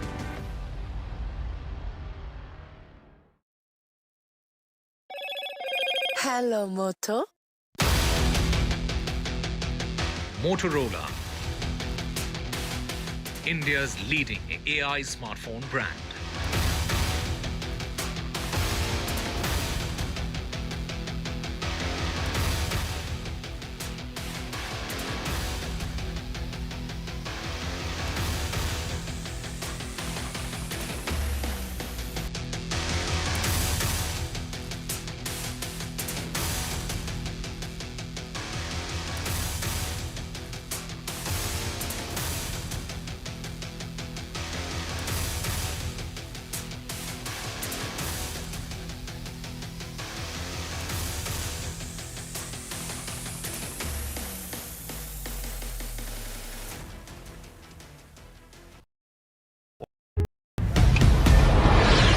This is Operation Sindoor. It is India's big retaliation for the Pahalgam terror attack. The Army, the Air Force, the Indian Navy have struck together. The headquarters of Jaish-e-Mohammed in Bahawalpur and Lashkar-e-Taiba headquarters in Muridke have been hit. These targets lay between 30 kilometers across the line of control. Prime Minister has monitored the entire sequence of events overnight. He's been closely monitoring it.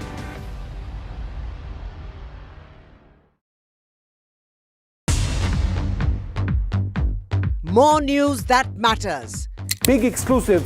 Tulsi Gabbard gunned down by Pakistan-backed cowards. When you interact with people on ground, you're able to reflect their sentiments much better. More debates that shake the system.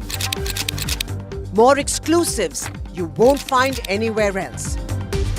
Not just another prime time. It's a prime time that's unmissable. I've been reporting on all issues big and small from Andhra Pradesh, Telangana, rest of South India, bringing you all the action, all that you need to know, all that you want to know. The energy of Maximum City is infectious. I'm bringing that energy in our news coverage from financial capital Mumbai. Covering from the southernmost part of India over the last 23 years, I bring in-depth and 360-degree coverage from the Dravidian heartland. The land of Mishti, also known for its bitter politics. I have seen much water flow under the Howrah Bridge, covering Bengal in all its vivid colors. India's IT capital is always bustling, a city full of startups, stories and surprises. And I keep you ahead on all the Bengaluru buzz.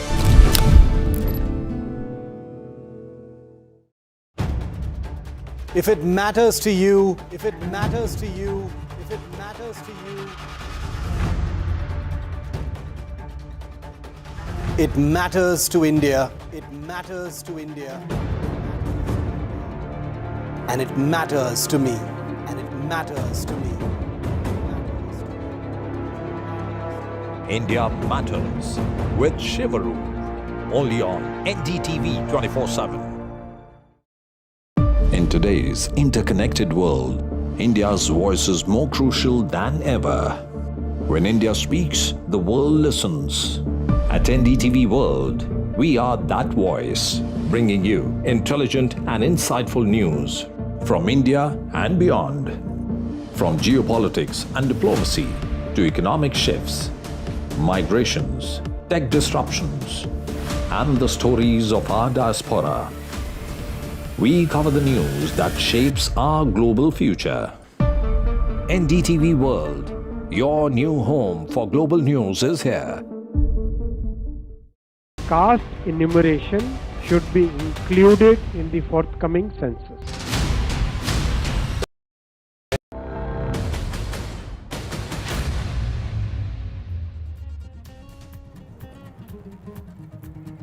Pakistani terror factories have been dismantled. India raises the camps after targeted attacks in Pakistan-occupied Kashmir and in Pakistan.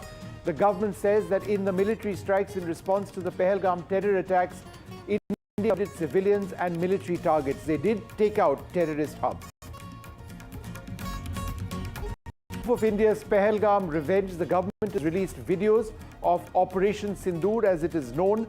The government says that the targets were chosen on credible intelligence and video has been released. That's not the video, but we'll bring you the video of what exactly they showed as the strikes went in.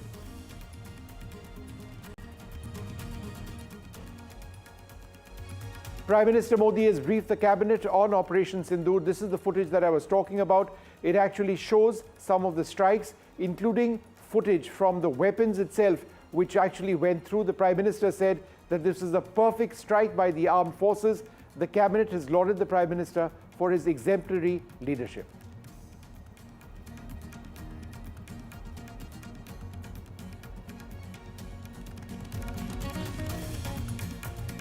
Explosions can be seen elsewhere. We'll play that footage out. The world reacts. Israel strongly backs India. Israel says there's no place for terrorists to hide. The US Secretary of State has spoken to Foreign Minister Jaishankar.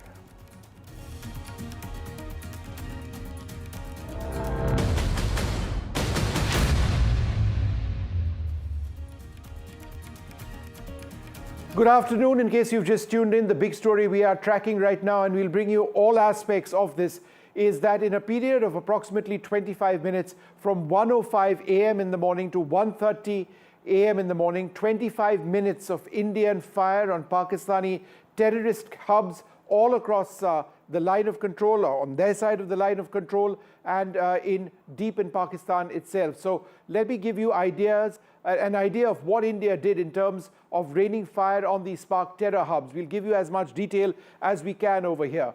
Now let's look at the top. That is targets which are relatively shallow targets on the line of control, or just across the line of control, up to about 25 to 30 kilometers in Pakistan-occupied Kashmir. So Muzaffarabad, Kotli, Gulpur and Bhimber, all on west of the line of control in Pakistan-occupied Kashmir. But in terms of the Sialkot sector, the Chakamru sector and Muridke, that is all on the international border, west of the international border in Pakistan itself, Pakistan-occupied Kashmir itself. That's where the international border begins. So above the international border in Jammu and Kashmir is the line of control. That's where the international border is. And I'll tell you about the significance about all of these areas in a little while from now. But this is Bahawalpur. Bahawalpur is 100 to 150 kilometers west of Punjab and Rajasthan. It is deep inside Pakistan. The strikes which went down in Bahawalpur, which is where India blew up through our airstrikes, the Jaish-e-Mohammed primary training hub is the deepest strike which has been conducted by the Indian Armed Forces into Pakistan since the 1971 war. It's been called Operation Sindoor. It took place as a result of precision airstrikes which were carried out by the Indian Air Force. Soon after the strikes, there has been a strong retaliation by Pakistan all along the line of control, where there has been extensive artillery shelling that was going on even till a couple of hours back. As a result of that, there have been casualties on both sides. Initial reports, official ones from the army, indicated that 3 people had lost their lives on our side, but defense sources indicating that we have, as a result of artillery strikes along the line of control, really hit Pakistani posts as well, and that Pakistan has suffered considerable losses at this stage. Now, what I'd like to do at this stage is actually to play out some of that footage which was released by the government in their press briefing a little while back, and that shows the actual footage of the strikes going in. So if we can cue up that footage, please, and play it out, I'd like to describe it before we go across to our correspondent. So what you see on your screen over here is of Gulpur. This is one of the Kotli Gulpur. This is of a missile going in to hit its target. The video goes off shortly before the impact. The target itself is destroyed over there. Let's give you more footage. We'll stay with this. Why is this important? This is absolutely critical because unlike in the case of Balakot, what India has been able to do is prove to the entire world that, look, we've done it. There is no controversy over there. And it's here for the world to see. This is in Bhimber. This is very interesting footage. This is the footage of the strike coming down. That looks to be a small bomblet from an unmanned aerial vehicle, possibly a drone, a small one, and a target over there was actually taken out. This is Kotli Abbas, another terrorist camp. This is before. This is the target, which was what they wanted to hit. This is the footage. Let's just play that video out. That's the video. You can see of the bombs actually going in or the weapon going in. Unclear if that was a bomb or a cruise missile. Looks to be some sort of a bomb. India possibly used the hammer bomb, which is a guided bomb. This actually shows some of the targets that I was speaking about. Bahawalpur, Muridke, Sarjal and Mehmuna Joya. These are the specific names of the camps, but I've already given you the broader ideas. We're going to show this video as well of Sarjal. This is one very important piece of video because it shows perhaps most clearly of a strike, and you saw the explosion taking place over there. Well, let's just go right across now to our correspondents who've been tracking every aspect of this story. I'm joined by Nazir Masoodi. We've got Vasudha with us as well. We've got Aishwarya and Gurpreet Chinda. Gurpreet is in one of the border areas of Punjab. Where are you right now, Gurpreet? Give us a sense of what's happening around you, particularly with civil drills expected to be taking place. Well, right now we are reporting from a border area of Punjab. This is the district of Firozpur, where we have been talking to the multiple administrative officers since morning. We have seen there is a high alert in all over Punjab, and specifically in the border areas of Punjab, whether it's the district Gurdaspur, Firozpur, Fazilka, Pathankot, they are already on high alert. The second defense line is the Punjab police. They are already conducting patrolling at the various locations of these areas, and what we have seen as a precautionary measure, they have already shut down all the schools in district Firozpur, in district Gurdaspur and Pathankot also. As of now, what we have learnt that they are already busy in the mock drills. They are also conveying the message to the general and the civil administration so that number of strategic discussions. We're going to go across now to Aishwarya, our correspondent. Aishwarya, go ahead. Give us an idea of what's happening around you. You were signaling. Go ahead. What's happening? The route is in place as far as Prime Minister's arrival at Rashtrapati Bhavan is concerned. Let me show you these visuals from the Raisina Hills. Prime Minister's convoy is about to reach over here, and he would be briefing the President of India, who is the Supreme Commander of Indian Armed Forces. Prime Minister Narendra Modi would be briefing about Operation Sindoor to President of India very shortly. The route is in place, and any moment from now, the convoy will arrive over here. Let me show you these visuals of the Rashtrapati Bhavan as well, where now, any moment from now, after the cabinet meeting ended, it was Prime Minister Narendra Modi who also was congratulated, as sources indicated to us, by the cabinet colleagues about Operation Sindoor, and it was, of course, Prime Minister who briefed his cabinet colleagues about the entire operation by the Indian Armed Forces. And soon after that, now Prime Minister Narendra Modi's convoy is now about to arrive very shortly here at Raisina Hills. Okay, hold on for a second, Aishwarya. Let's go across to Vasudha as well. Vasudha, there's a very important... And Aishwarya, don't worry. The moment the motorcade passes by you, we will cut to your pictures. But Vasudha, there's a Cabinet Committee on Security meeting taking place. What's happening? Well, the CCS meeting matched today. CCS meeting happened today, and this is an important meeting because it's happening after the precision strikes that took place. And of course, the visuals of the cabinet meeting came out, Vishnu. And this cabinet meeting is extremely important because the Prime Minister in this cabinet meeting, according to sources, talked about the pride that he takes in the armed forces, how it's a special day for the entire country. And if you look at the visuals, everybody is present. It's a full cabinet. And of course, ministers from TDP, ministers from JDU are also present. And after this, of course, like Aishwarya has been reporting, he goes to the president of the country to talk about, to brief her on what happened. This is part of protocol. But the important thing is, it's been it's been a hectic night for the Prime Minister and also for the armed forces, and also, it's been a busy morning for him because he's been constantly at his residence here. I'm coming to you live from outside his residence, and there have been like these vehicles that have been just coming. First, of course, the CCS, and then the cabinet meeting that took place, all reflecting just one thing, that the Prime Minister has the political will to see this through, and what has happened last night is also not just a sign of retribution, but it also is a sign of India fighting back in a calibrated measure fashion to seek justice and also accountability from those who promote terrorism. Any further reactions coming in from any other ministers?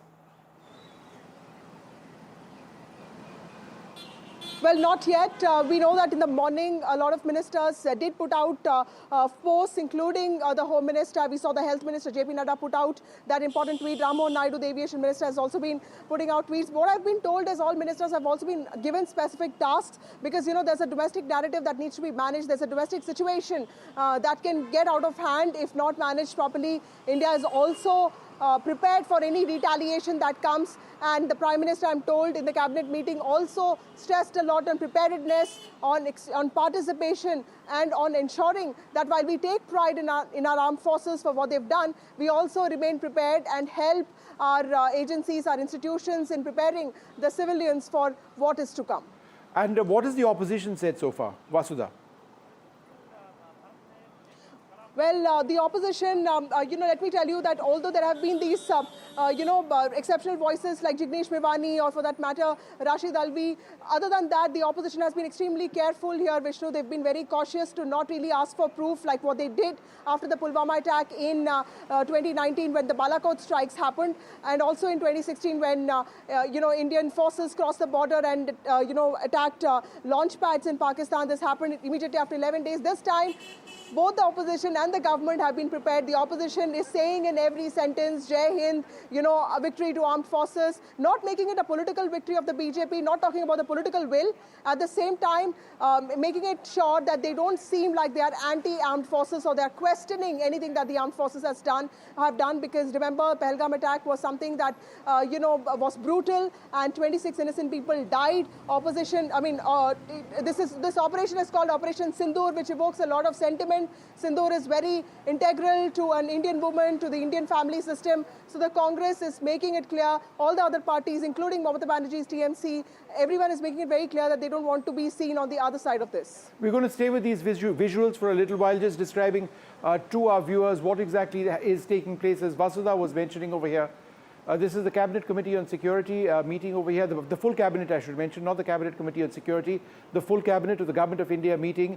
They have praised the Prime Minister. They have been given a briefing by the Prime Minister and others on what exactly took place. This is a sign of India entirely united in this fight against terror. The images that we should be getting in a little while from now are also of a motorcade leading up to the Prime Minister's residence. We expect the President to be briefed in a little while from now, possibly by the Prime Minister. So we are waiting for that. There'll be more reactions which come in a little while from now. But we're going to just describe these pictures in a little while from now. The Prime Minister briefing the full Cabinet entirely backing the government. This is a moment where India needs to stand united, whether it's the government or the opposition. It's been a difficult day for us, a day in which the Indian Armed Forces, showing exemplary bravery, went in, firing missiles, using loitering drones, a lot of advanced technology to take out Pakistan's terror base. It's not gone entirely smoothly as you would expect, with Pakistan having retaliated, certainly along the line of control and the international border.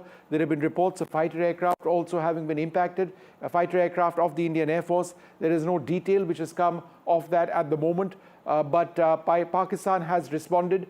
In his press briefing earlier today, the Foreign Secretary, Vikram Misri, said questions would be answered, but not today because the situation itself is fairly fluid.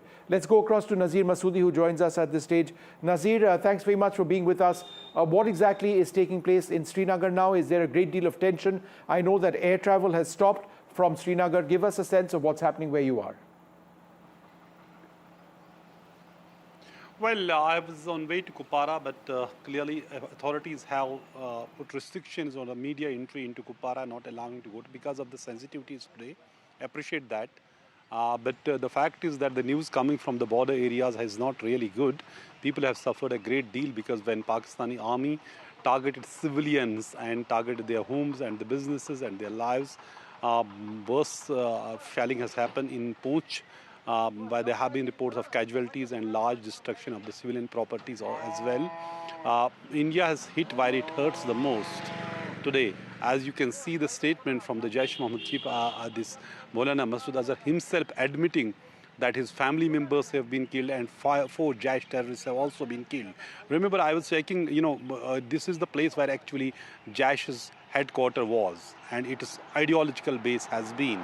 Well, Masood Azhar was operating, his accomplices who are being indoctrinated, sent to India for many We've got breaking news coming in now of an all-party meeting which has been called by the government. Let me go quickly across to my colleague Aishwarya. Aishwarya, stabilize your camera. We are coming to you. We are live on you, Aishwarya. What are the details that you can share with us on this all-party meeting?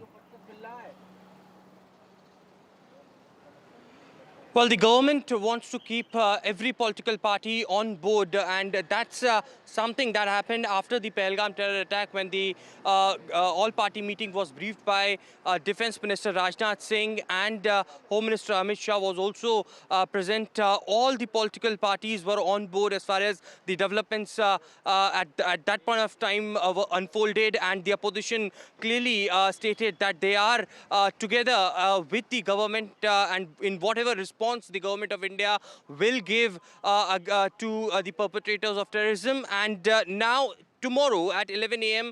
is something that sources have indicated to us that government has called in an all-party meeting where Defence Minister Rajnath Singh again will be chairing and will be updating about the details of the Operation Sindoor to all the political parties.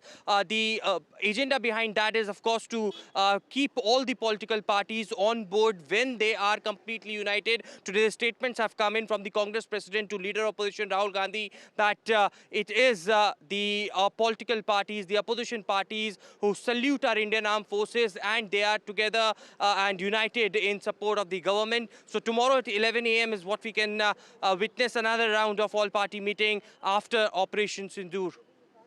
All right, that's a very important development. An all-party meeting scheduled to be held with the government reaching out to the opposition to explain what exactly India has achieved in all of this. The images on your screen over here, what Vasudha was describing a little while back of that Cabinet Committee on Security meeting. I want to go back to what is very much the footage of the day. This is footage of India strikes going in.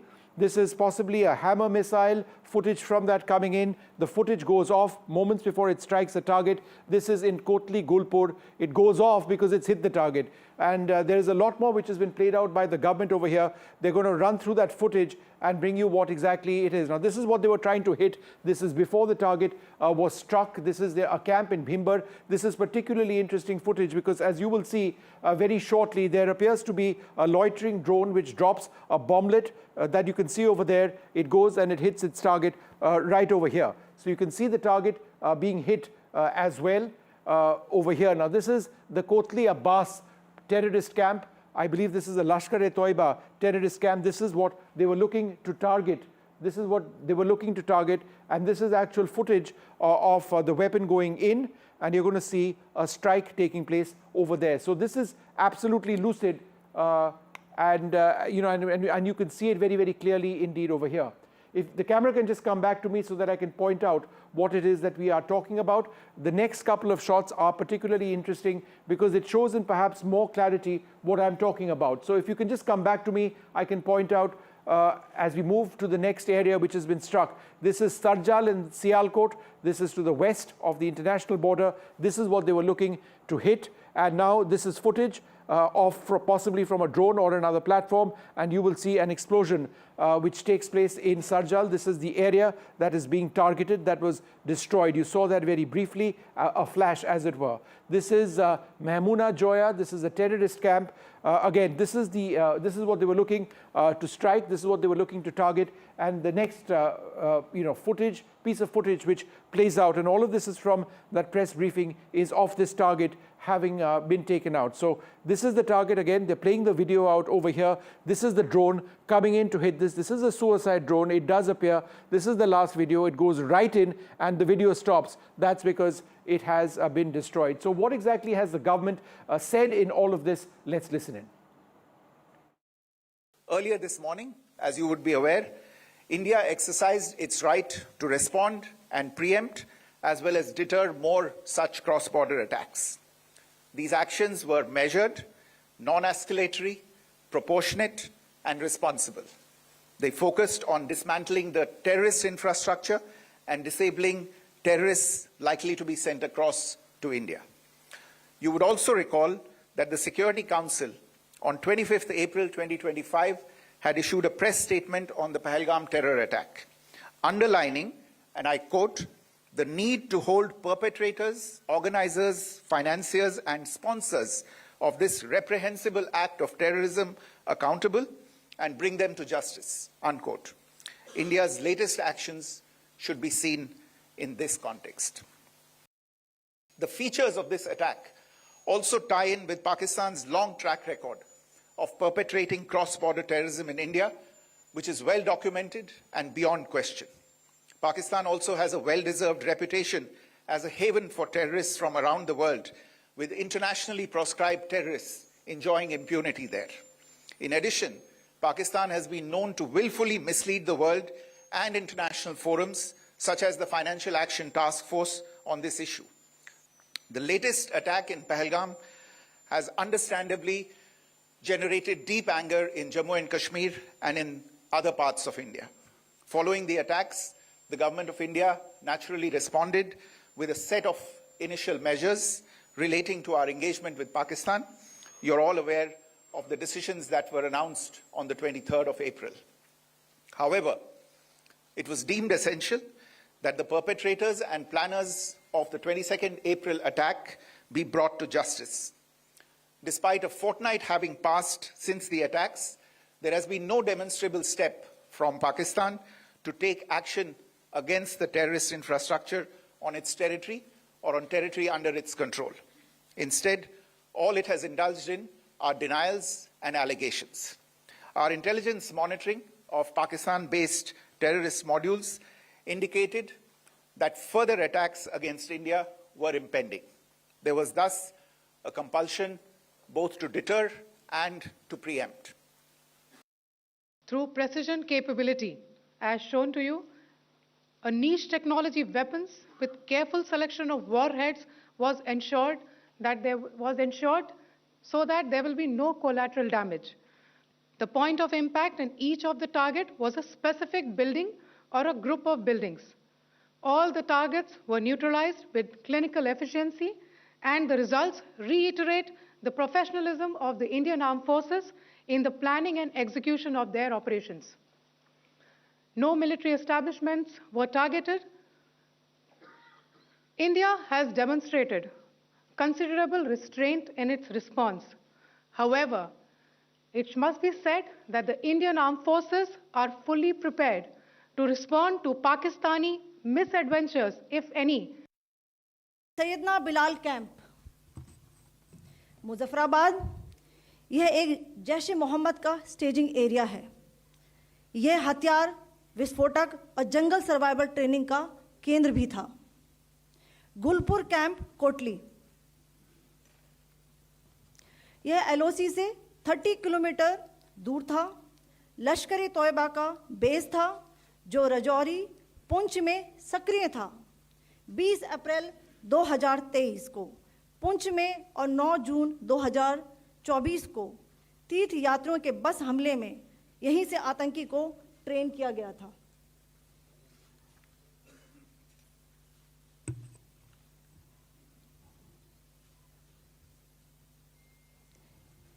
Barnala camp, Bhimber, ये LOC से 9 kilometre दूर है।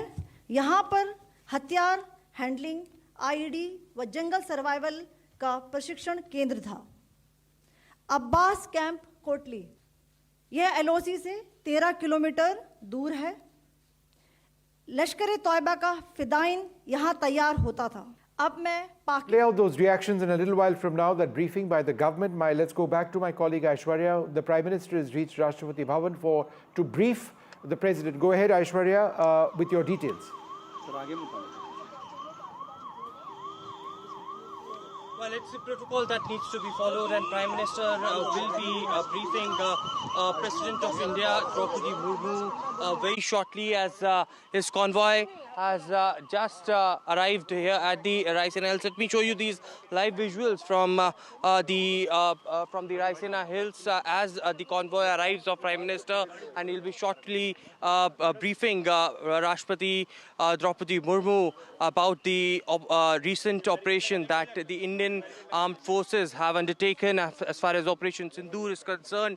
It was, of course, Prime Minister earlier in the day chaired the cabinet, and also he was applauded by different cabinet colleagues. The cabinet was also briefed about Sindur, and soon after concluding that meeting, now Prime Minister arriving here at the Raisina Hills, and he would be briefing President of India, who is also the Supreme Commander for the Indian Armed Forces.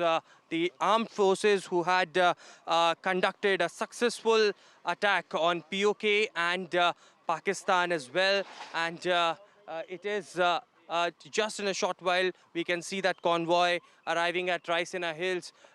Remember, it was in the midnight when the Indian Armed Forces conducted that attack with for at least 9 locations, and it is in the briefing which had been stated by the wing commander and also the officials from the army, that it is Operation Sindoor hitting terrorist infrastructure in Pakistan. Pakistan occupied Jammu and Kashmir, and it was Prime Minister Narendra Modi, remember, who closely monitored the entire situation throughout the night. He was briefed by NSA Ajit Doval on regular intervals, and the terror camps have been targeted who are linked to various banned outfits, including Lashkar-e Toiba, Jaish-e-Mohammed, Hizbul Mujahideen. According to the agencies, it was also stated that these were focused strikes and were carried out on 9 terrorist infrastructure sites in Pakistan and Pakistan-occupied Jammu and Kashmir. It is certainly, a big achievement for Indian armed forces, and therefore the reason perhaps Prime Minister Narendra Modi would be briefing the Rashtrapati very shortly as his convoy now arrives at the Raisina Hills. It is also, remember, the Prime Minister who was briefed on a regular from Aishwarya as we wait for the Prime Minister to drive up to Rashtrapati Bhavan. The image on the right-hand side of your screen is of the Cabinet, the full meeting of the Cabinet a little while earlier on, where the government has endorsed the moves of the Prime Minister in authorizing the strikes to take place. You see the Prime Minister, Amit Shah, over there as well, and the entire Cabinet of the Government of India. So this is important. It is a statement of support which the government has received. I should also mention that there's been several reactions which has come in from countries around the world. Israel, one of our strongest allies, has backed India 100% in the fight against terrorism. We've had strong reactions from the United States. The US President as well has said that he was made aware of the strikes. So when they were going in, India has reached out earlier on today, shortly after the strikes, to some of our closest allies. We'll track all of those developments as well. For now, this short break.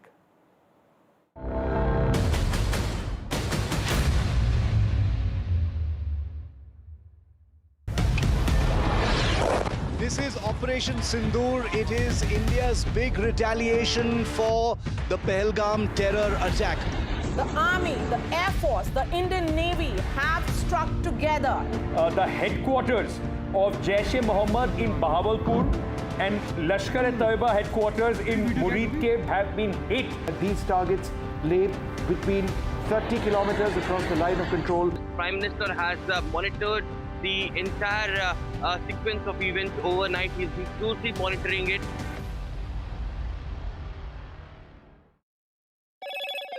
Hello, Moto. Motorola, India's leading AI smartphone brand. Payback for Pahalgam. India takes out Pakistani terror hubs. 24 strikes, 9 targets. 70 terrorists have been killed. Pakistani terror factories have been dismantled. India raises camps that train 2611 terrorists. The government says that we avoided civilians and military targets. Proof of India's Pahalgam revenge. The government releases videos of Operation Sindoor and says that targets chosen were based on credible intelligence.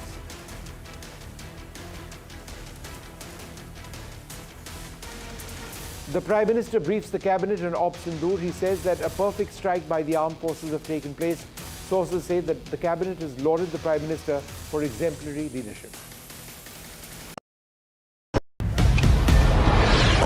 This is Operation Sindoor. It is India's big retaliation for the Pahalgam terror attack.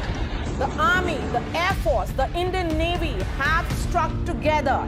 The headquarters of Jaish-e-Mohammed in Bahawalpur and Lashkar-e-Taiba headquarters in Muridke have been hit. These targets lay between 30 kilometers across the line of control. Prime Minister has monitored the entire sequence of events overnight. He's been closely monitoring it.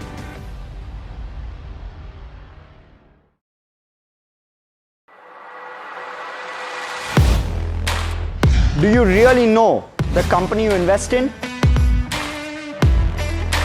What is the real picture behind presentations and claims?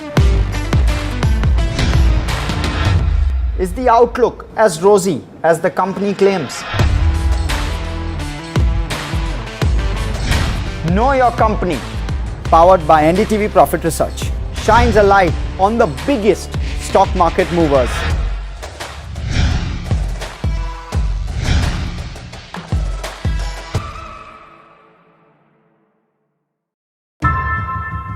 How often have you turned away from debates that descend into endless fights? We bring you a show where every question is answered, where every debate finds its resolution, where every story finds its conclusion. How often have you turned away from debates that descend into The Prime Minister is on his way or is now briefing or beginning the process of briefing the President on India's strikes on Pakistan. Joining us now, my colleague Aishwarya Jain. Aishwarya, tell us what's happening.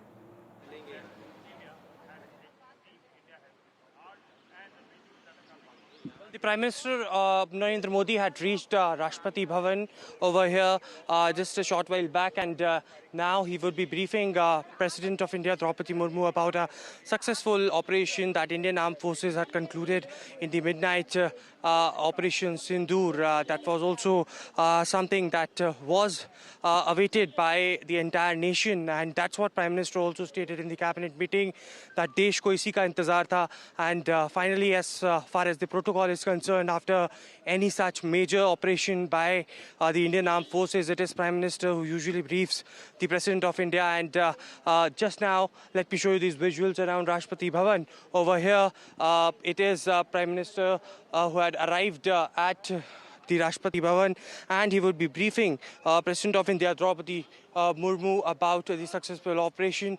He chaired a crucial CCS and the cabinet meeting this morning, and after concluding that, now Prime Minister reaches Rashtrapati Bhavan over here at the Raisina Hills. All right, Aishwarya, there's also been an important meeting of the Cabinet Committee, not the Cabinet Committee on Security, the full Cabinet, I should say, a little while back. And I believe there's an important meeting where the opposition will be brought in tomorrow as well. Tell us what happened at the Cabinet and what's expected tomorrow.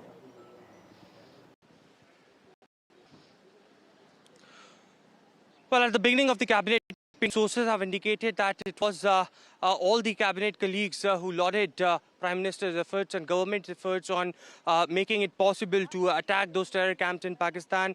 It was also Prime Minister who briefed the Cabinet colleagues about the entire operation.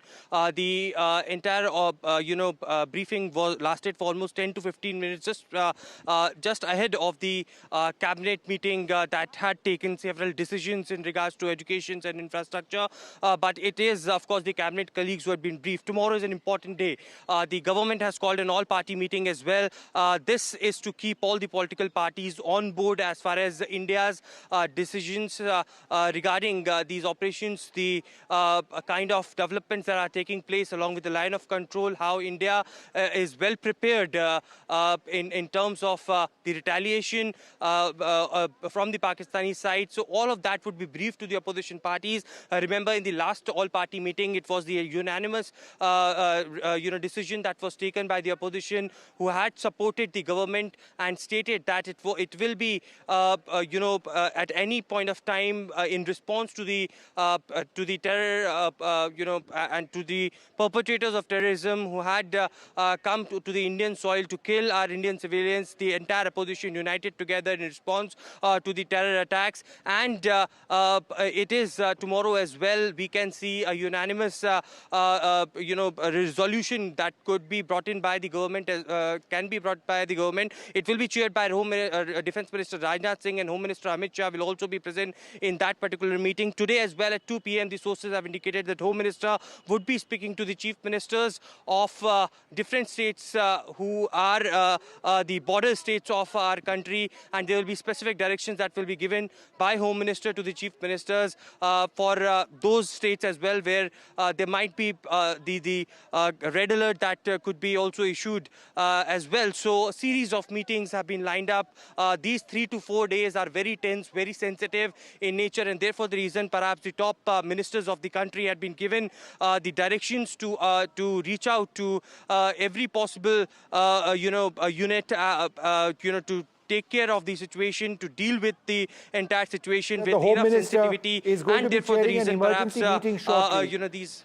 We are also told that the Home Minister is going to be chairing an emergency meeting shortly. Do you have any detail about that? Well, that's what I was mentioning. At 2 p.m, Home Minister would be meeting all the Chief Secretaries, the Chief Ministers, the DGPs of the border states of the country. This meeting would be on video conferencing. Home Minister Amit Shah is at the North Block at Ministry of Home Affairs. After the Cabinet meeting concluded, Home Minister Amit Shah arrived over here, and specific directions will be given to these border states and the officials officials over there as well. So, regarding the war-like situation, or if any possible retaliation happens from Pakistan, then what if, directions the Ministry of Home Affairs will give is something that remains to be seen. Remember, it was just yesterday the Chief Secretary who concluded the meeting with all the Home Secretary, I beg your pardon, Govind Mohan concluded the meeting with all the Chief Secretaries of states and union territories regarding the mock drill that the government had decided earlier. And now at this stage, when Operation Sindoor has already concluded, it is an emergency meeting that has been called by Home Minister Amit Shah, and this meeting will be attended by all the chief ministers, the DGs, the chief secretaries of these states aligned to the border areas of the country. Very important at 2 p.m. All right, thanks very much. We'll come back to you in a little while from now. We are joined now by Colonel Dinesh Nayan. We're also joined by Captain Meera Siddharth Dave. Thank you both very much for being with us. Captain Dave, let me come to you first. Do you believe India's overall objectives have been met in these strikes? Absolutely, Vishnu. I would like to say to NDTV 24/7 viewers that name matters a lot. When we say Operation Sindoor, that was half the battle won, not only for the Indian citizens, but also we see what is the condition of Pakistani citizens, and more so the Pakistani army and their terrorist leaders. We see what has happened to Masood Azhar and his family very clearly. So when this name was chosen, I feel so proud always that I am a retired Indian Army officer. I will always be. But today, being a woman Army officer, I feel the pain what those women felt on 22nd of April, when that jihadi attack was carried out on those Hindus, those tourists who didn't do anything to them. But jab unka sindoor mita, then we saw how this sindoor has taken the right kind of action onto those terror camps. And yes, why it is so much important? Because till now Pakistan and Pakistani army always would want to think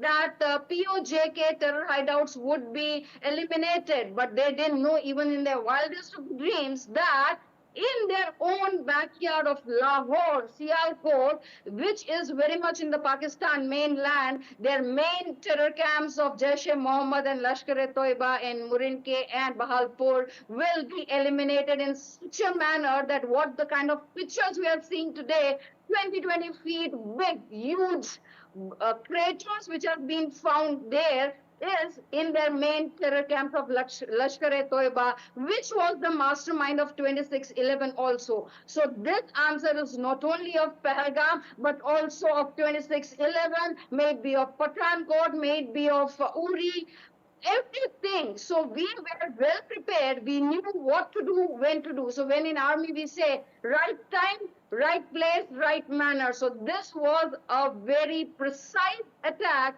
where just when the Pakistani chief then on 16th of April he had spoken to the Pakistani overseas people that we need to attack the jugular vein, and we very well know Operation Sindoor has stepped on that jugular vein of Pakistan, those terror camps. All right, Captain.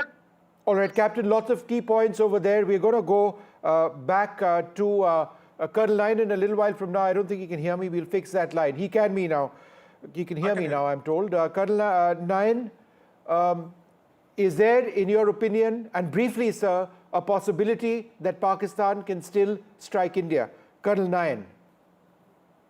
Well, if we see the development taking place right now, and say the development on the LOC, especially from Uri till Sundarbani, including Poonch and Rajouri and Nowshera area, we have been receiving artillery fire continuously over there. We have also been retaliating. So we cannot say that they will not be taking any step further. Probably the kind of meetings which are taking place in Delhi now, what I personally feel is that government is also apprehensive or trying to be very protective about something which might be coming. And that's why there has been CCS meeting, then followed by a meeting with the cabinet, and now the Prime Minister is going to the President for briefing, or maybe further explaining her what else can be done in future, what he's expecting. And tomorrow, when he has called all-party meeting, that itself shows that definitely there is something in mind, but there are some informations which we are having that definitely something is coming. And on same time, the Home Minister has called all the CMs of all states bordering Pakistan as well as Nepal, along with their DGPs. So that shows that there is something which is now being decided by us, and probably it may be it may be that we must be preparing for any kind of action which, or action can be taken from Pakistan side or something, or maybe for a moment I need to whatever take is a short happening break on at this LOC right stage. I'm now- going to come back with a lot more in a little while from now as we continue to track this story. India hitting Pakistan hard. 9 targets have been struck, multiple attacks on each of these, on some of these areas, 26 I believe in total. That number we were going to double check for you, but all across the line of control, west of that, and indeed west of the international border between Punjab and Rajasthan as well. We'll take a short break, come back with more.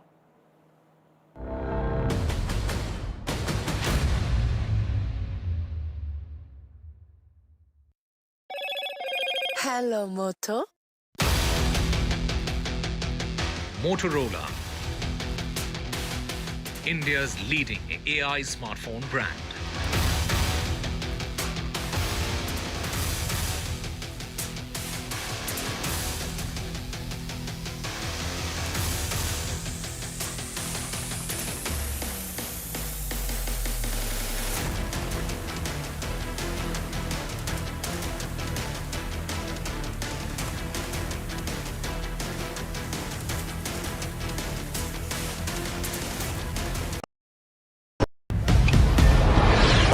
This is Operation Sindoor. It is India's big retaliation for the Pahalgam terror attack.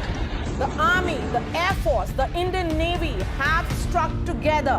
The headquarters of Jaish-e-Mohammed in Bahawalpur and Lashkar-e-Taiba headquarters in Muridke have been hit. These targets lay between 30 kilometers across the line of control. Prime Minister has monitored the entire sequence of events overnight. He's been closely monitoring it.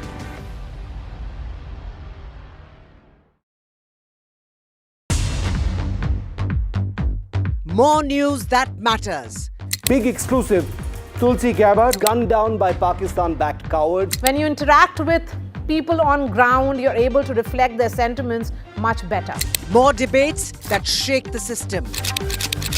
More exclusives you won't find anywhere else.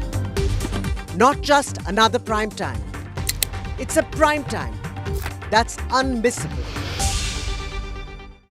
I've been reporting on all issues big and small from Andhra Pradesh, Telangana, rest of South India, bringing you all the action, all that you need to know, all that you want to know. The energy of Maximum City is infectious. I'm bringing that energy in our news coverage from financial capital Mumbai. Covering from the southernmost part of India over the last 23 years, I bring in-depth and 360-degree coverage from the Dravidian heartland. The land of Mishti, also known for its bitter politics. I have seen much water flow under the Howrah Bridge, covering Bengal in all its vivid colors. India's IT capital is always bustling, a city full of startups, stories and surprises. And I keep you ahead on all.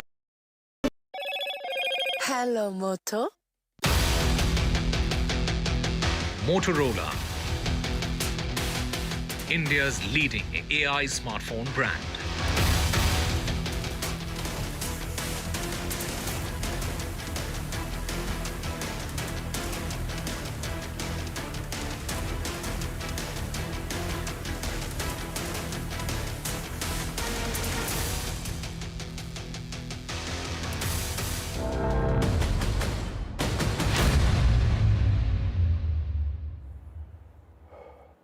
Well, in all of this, let's not for a moment forget about the families of the Pahalgam victims, people who've lost so much. We've reached out to these family members to ask on their reaction to India striking back. Here's what they've said.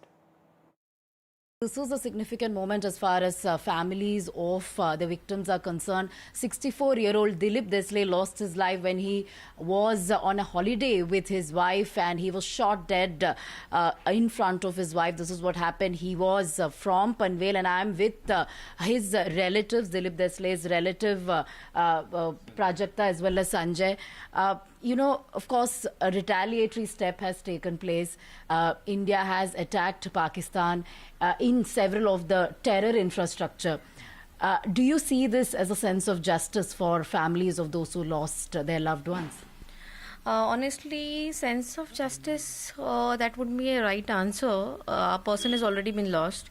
So only thing is what Honorable Prime Minister has done, a huge respect to him for what he has done today. But I can't say it's injustice for our family.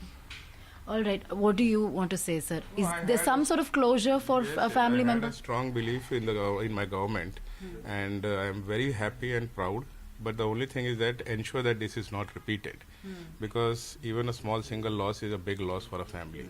And it is not the one person who is get affected, it is a hell lot of people get affected.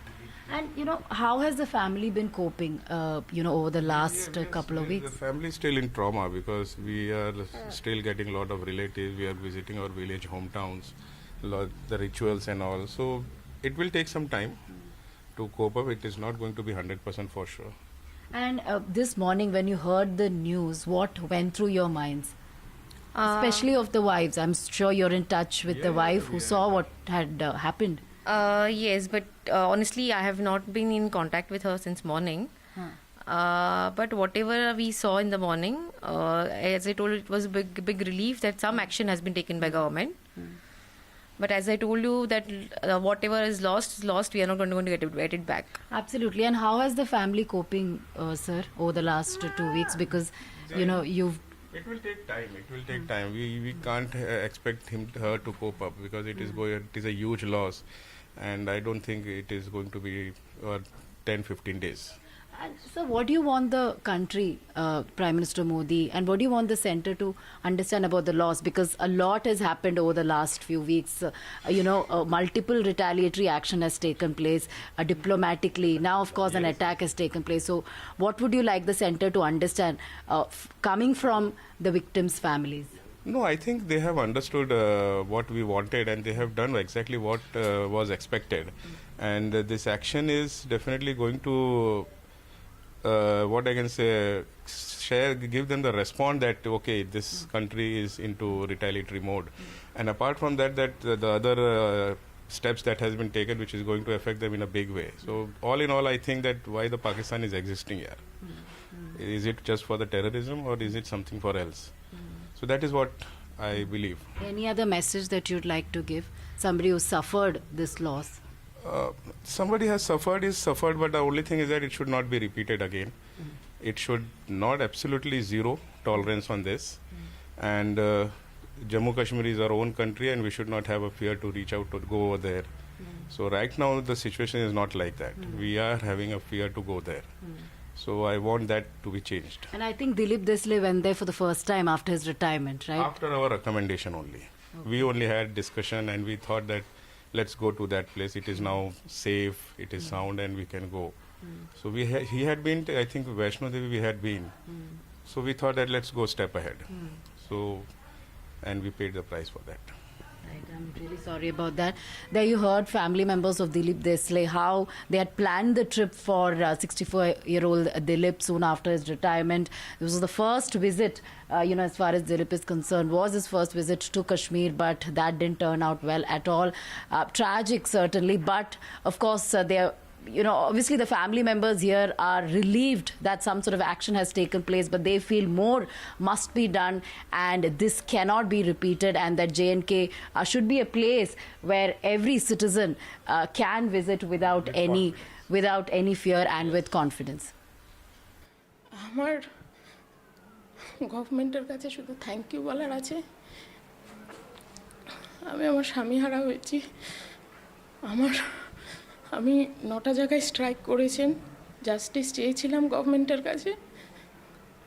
India government উনি action নিয়েছেন, তার জন্য আমি এই যে হাত জোড় করে বলছি। কিন্তু একটাই প্রেয়ার, ভবিষ্যতে যাতে কারোর সিঁদুর না যায়, এই জঙ্গি, এই টেররিস্ট, এদের প্রতি যাতে প্রচণ্ড স্ট্রিক্ট হয়। কারোর যদি এরকম মর্মান্তিক মৃত্যু কারোর ওয়াইফকে চোখের সামনে দেখতে না হয়, কারোর বাচ্চাকে দেখতে না হয়। কিন্তু গভর্নমেন্ট অফ ইন্ডিয়া আমাদের প্রার্থনা শুনেছেন, ওনারা অ্যাকশন নিয়েছেন, ওনারা আমাদের পাশে আছেন, আমরা proud. All right, let's just never forget about the families who've lost so much. But for now, let's go quickly across to NDTV. Shiv Aruri is in front of a building in the Uri sector which has been hit by artillery shelling.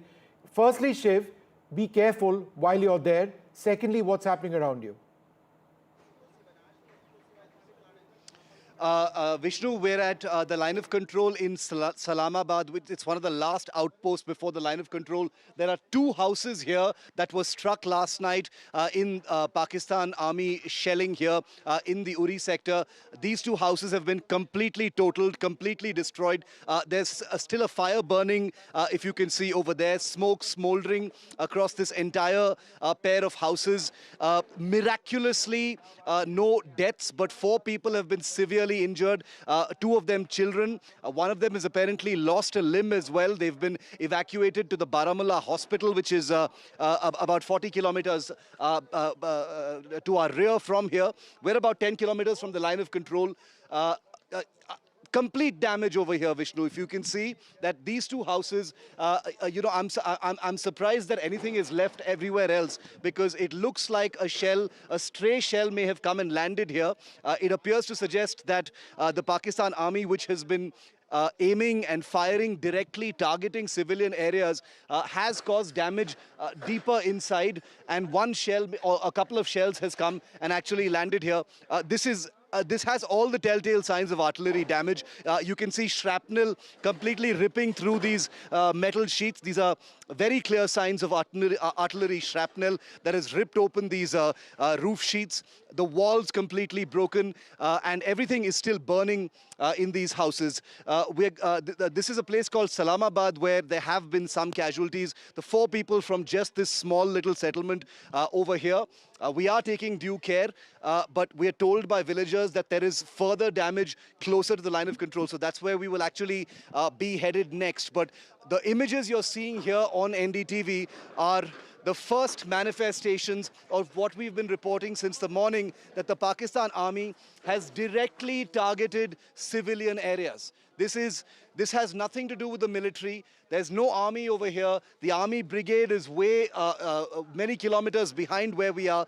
This is a civilian settlement. A rural folk live in this area, and this is what a couple of Pakistani shells has done in this place. These are live images, first on NDTV, that we're bringing to you of what targeting a civilian establishment, a civilian area really looks like. And remember that, now it's midday here, but it is very likely that an escalation will begin again. We were told earlier by people who were fleeing from this village and others that the firing took place till as late as 11:30 in the morning. They heard the thuds of artillery fire and small arms fire till at least 11:30 in the morning. So we're wondering whether there might be firing now as well. So we want to quickly get this report done and move out of this place. I'm going to try and get a word in from, if you can just bear with me for a moment. I want to get a word in from one of these people. Sir, idhar आइए. कौन रहते हैं यहाँ पे? कितने लोग जख्मी हो गए इसमें? इसमें 4 लोग. इधर आ जाइए, इधर. हाँ जी. 4 लोग. 4 लोग. कौन? बच्चे? एक 13 साल की बच्ची, एक 4 साल का बच्चा, तो 2 घर के मालिक. हाँ. और क्या ये पाकिस्तान के शेल ये पाकिस्तान का है. रात के 2 बजे का मसला है. तो उससे ये घायल हो गए. तो यहाँ मकानों की बात ही नहीं. मकान कितने बजे गिरे थे ये शेल? 2 बजे. 2 बजे सोए होते हैं. आप कहाँ थे उस टाइम? हमने सुना ये? हाँ, हमने ये भरोसी है यहाँ. हम तो रात को बाहर आ रहे. 2 बजे के बाद हमारे बच्चे भी बाहर आ गए. उधर इधर लगे भागने. क्या करते भाग? सर इधर आइए एक सेकंड. सर, आप यहाँ रहते हैं? नजदीक में रहते? इस्लामाबाद का. कहाँ थे आप जब ये हुआ था? हम तो घर में रात को 2 बजे. आपने सुना ये जब ये हुआ था? बहुत आवाज सुना. क्या आवाज था? वो आवाज था ये शेल की थी जी. अच्छा. पूरे शेल लग रहे थे. एक तो नहीं था ना, बहुत आ रहे थे. कितने शेल? इसको मेरे ख्याल 1-2 लगे हैं मेरे ख्याल में. इसमें 2 लगे. जख्मी लोग बारामूला हॉस्पिटल में हैं. पहले उड़ी लिए, उसके बाद उन्होंने उड़ी वालों ने बारामूला भेज दिए.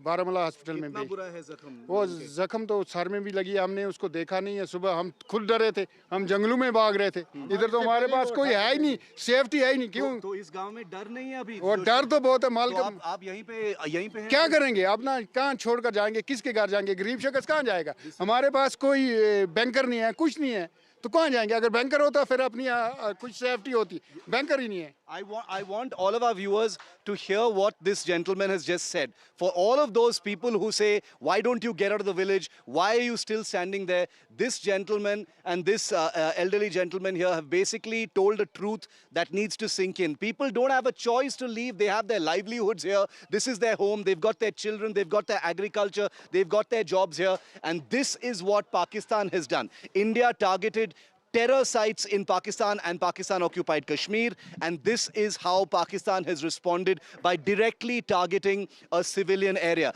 Let me take you a little bit deeper. Ashwini will join me a little bit deeper. Let's just show you, it's not just one house. There are two houses that have been completely decimated. We are taking due care because we do realize that that shell ammunition, artillery ammunition was used. But just take a look at the complete destruction of this house. All of the wood has been reduced to coal and charcoal. Nothing is left. All the property is completely destroyed. Look at the remnants here. This metal box here full of vessels, completely mangled and twisted out of shape in the intense heat. Now, I can tell you that an artillery shell brings an absolute hellish amount of heat and energy. When it lands, white-hot metal shards fly in every direction, and that's where the injuries actually come from. They tear through concrete. They tear through steel, as you can see. And here it's cut some water lines, which is why this particular room is also flooded. Glass, plastic, everything completely shattered in this particular house. This is a ground report that NDTV is bringing to you from Islamabad, one of the last settlements before the actual line of control. But we are going to travel a little deeper to see the other damage and document with our own eyes the kind of damage that Pakistan has caused to civilian areas. These images are not second-hand, third-hand, first-hand on NDTV's cameras, showing you that Pakistan has deliberately, consciously, and with total amounts of information targeted a civilian area here in Islamabad. This is close to the line of control in Uri. All right, Shiv, there are other areas where you're headed to as well, right? Nearby, where apparently there has been... I think that in just seeing the footage that you put out right now, when Pakistan says that they're just hitting the Indian army, that's rubbish. They're hitting civilian areas. It's abundantly clear, and it's not just where you're standing now, it's other areas as well. I want our viewers to see this. I'm going to call Ashwini a little closer, and I want our viewers to see this. This is a poor family's grain store ablaze right now. It was struck at 2 in the morning. You know, nearly 12 hours ago. 12 hours ago it was struck, and the fire is still burning. It's a huge heap of wheat, which was the food, of a poor family that lived in these two houses, and it is smoldering right now. This is an image that I want to go out to the entire world. Not a military target, not an armed forces target, not a vital establishment, not a vulnerable point. This is a poor family living in Islamabad, Kashmir, close to the line of control, that has been deliberately targeted by a Pakistan shell. And there you have it, their livelihood, probably the rest of their year's supply of wheat, simply burning in a pile over there. There's nothing left of this house. There's nothing more to really say. Rebuilding it will be, a distant dream for this family once they pick up the pieces of their injuries, and their injured children as well. I mean, just look at these images. Where do you actually start? Where do you start picking up the pieces, really, once you come to terms that you've completely lost your home, your livelihood? Some of the fields behind here have also been completely destroyed. The elderly gentleman here tells me that, this place will not be fixed. And remember, once attention moves on, who's going to come and repair these houses? These are families that do not even have the wherewithal, to rebuild their houses. I'm going to try and venture All right, into this Shiv, just hold on for half a second. We're going to come back to you in a moment. We've got images on our screen right now of the Prime Minister meeting the President. The Prime Minister has briefed the President at Rashtrapati Bhavan in the last 15-20 minutes or so. This is very important on a day in which India struck Pakistan, their terror hubs all across Pakistan, whether it's Pakistan-occupied Kashmir or Bahawalpur, and a series of attacks in 9 areas. The Jaish-e-Mohammed's headquarters has been destroyed. Several terror training camps of the Lashkar-e-Toiba have been destroyed. The President, the Supreme Commander of the Armed Forces, would be briefed on all of this, and she would be told about what the overall situation is. Let's go back to Shiv Arush. Shiv, you were showing us some flames. Can you just point that out again? and tell us, show me what you were trying to tell us. Yeah, I'm just going to show you. I'm going to show you that. Okay, I'm going to try and maybe step inside here. It's a little dangerous, but yeah. That house is still on fire. You can still see the flames there on our screen right now. Just a testament to what ammunition can really do. Artillery ammunition of the 155 millimeter or 130 millimeter kind has landed in this house. There's a gas cylinder there, very dangerously, lying there on the floor, which could be a hazard. No forensic teams have been able to reach here just yet. The police apparently came for a quick sweep to get the people out, but nothing else has been done. But it's still aflame. The house is still aflame, and it's very likely that it'll probably burn down because much of the superstructure of the houses in this area are made of wood. This is just one small sampling of the damage that we're hearing has been done by Pakistan in civilian areas off the line of control. Islamabad is one of several villages we're hearing that have been targeted directly by the Pakistan army using their artillery. Remember, when we're reporting from the Uri and Kupwara sectors over the last few days, we did hear about Pakistan deploying their Chinese SH-15 self-propelled howitzer guns. Now, we don't know for sure what guns were actually used, but this is definitely the remnant of an artillery attack. These images, you've seen artillery attacks before as well. This is what they look like live in the flesh up front, an artillery attack on a civilian village on the line of control. No, in fact, what you were showing us earlier on, Shiv, that shrapnel inside that metal, shelter, metal cover, I mean, that's exactly what it is. Right here. If anything, Shiv, that points to an airburst. This points to an airburst where, the shrapnel cuts through everything. And this is just thin metal over here, but it's actually, it can cut through steel as well, it can cut through cement as well, and it's that shrapnel. So it's a clear idea, an indicator of what's happening. Shiv, thanks very much for joining us with that report, and do take care.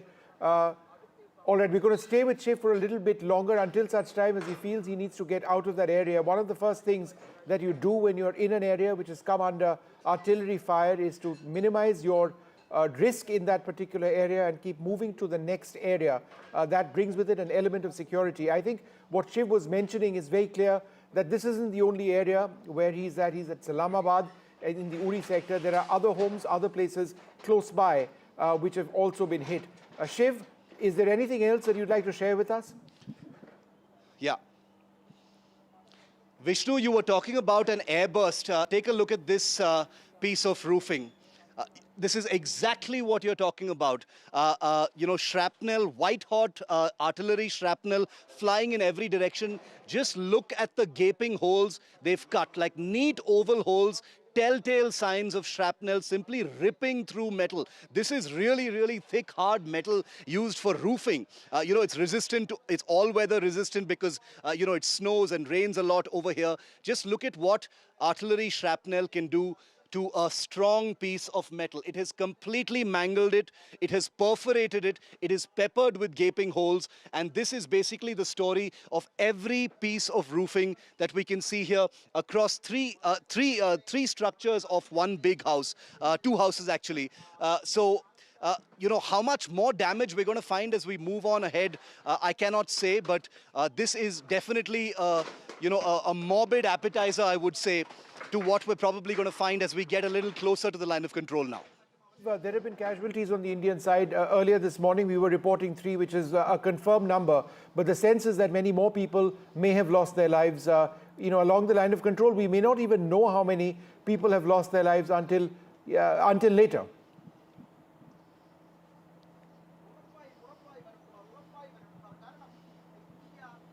Shiv, can you hear me? All right, I think we've lost that line. Yeah, Vishnu, I can hear you. Go ahead. I'm sorry, I didn't know. Yeah, I'm just trying to get to another point to, to show our viewers the damage from another angle, if possible. We're trying to get to the other side of the house. Oh, there you go. This is the real view now of the damage. Here it is. Completely collapsed roof. Completely collapsed wall of this entire house. Now you get a proper vantage view of the damage that's taken place. The entire roof has blown off.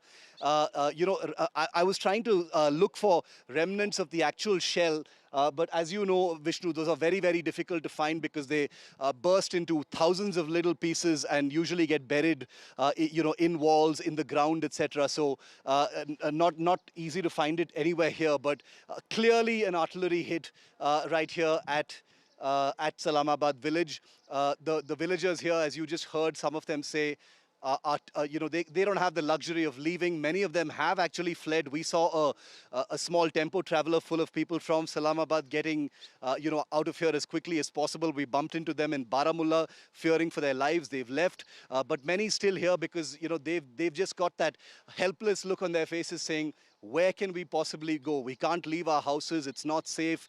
All our livelihood, all our farms and animals and all those things are here. Everything moving costs money. There's no help from anyone to actually get out of here. So it remains to be seen, whether there will be more damage in Salamabad or elsewhere. All right, Shiv, thanks very much for being with us, sharing all of those details, and stay safe in that particular area and indeed in all of the areas that you're moving around. The images that you see on the left-hand side of your screen over there, in fact, now full frame, is the President and the Prime Minister meeting. The President, the Supreme Commander of the Armed Forces, meeting the Prime Minister, who has briefed him, heard just a little while back on a day in which India struck Pakistan. There have been multiple strikes which have taken place. There has been a fair amount of support for India, but it needs to be said, countries like Turkey, which have been allies of Pakistan, countries like China, which have been allies of Pakistan, have supported them. This is all going to be played out at an international level as well at some stage, but India has gained fairly strong support from our partners, such as Israel, which has said that the fight against terrorism must continue and that Israel completely backs India. The United States is one of the countries that India briefed earlier on in the morning. There have been reactions from President Trump as well. The US Secretary of State, the National Security Advisor of India, and the US have spoken as well. Let's go back to Shiv Arush. Shiv, go ahead. Vishnu, I want to show you some more damage that we're seeing here in some of the surrounding houses as well. I'm going to ask Ashwini to follow me. Another house that's had its, all of its glasswork completely blown in, the window panes have blown in, the wooden support pillars and support structure completely damaged here. So it's not just one or two houses, at least 4 houses either destroyed or damaged very, very badly. This is a house which still has its carpeting because obviously the fire didn't spread to this particular house. But if you can see here, all the glass pieces, the glass shards here, showing the kind of damage from the shockwave of that artillery landing here that has destroyed this house. The door has completely blown off the hinges. There's another door just lying there on the ground here. And this is right next to this house. The residents of this house have not left. We'll talk to them in just a moment. We can hear their voices inside. Others are, of course, also speaking to them.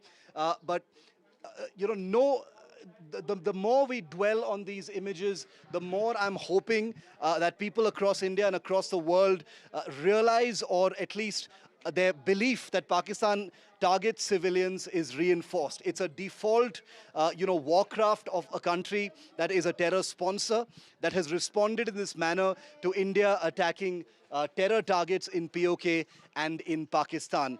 We will be getting more images of this kind because we do know that there are many more villages that have been similarly shelled.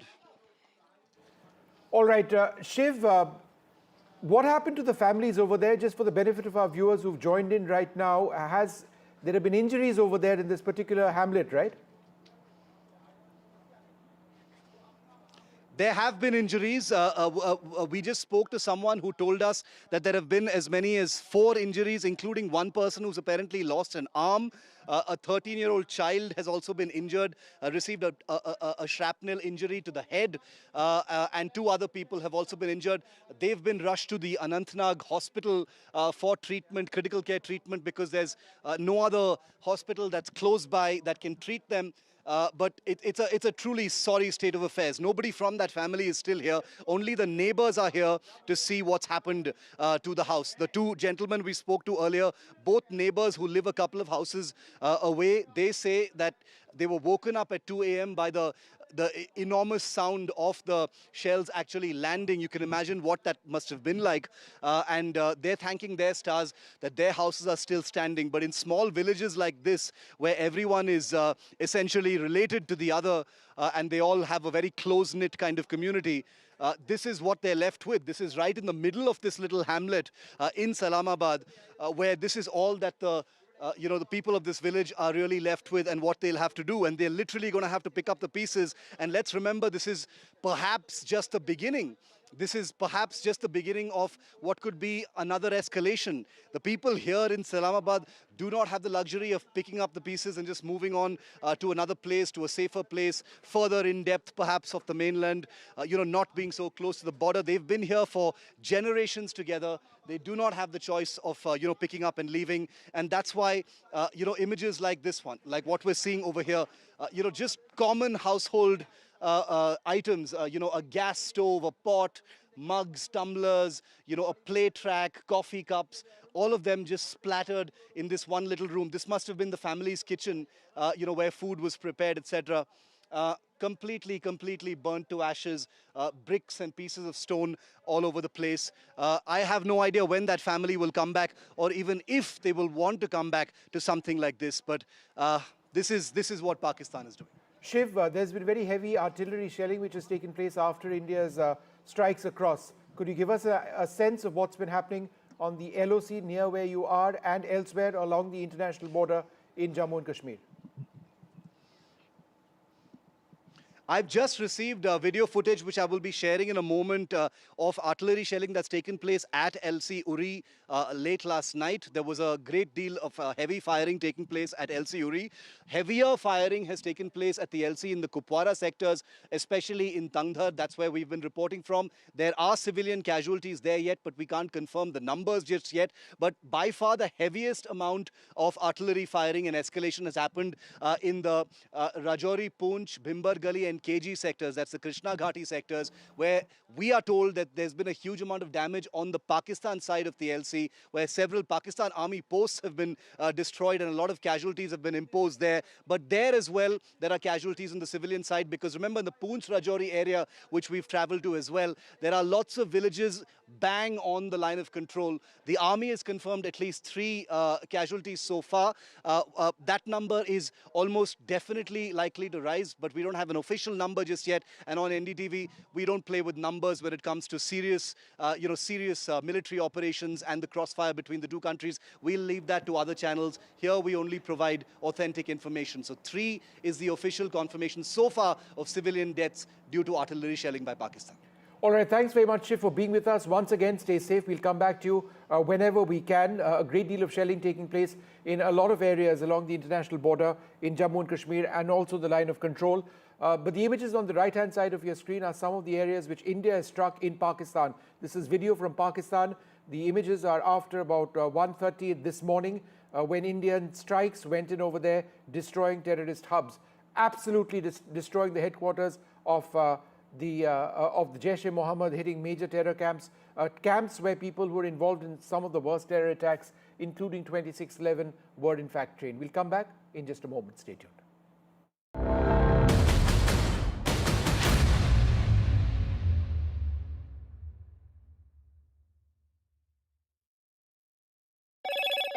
Hello, Moto. Motorola, India's leading AI smartphone brand.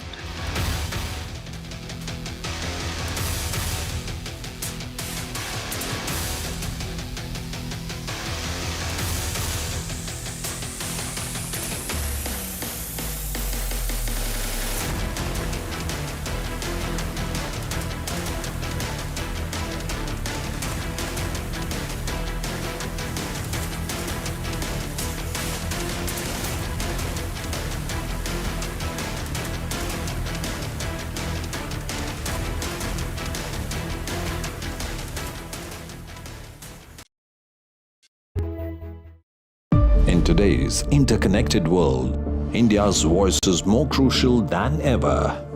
When India speaks, the world listens. At NDTV World, we are that voice, bringing you intelligent and insightful news, from India and beyond. From geopolitics and diplomacy to economic shifts, migrations, tech disruptions, and the stories of our diaspora. We cover the news that shapes our global future. NDTV World, your new home for global news, is here.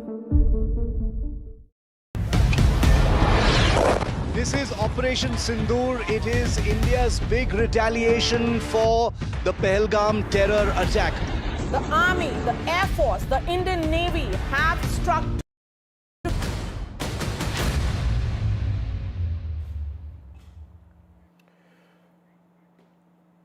All right.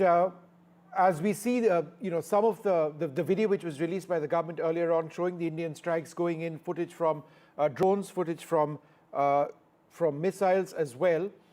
Let's go across to NDTV's Aishwarya Jain and Nazir Masoodi in Srinagar.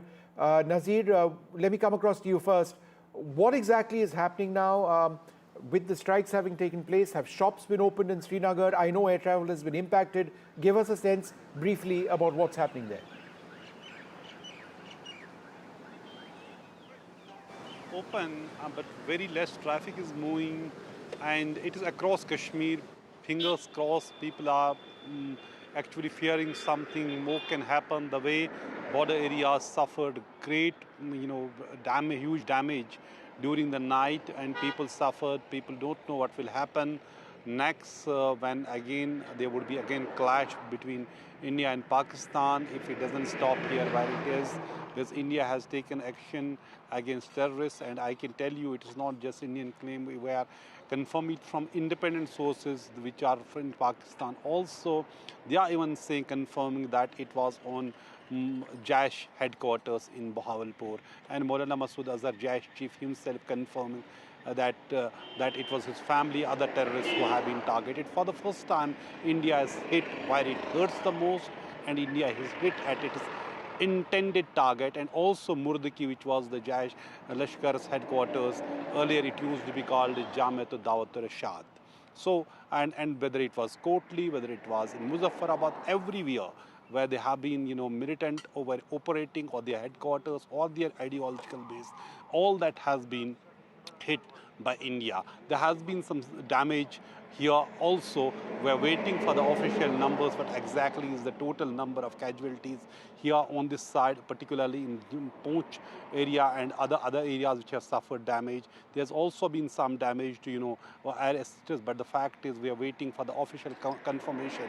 The fact is that how India is hit, and hit very hard within 2 weeks after Pahalgam terror attack. But on the ground here in the valley, people are really apprehensive what is going to happen next, while the people were actually saying here after terror attack in Pahalgam that there should be retribution, and this terror factory should end once for all, and it should not be done in the name of Kashmiris, not in our name, what was always said. And India has actually paid back, and very, very hard in the areas which Pakistan would have never. All right, Nazir, hold on for a second. Let's go across to Aishwarya Jain as well. Aishwarya, very important meetings taking place in Delhi today, but also tomorrow, the government taking the set to take the opposition into confidence, right?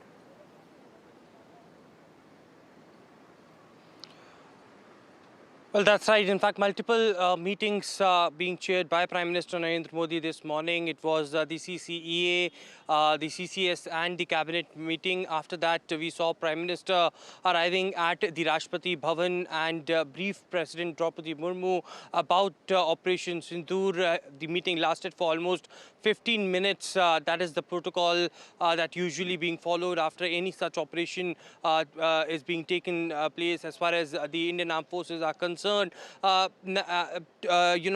now it is Home Minister Amit Shah who is conducting the meeting with all the chief ministers, the DGPs and the chief secretaries of different states which are the borders, which are adjoining to the border of different countries, and the directions by Home Minister is being given. Tomorrow, the government has called for an all-party meeting where Rajnath Singh and Amit Shah would be chairing it. and would be informing about the developments that are taking place and how India is well prepared to combat if any retaliation happen from Pakistani side, to keep all the political parties on board. Tomorrow's meeting has been called by the government of India.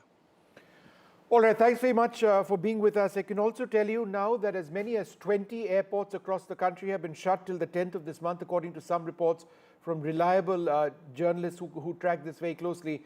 So if you are traveling across the country, it's important for you to know what the status of your flight is. And that's something that we've been saying for a while now. So we're going to keep tracking this story very, very closely. If we can just play out some of the reactions which have come in fact, from that briefing itself, which was held in the National Media Centre by the government, where these strikes were announced by the Foreign Secretary of India, Vikram Misri, but also two officers, one of the Army and one of the Air Force. Let's play those out, which really explains what India has done.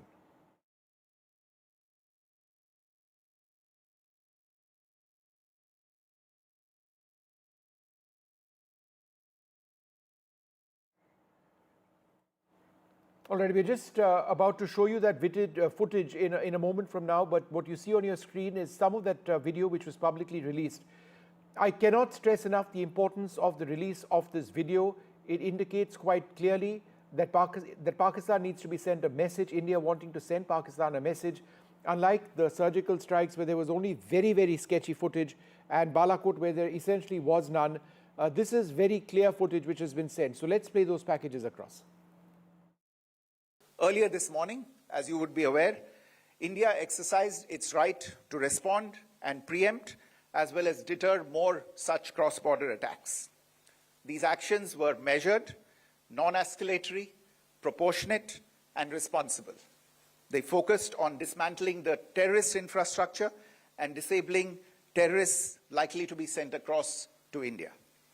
You would also recall that the Security Council on 25th April 2025 had issued a press statement on the Pahalgam terror attack, underlining, and I quote, the need to hold perpetrators, organizers, financiers, and sponsors of this reprehensible act of terrorism accountable and bring them to justice, unquote. India's latest actions should be seen in this context. The features of this attack also tie in with Pakistan's long track record of perpetrating cross-border terrorism in India, which is well documented and beyond question. Pakistan also has a well-deserved reputation as a haven for terrorists from around the world, with internationally proscribed terrorists enjoying impunity there.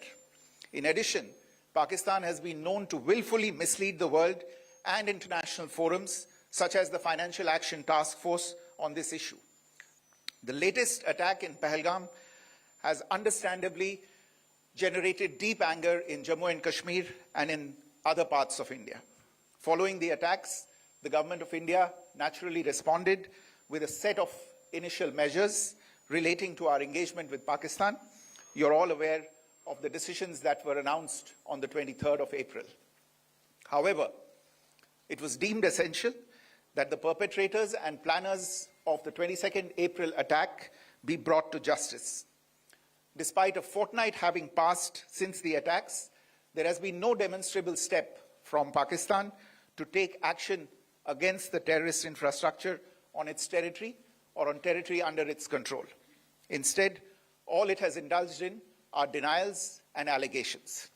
Our intelligence monitoring of Pakistan-based terrorist modules indicated that further attacks against India were impending. There was thus a compulsion both to deter and to preempt. Precision capability, as shown to you, a niche technology weapons with careful selection of warheads was ensured so that there will be no collateral damage. The point of impact in each of the target was a specific building or a group of buildings. All the targets were neutralized with clinical efficiency, and the results reiterate the professionalism of the Indian Armed Forces in the planning and execution of their operations. No military establishments were targeted. India has demonstrated considerable restraint in its response. However, it must be said that the Indian Armed Forces are fully prepared to respond to Pakistani misadventures, if any. Syedna Bilal camp Muzaffarabad, यह एक जैश ए मोहम्मद का staging area है। यह हथियार, विस्फोटक और जंगल survival training का केंद्र भी था। गुलपुर कैंप कोटली,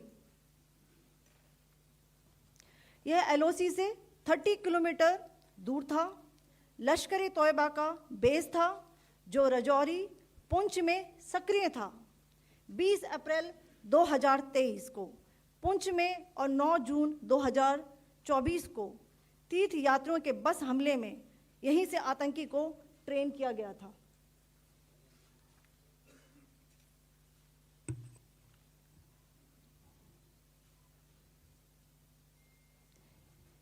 बरनाला कैंप भिम्बर, यह एलओसी से 9 किलोमीटर दूर है। यहाँ पर हथियार, हैंडलिंग, आईडी व जंगल सर्वाइवल का प्रशिक्षण केंद्र था। अब्बास कैंप कोटली, यह एलओसी से 13 किलोमीटर दूर है। लश्कर-ए तोयबा का फिदाइन यहाँ तैयार होता था। अब मैं पाकिस्तान के अंदर के टारगेट से अवगत कराना चाहूँगी। पहला, सर्जल कैंप सियालकोट, यह अंतर्राष्ट्रीय सीमा से 6 किलोमीटर की दूरी पर है, सांबा कठुआ के सामने।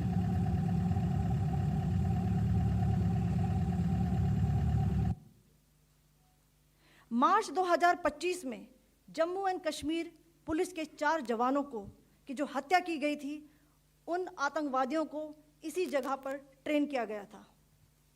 दूसरा, महमूना जाया कैंप सियालकोट, यह 18 से 12 किलोमीटर आईबी से दूर था। हिजबुल मुजाहिदीन का बहुत बड़ा कैंप था। यह कठुआ जम्मू क्षेत्र में आतंक फैलाने का नियंत्रण केंद्र था। पठानकोट एयरफोर्स बेस पर किया गया हमला भी इसी कैंप से प्लान और डायरेक्ट किया गया था। मरकज ताइबा मुरीद के, यह आईबी से 18 से 25 किलोमीटर दूरी पर है। 2008 के मुंबई हमले के आतंकी भी यहीं से प्रशिक्षित हुए थे। अजमल कसब व डेविड हेडली भी यहाँ ट्रेन हुए थे। मरकज सुभान अल्लाह भावलपुर, यह इंटरनेशनल बाउंड्री से 100 किलोमीटर दूर है। जैश ए मोहम्मद का मुख्यालय था। यहाँ पर रिक्रूटमेंट, ट्रेनिंग व इंडोक्ट्रिनेशन का केंद्र भी था।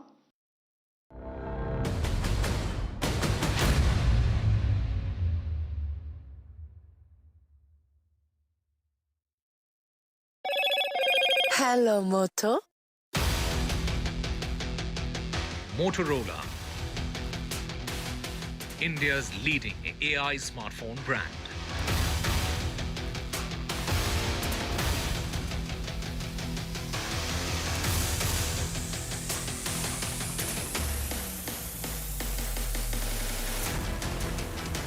Payback for Pahalgam. India takes out Pakistani terror hubs, 24 strikes and 9 targets. At least 70 terrorists believed to have been killed. Pakistani terror factories have been dismantled. India raises camps that trained 2611 terrorists. The government says that India avoided civilians and military targets. Proof of India's Pahalgam revenge. The government releases videos of Operation Sindoor. The government says that the targets chosen were based on credible intelligence. Prime Minister Modi briefs the cabinet on Operation Sindoor. He says that it's been a perfect strike by the armed forces. The cabinet lauds the Prime Minister for exemplary leadership.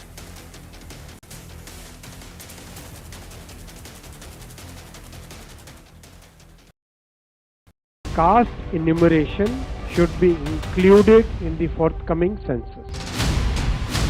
पहली बार देश में आजादी के बाद ये फैसला किया गया है। For this decision we were waiting since long. This has been only possible with our Prime Minister's decision. Rahul ji जो सोचदार है, मोदी जी ने अडॉप्ट कर लिया, अच्छा है। राहुल गांधी के सर्टिफिकेट के लिए राहुल गांधी को क्रेडिट देने के लिए कोई निर्णय नहीं किया। They have always used it as a political weapon and now that weapon's gone.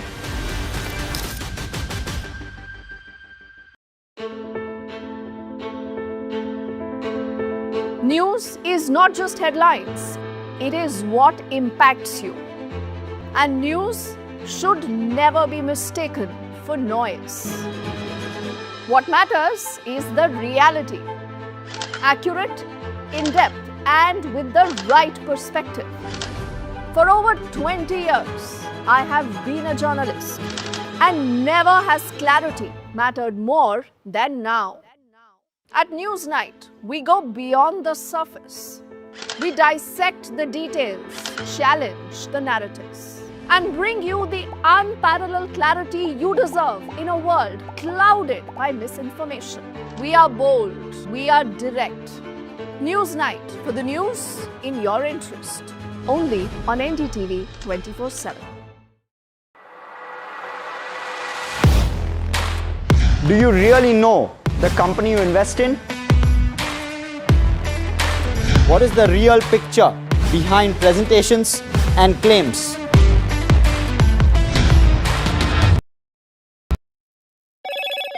Hello, Moto. Motorola, India's leading AI smartphone brand.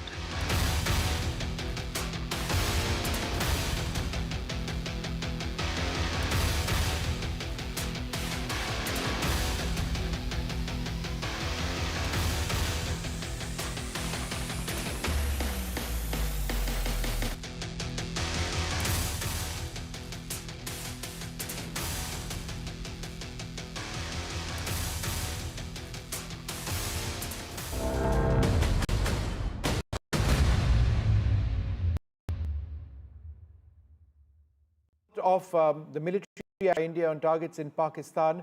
Airspace across Pakistan has been entirely shut down. As far as India is concerned, 20 airports have been shut down. These include Srinagar, Chandigarh, Jodhpur. Airports have been shut down till the 10th of May. The list is a little bit more exhaustive, and we'll try and bring you that entire list in a little while from now. But it is important what has taken place. The message is that you should perhaps consult your airline before you travel in case you are scheduled to travel. But there are 20 odd airports which have shut down, and we'll try and bring you more details of this in a little while from now. We're going to move on now to our guests. General Rakesh Sharma and Air Vice Marshal Manmohan Bahadur join us at this stage. Air Vice Marshal Manmohan Bahadur, is it your sense that it's not the end of it? There's every possibility of a Pakistani attack which might come in. We've hit targets in Pakistan, and very correctly so, but they might retaliate, and that's a possibility, right? That, my sense is that it is the case, because the public opinion in Pakistan would demand, what is it that you have done to respond to India's attacks? So my sense is, and I think we are already seeing army action along the LOC. I saw the earlier report of the shelling going on in Punch area. So that may be a starter, and the shelling, I believe, is only increasing. So we have to be on guard. It's just 13 odd hours from the time we struck. So we have to be on guard, not only on ground, but also in the air. What exactly are their air planners doing to do a similar thing on us? But they are in a quandary, and I suppose they would be in a quandary. We have targeted terrorist targets. What do they target in India? Would they target army installations? Would they target our economic installations? So they, I think, are stuck or would be stuck with what to strike. Because striking a military target or an economic target would mean that we would have to respond again. So the choice of their targeting would be there, but we have to be on guard, absolutely. It's certainly not the end of it.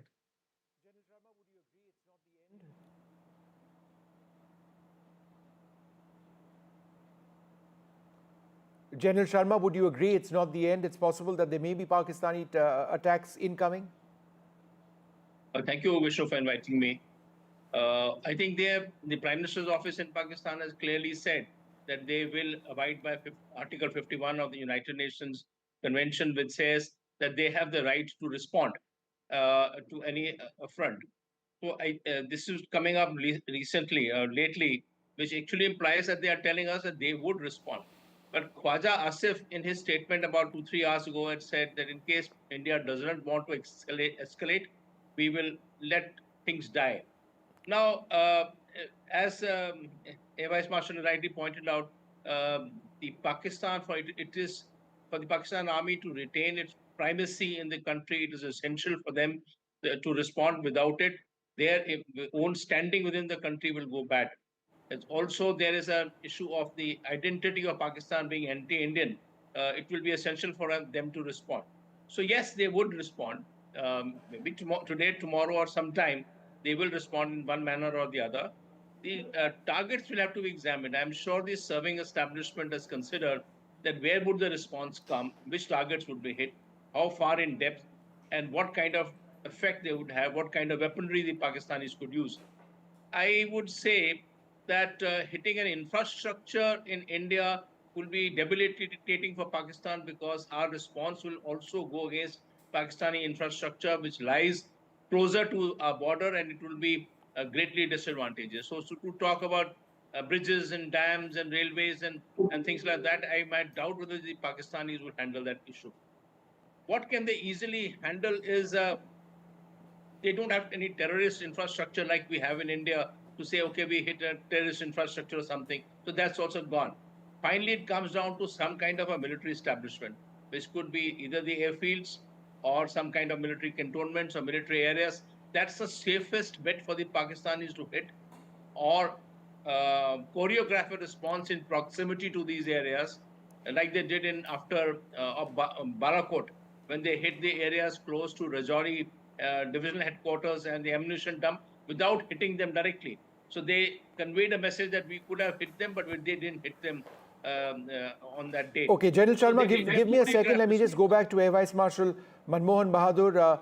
In all of this, the Air Force needs to be on complete guard, right? Because if there are incoming strikes which take place, striking by air is a very strong possibility. Therefore, I would suggest that the next couple of days, very, very crucial, particularly at night. Oh, that is absolutely true. And I can assure you all our radars must be churning. Our air defense controllers would be on the ball. All the ORPs, the operational readiness platforms at airfields would be live, 2 minutes live. That means 2 minutes the aircraft will be able to take off the moment the scramble order is given. And possibly at some places, we may be having a standing camp, possibly, we don't know. But our air defense mechanism would be fully on the ball to anticipate any response from the other side. This is a cat and mouse game, because how is it and when would it happen is the issue. So all these things would be on. At the background, diplomacy, I'm quite sure the diplomatic lines are churning, and they would like to dial down the temperature right now. So our diplomats would be earning their pay, actually, in trying to tell the international community that it is the other side which has to take steps, Pakistan has to take steps to ensure that our integrity, our people, our society is not affected by their actions. So yes, we can expect something from the air, and we would be standing guard on this. All right, we'll be standing guard. Thank you, gentlemen, both very much for being with us. I'm going to go across to my colleague Tanushka, who joins us at this stage. We're trying to get an idea of the number of airports in India which have been impacted, shut down. Tanushka, go ahead with what you're hearing.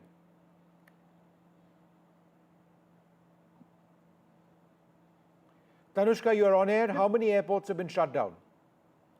Right, precisely, Vishnu. We have around, 20 airports, around 20 airports that have been shut down.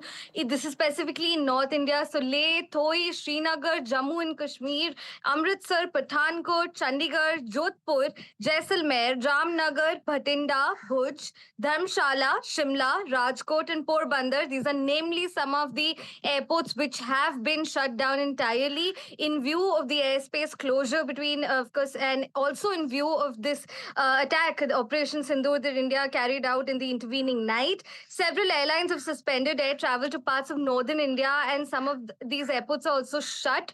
What we do understand as of this moment is that over 200 flights have been cancelled after these strikes that targeted 9 terrorist locations in Pakistan and Pakistan-occupied Jammu and Kashmir as well.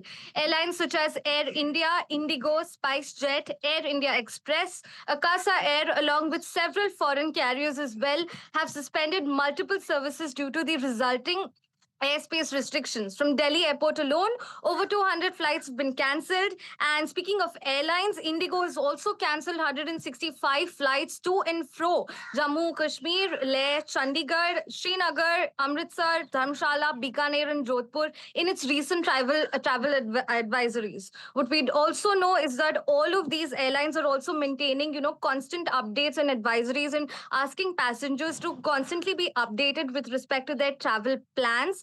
And these airports and airlines also continue to will remain discontinuing with their travel or air travel across northern India, especially to the areas that I just mentioned earlier, until May 8th and May 10th with some airports and airlines as well. All right, Tanushka, thanks very much for sharing those very important details. Approximately 20 airports have been shut till the 10th or so. These are difficult and tense times. The fact that they've been shut till the 10th is almost an indicator that the people are worried that there may be some sort of strikes which could be coming in from Pakistan. At this juncture, we don't know, but it's not something that can be ruled out at this stage. We'll take a short break, come back with the very latest.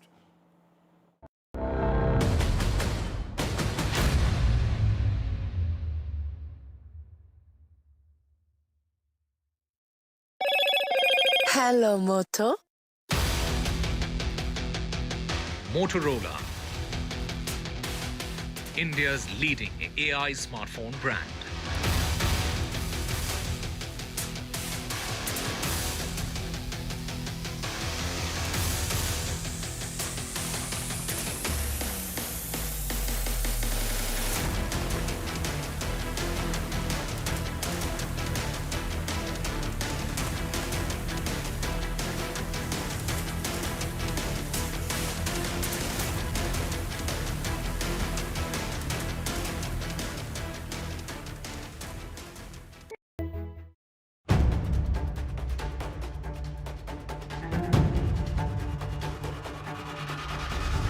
If it matters to you, if it matters to you, if it matters to you,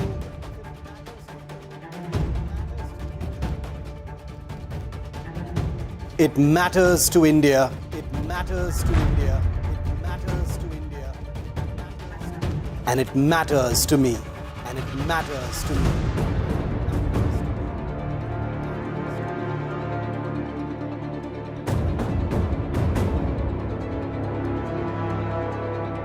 India Matters with Shivaru, only on NDTV 24/7. This is Operation Sindoor. It is India's big retaliation for the Pahalgam terror attack. The Army, the Air Force, the Indian Navy have struck together. The headquarters of Jaish-e-Mohammed in Bahawalpur and Lashkar.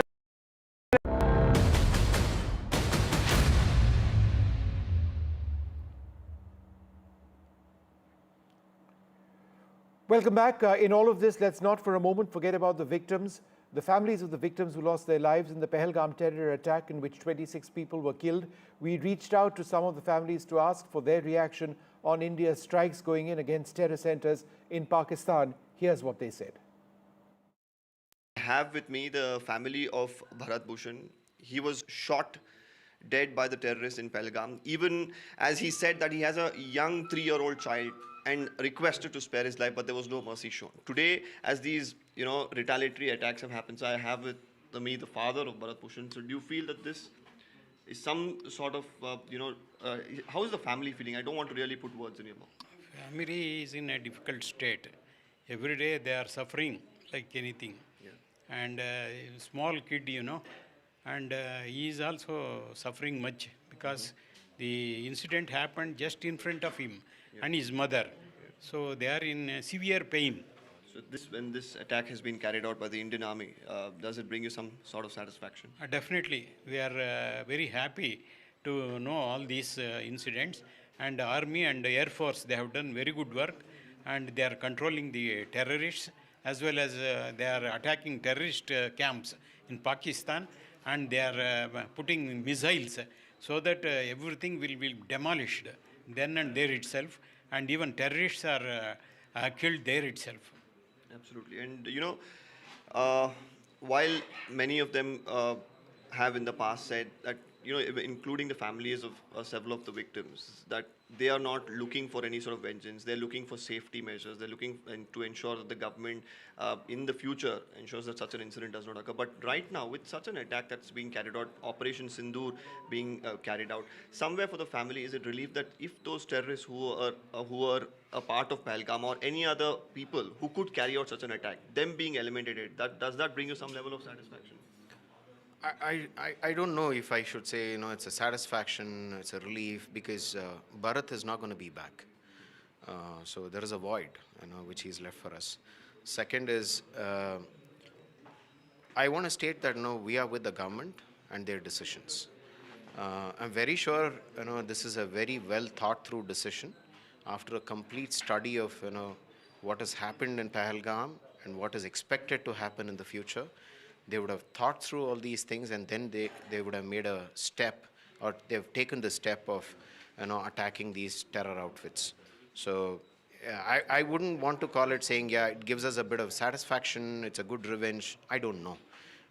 I don't want to call it, I don't want to give any term to this, but we are with the government, and we fully support their decisions, and whatever they have to do, they will do. We know that. So we'll just wait and watch. How's the family doing at this point in time, sir? It's been, of course, a hard couple of weeks, I'm sure. How is the wife doing? How is the kid doing? I mean, hats off to her and her courage. She lost the most important person of her life in front of her, and still, she had the courage to hold the kid, bring him down safe from Baisaran to Pahalgam. I don't think many could do that. She's going through a lot of pain. She's in a lot of pain at the moment. She's struggling. My family is struggling. All of us are struggling. We only realize when I look at the photograph of Bharat with the garland is when I realize saying he's not there. I mean, initial week was more the shock. Now it's the pain which all of us are going through at this point in time. Harshal Lele, who is the son of Sanjay Lele, who lost his life in the attacks, the cowardly attacks that took place on the 22nd of last month. India has finally retaliated, and let us try and understand from him on what are his initial reaction to this attack. Harshal, first of all, tell me, when did you get to know about the kind of reaction that India has given to Pakistan? Yesterday midnight. I was awakened till late. I don't know why I was not able to sleep.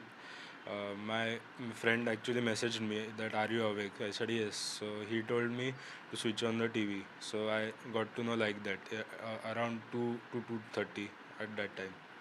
Have you been awake for many nights in the last 15-16 days, or was it something special that made you keep awake last night? I was awake for last 15-16 days during late night. But yesterday, previously I was sleeping but wasn't able to sleep. Yesterday, on my own I was awake. I was I don't know why, but I didn't go to the bed. I was just kept scrolling the mobile. So maybe that was a sign for me that something is going to happen. Harshal, everyone is talking about the sense of justice, right? That we have given justice to those who lost their lives. Do you think that this in any way completes the sense of justice?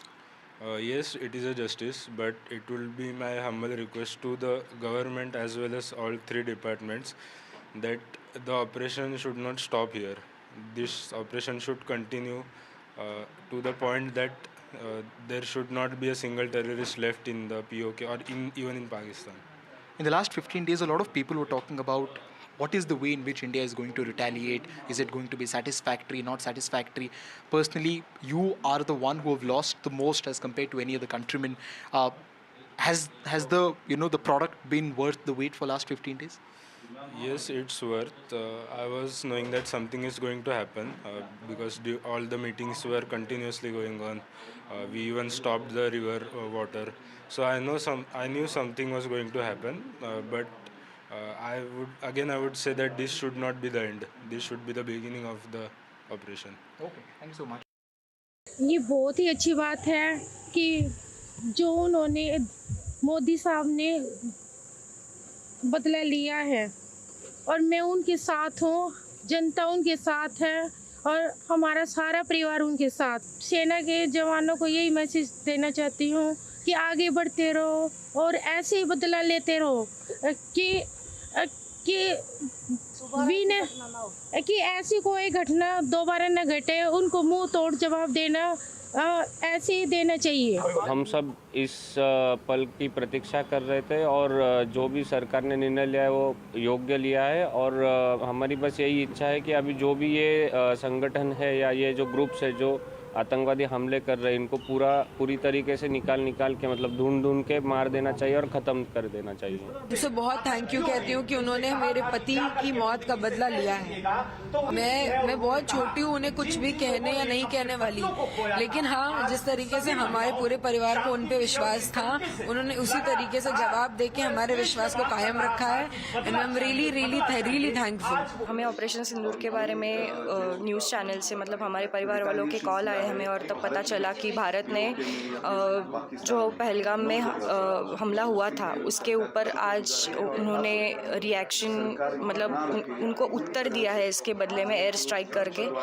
पहले तो mission का नाम सुन के हम लोगों को बहुत मतलब मैं तो बहुत रो रही थी सुन के। थैंक्सफुल देना चाहता हूँ उसको, ये जो पाकिस्तान ये आपका टेररिस्ट ये अड्डा को मुँह तोड़ ये जवाब दिया है, काफ़ी डैमेज किया है और अभी इंडियन ये फौजी वालों से करूँगा सतर्क है क्योंकि पाकिस्तान वालों के भरोसा नहीं है कब वो फिर ये अंदर से फिर कब ये हमें नुकसान पहुंचाने के लिए उन लोग जो स्टेप लेंगे, तो सतर्क रहने के लिए उन लोग को भी मैं दरख्वास्त करूँगा।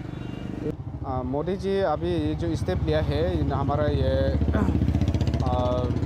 हमारे ये फौजी लोगों को ये मुँह तोड़ जितना भी आतंकवादी है उनको मुँह तोड़ जवाब देने के लिए जो स्टेप लिया मोदी को मैं थैंक्सफुल देना चाहता हूँ।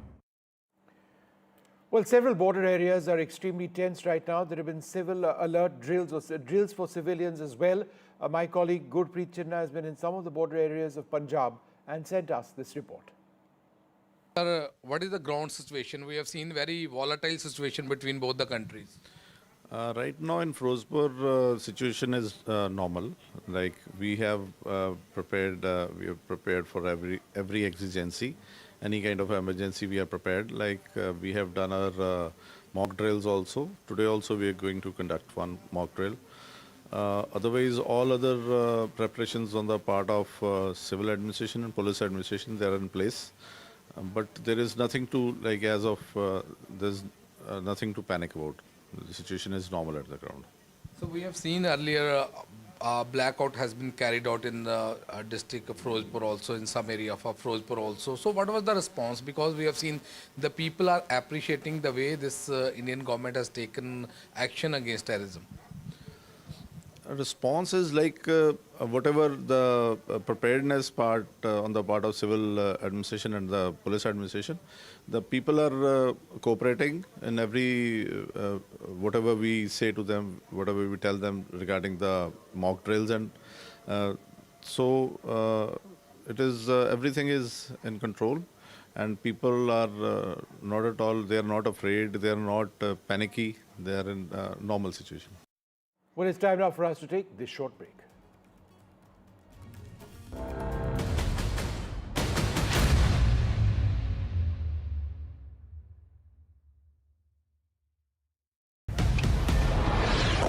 This is Operation Sindoor. It is India's big retaliation for the Pahalgam terror attack.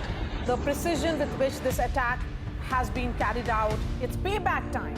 The headquarters of Jaish-e-Mohammed in Bahawalpur and Lashkar-e-Taiba headquarters in Muridke have been hit. That these targets lay between 30 kilometers across the line of control. Prime Minister has monitored the entire sequence of events overnight. He's been closely monitoring it.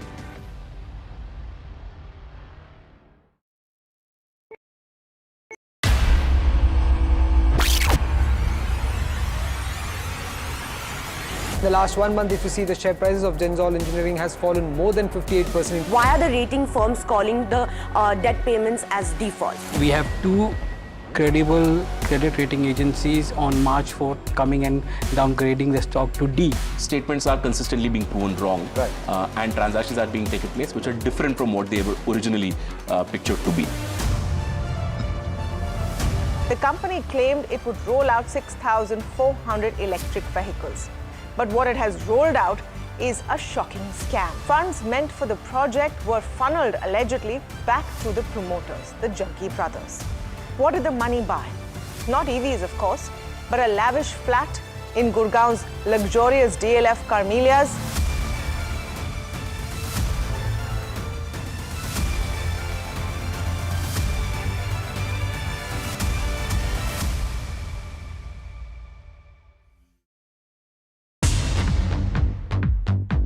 More news that matters. Big exclusive. Tulsi Gabbard gunned down by Pakistan-backed cowards. When you interact with people on ground, you're able to reflect their sentiments much better. More debates that shake the system. More exclusives you won't find anywhere else. Not just another prime time. It's a prime time that's unmissable.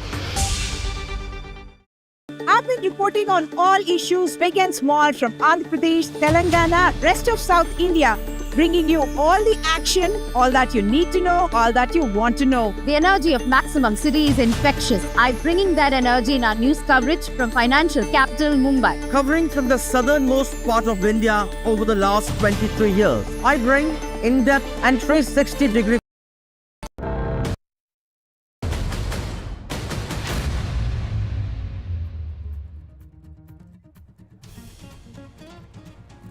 India avenges the Pahalgam terror attack, launches Operation Sindoor. 25 minutes of precision strikes. Prime Minister Modi briefs President Murmu on India's strike on Pakistan's terror camps. Government calls an all-party meeting after Operation Sindoor. The all-party meeting is scheduled for tomorrow, where Home Minister Amit Shah and Defence Minister Rajnath Singh will brief opposition. Security review post-Operation Sindoor as Home Minister Amit Shah chairs an emergency meeting, high-level meeting with the chief ministers of border states underway. World reaction coming in to Operation Sindoor as Israel strongly supports India and says there is no place for terrorists to hide. U.S. Secretary of State Marco Rubio speaks to External Affairs Minister Dr. Jaishankar.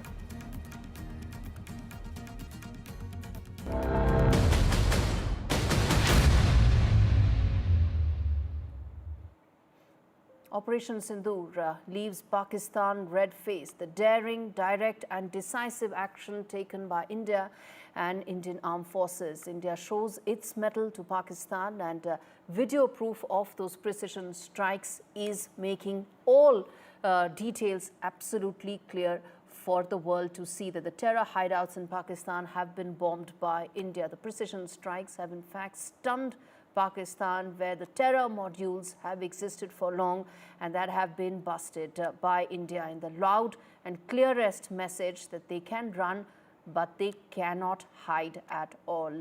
In fact, let's get in my colleagues joining me live on this, Gurpreet as well as Aishwarya, to talk to us about some of the next steps that are happening and taking place underway, important meetings that are taking place. Aishwarya, to you first. There have been important high-level meetings that have taken place. President Murmu was also briefed a short while back by Prime Minister Modi. There is another high-level meeting taking place right now. Talk to us about what's happening on ground after Operation Sindoor.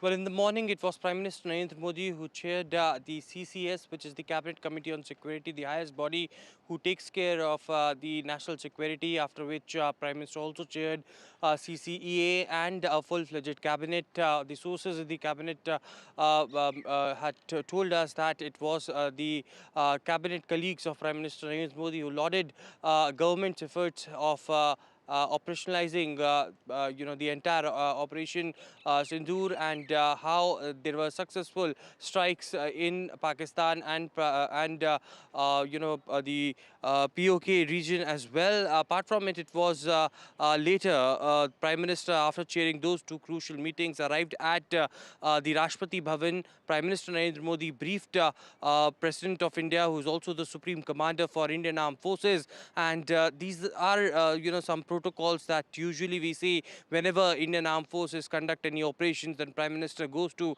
President of India. That meeting lasted for almost 15 minutes, and it is another high-level meeting which is underway at the Ministry of Home Affairs. Amit Shah is holding a very high-level meeting with the chief ministers, the DGPs, with the chief secretaries of the states which are joining to the border areas of Pakistan, Nepal, and others as well. And important directions are being given in a situation of a war like what the state governments needs to do, and what directions the Ministry of Home Affairs will be conducting for tomorrow. Then we've been told that government has called an all-party meeting in which it will be Rajnath Singh, Defence Minister, and Home Minister Amit Shah will be chairing, and of course the political parties would be briefed about the development that India is taking and how India is well prepared to counter any such operations or in a situation of retaliation by Pakistani side. The government aims to have all the political parties on board as far as the recent developments are concerned. So tomorrow the all-party meeting at 11 a.m. is what we have been told has been called in. Absolutely, a very important meeting, the all-party meeting that will take place tomorrow. And that is when the opposition parties will be briefed by the Prime Minister on Operation Sindoor. Stay with us, Aishwarya, because I want to now get in Gurpreet to talk more about, some of the border areas after they are put on high alert after Operation Sindoor. Gurpreet is standing by from and joining us from Firozpur, one of the border towns, to explain to us what's the situation on ground, the preparedness after Operation Sindoor. Tell us, Gurpreet, what are your sources telling you, and what's the situation like on ground, especially in Firozpur, a border town? Well, we have seen that this is the Punjab state is just next to Pakistan, and we have seen since morning high alert has already been issued on the whole border, whether it's the district Gurdaspur, district Firozpur or Pathankot, they are already on high alert, and we have seen the multiple precautions had already been taken by the local administration. If we can talk about Gurdaspur, we have seen already they have already shut down all the schools for 3 days, and in Firozpur, from where we are reporting at this point of time, we have seen they have also decided to shut down all the schools for 1 day. If we can talk about the meetings, we have seen the multiple meetings are happening, and a few minutes ago we have seen they have also decided to conduct this mock drill which has been asked by the central government, so that there should be proper preparedness if the war-like situation is going to be happen, and if war is going to be happen. As of now, we have seen all the top officers, they are sitting inside this municipal office where they are holding multiple meetings, even chalking out a strategy how they are going to deal the situation. We had a word with SSP of Firozpur also. He was saying as of now they are already in touch with the forces, they are already preparing on the ground each and everything, and a mock drill is also being conducted so that the people of this border area should be aware. But as of now, we have seen that he says we haven't issued a single advisory to villagers to leave the village to move other place, but some of the families we have seen they have also started moving from their village to nearby area to stay their relatives so that they can save their lives. But at the same time, we have seen the multiple decisions had already been taken by the administration, because we have seen the retreat ceremony which is also happening in this border area in Firozpur Hossaini Wala border, that had already scaled on. They had decided not to hold retreat ceremony here, and same thing is happening at Atari Wagah border. So as of now, we have seen the multiple precautions are being taken by the local administration, and multiple mock drills are being conducted so that they will be ready if there is any emergency. They can combat and deal with that situation. They can grapple with that situation. There should not be problem. And if we can talk about the sentiments of the people who stay in border In fact, area, Gurpreet, stay with me. Stay with us. I want to quickly address some breaking news. I'm going to come back to you on that, which is breaking news coming in on the Pooch Gurdwara attack that has taken place. And in fact, Akali Dal chief has responded to that. He's condemned the attack. He's condemned Pakistani firing at the LOC as well, and has said that Pakistani forces are behind this attack.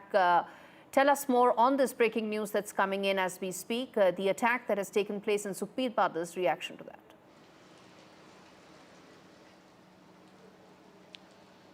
Well, we have seen that everybody condemned the way this attack has been carried out. And if we can talk about this border area and specifically Firozpur area, people are with the nation. They are saying the way the Indian government has already started taking action against terrorism, there is a need to uproot this terrorism. How many more lives we are going to lose the way we have seen the multiple anti-India activities had been happening, and specifically this after this Pahalgam attack, some of the people, they are saying they are with the nation. They will be contributing to the nation from the forefront if any emergency things are going to be happen on the ground. So in nutshell, if we can talk about border area, the people are very motivated. They are in high spirit. They want that this terrorism should be uprooted, and India has already started taking action. We have seen the multiple strikes had been taken place on the hideouts of these terrorists who are involved in multiple cases also. So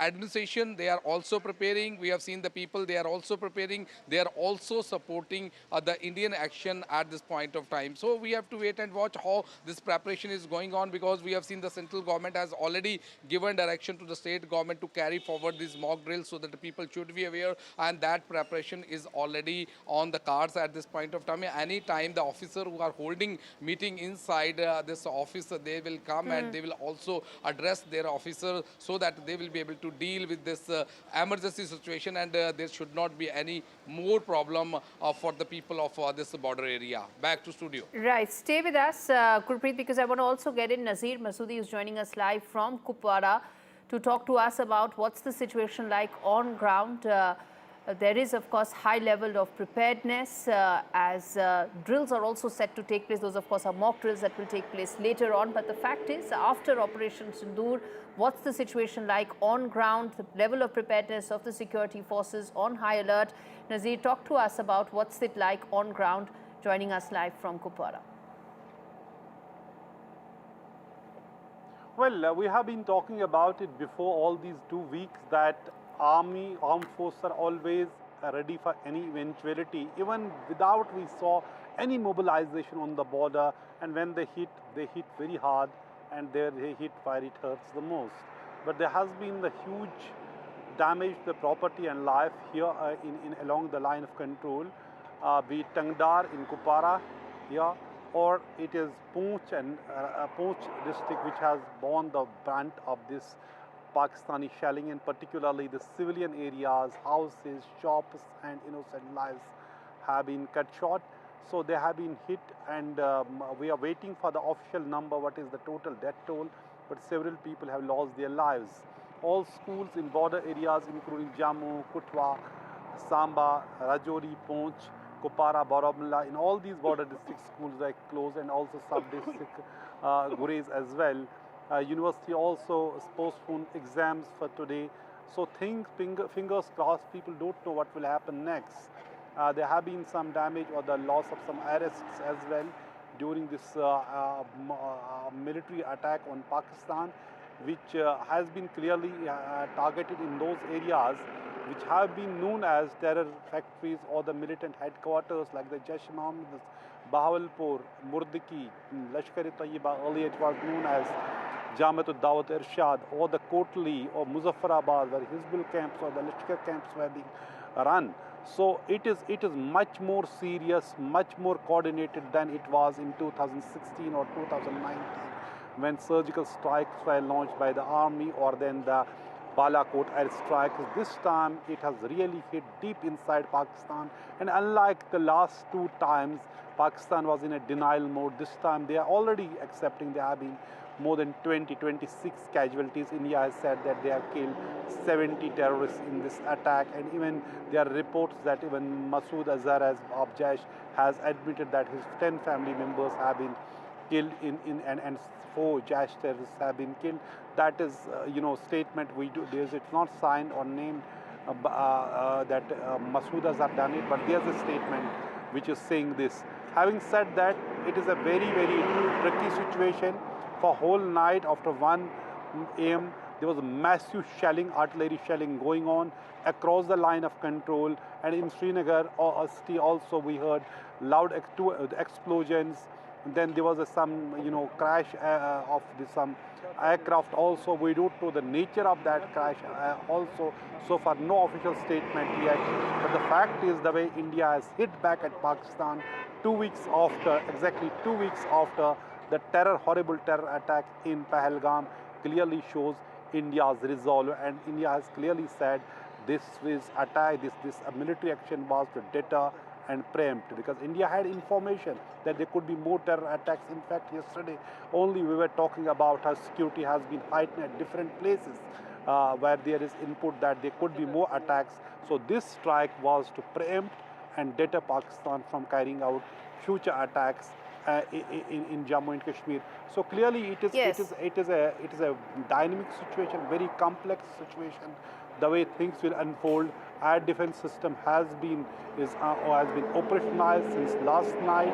India is prepared for any eventuality as it was after Pahalgam terror attack. Absolutely, Nasir and Gurpreet and Aishwarya, thank you so much for joining us live to talk more about the situation that's unfolding, the several aspects to this big story that we are getting. And now, of course, we're going to get you this exclusive report that's been filed by my colleague Shivarur from Ground Zero, where LOC, of course, continues to remain tense with Pakistan's firing. In fact, there's the shelling, the Pakistani shells, where they have landed is where this ground report has been filed by Shivarur. Take a look. We're at the line of control in Islamabad. It's one of the last outposts before the line of control. There are 2 houses here that were struck last night in Pakistan Army shelling here in the Uri sector. These 2 houses have been completely totaled, completely destroyed. There's still a fire burning, if you can see over there, smoke smoldering across this entire pair of houses. Miraculously, no deaths, but 4 people have been severely injured. 2 of them children. One of them has apparently lost a limb as well. They've been evacuated to the Baramulla hospital, which is about 40 kilometers to our rear from here. We're about 10 kilometers from the line of control.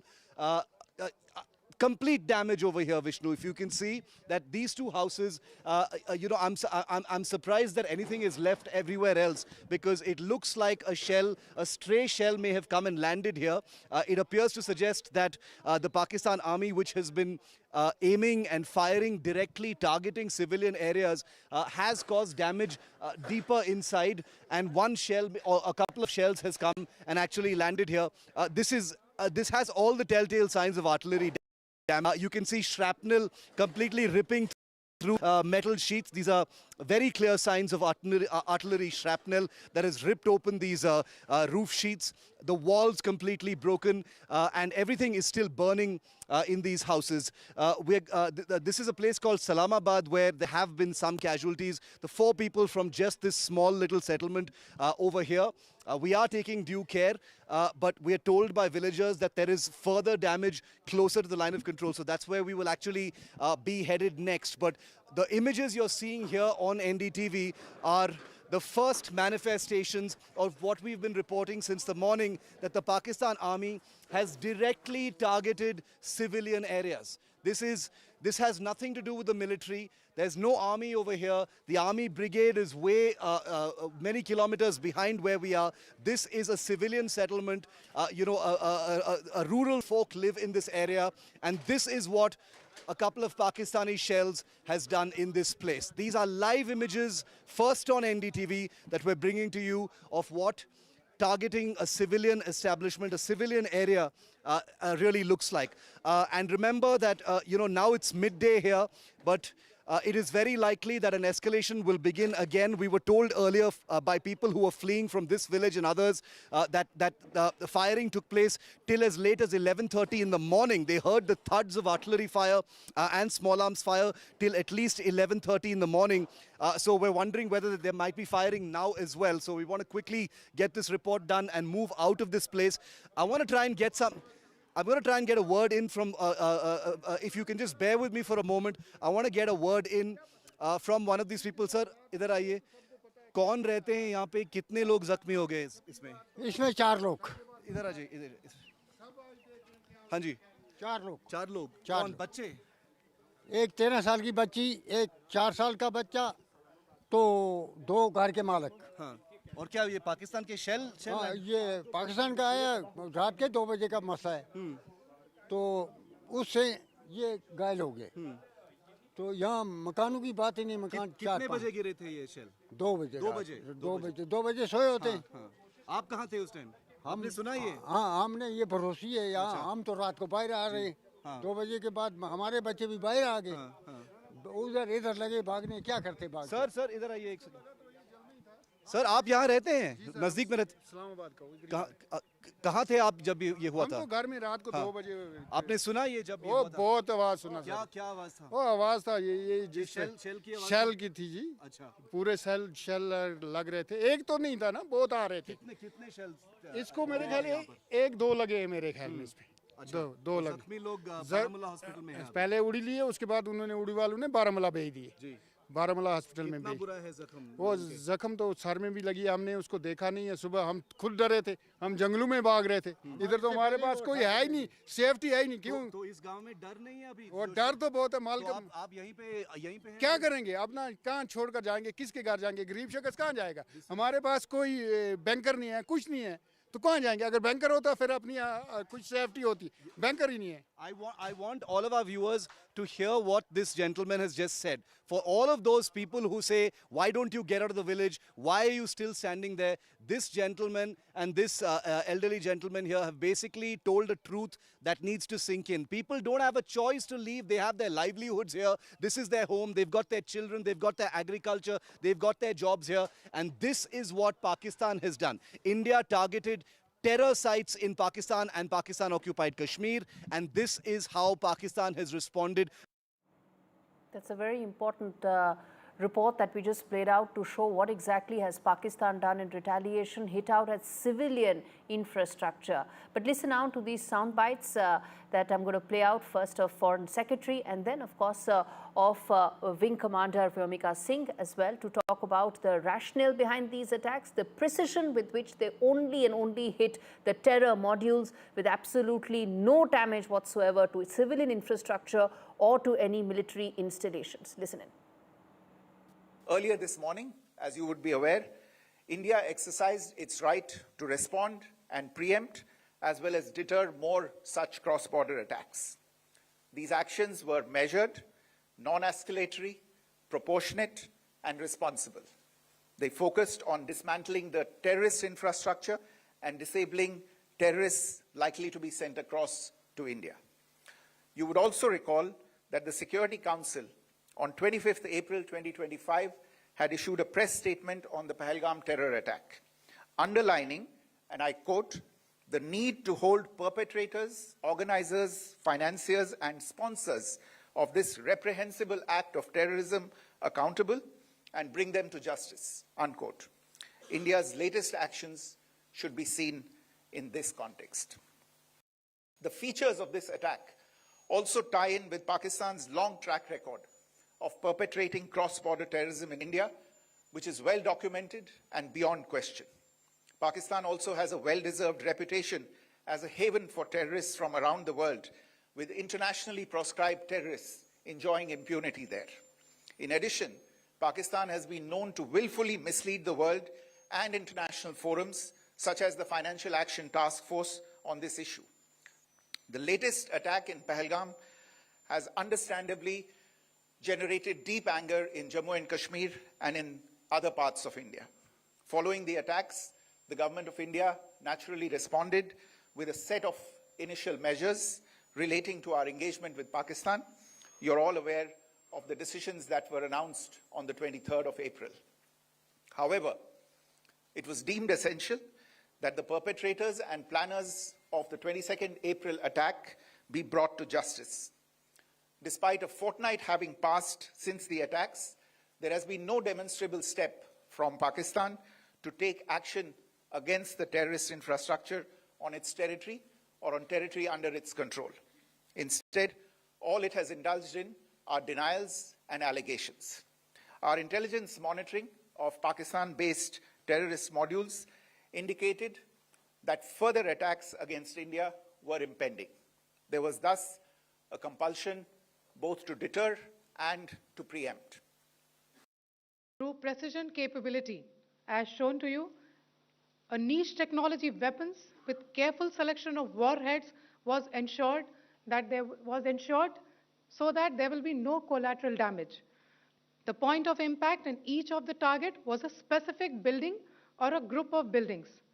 All the targets were neutralized with clinical efficiency, and the results reiterate the professionalism of the Indian Armed Forces in the planning and execution of their operations. No military establishments were targeted. India has demonstrated considerable restraint in its response. However, it must be said that the Indian Armed Forces are fully prepared to respond to Pakistani misadventures, if any. Syedna Bilal camp, Muzaffarabad, यह एक जैश मोहम्मद का staging area है। यह हथियार, विस्फोटक और जंगल survival training का केंद्र भी था। गुलपुर कैंप, कोटली, यह एलओसी से 30 किलोमीटर दूर था। लश्कर तोयबा का बेस था जो रजौरी, पुंछ में सक्रिय था। 20 अप्रैल 2023 को पुंछ में और 9 जून 2024 को तीर्थ यात्रियों के बस हमले में यहीं से आतंकी को ट्रेन किया गया था।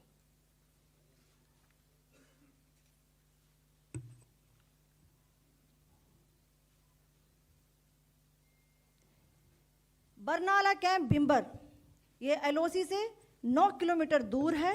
यहाँ पर हथियार हैंडलिंग, आईडी व जंगल सर्वाइवल का प्रशिक्षण केंद्र था। अब्बास कैंप, कोटली, यह एलओसी से 13 किलोमीटर दूर है। लश्कर तोयबा का फिदाइन यहाँ तैयार होता था। अब मैं पाकिस्तान के अंदर के टारगेट से अवगत कराना चाहूँगी। पहला, सर्जल कैंप, सियालकोट, यह अंतर्राष्ट्रीय सीमा से 6 किलोमीटर की दूरी पर है, सांबा कठुआ के सामने।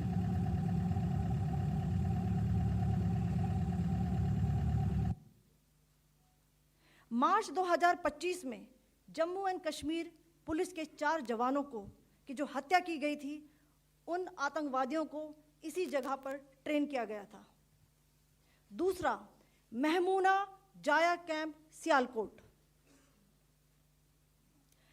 यह 18 से 12 किलोमीटर आईबी से दूर था।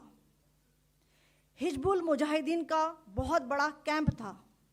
यह कठुआ जम्मू क्षेत्र में आतंक फैलाने का नियंत्रण केंद्र था। पठानकोट एयरफोर्स बेस पर किया गया हमला भी इसी कैंप से प्लान और डायरेक्ट किया गया था। मरकज ताइबा, मुरीद के, यह आईबी से 18 से 25 किलोमीटर दूरी पर है। 2008 के मुंबई हमले के आतंकी भी यहीं से प्रशिक्षित हुए थे। अजमल कसब व डेविड हेडली भी यहाँ ट्रेन हुए थे। मरकज सुभान अल्लाह, भावलपुर, यह इंटरनेशनल बाउंड्री से 100 किलोमीटर दूर है। जैश मोहम्मद का मुख्यालय था। यहाँ पर रिक्रूटमेंट, ट्रेनिंग व इंडोक्ट्रिनेशन का केंद्र भी था।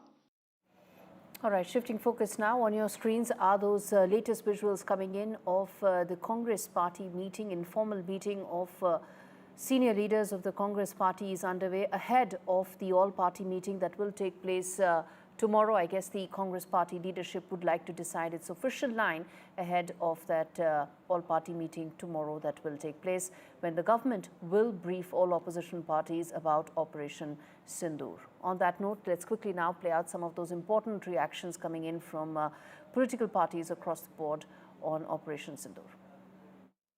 I think Government of India, the Indian Defence Forces have gone out of their way to ensure that no military and civilian targets were hit in Pakistan.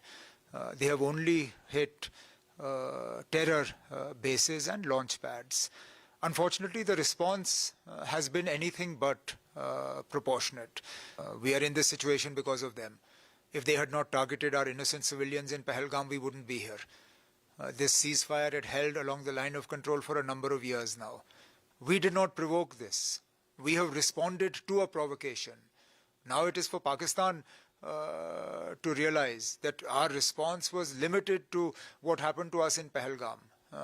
They must be careful not to escalate things beyond control. As you know from my earlier statements and writings, this is exactly what I thought the government should do, and I'm glad they have done, which is that there is no question in my mind that we had to give some sort of fitting response to the terror attack. The terrorists had to be taught that there was a price to be paid. And sadly, this kind of impunity that they believe they enjoy would have only emboldened them to continue with further attacks. So it was important and essential to give them some sort of response that was a kinetic response. In addition to the diplomatic measures we all know about, the government announced various things, action on visas, all sorts of things. But today, what they have done is a fitting response. We support the Sarkar on behalf of the government of Karnataka. I welcome this attack. And we will be in a position to attack if the Pakistan counter-attack us.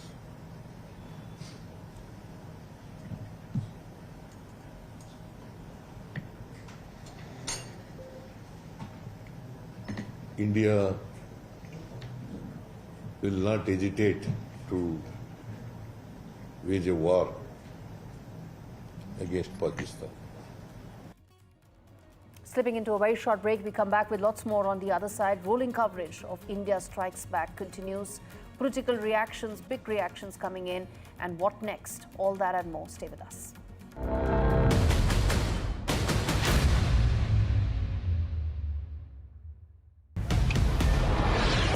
This is Operation Sindoor. It is India's big retaliation for the Pahalgam terror attack. The precision with which this attack has been carried out, it's payback time. The headquarters of Jaish-e-Mohammed in Bahawalpur and Lashkar-e-Taiba headquarters in Muridke have been hit. That these targets lay between 30 kilometers across the line of control. The Prime Minister has monitored the entire sequence of events overnight. He's been closely monitoring it.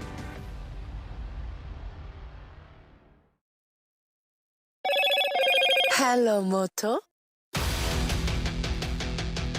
Motorola, India's leading AI smartphone brand. India avenges Pahalgam terror attack. Operation Sindoor, 25 minutes of precision strike by India. Prime Minister Modi briefs President Murmu on India's strike on Pakistan. Government calls an all-party meeting after Operation Sindoor. The all-party meeting will take place tomorrow, where Home Minister Amit Shah and Defence Minister Rajnath Singh are set to brief opposition parties. Security review post-Operation Sindoor as Home Minister Amit Shah chairs an emergency meeting. Home Minister's high-level meeting with border CMs underway. World reacts to Operation Sindoor by New Delhi. Israel strongly stands and supports India and says there's no place for terrorists to hide. US Secretary of State Marco Rubio speaks to External Affairs Minister Dr. Jaishankar.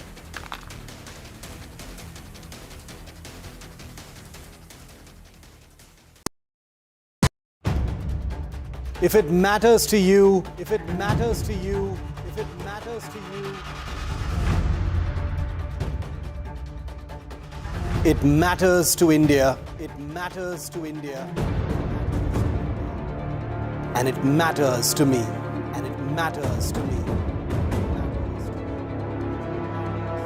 India Matters with Shivaru. Only on NDTV 24/7.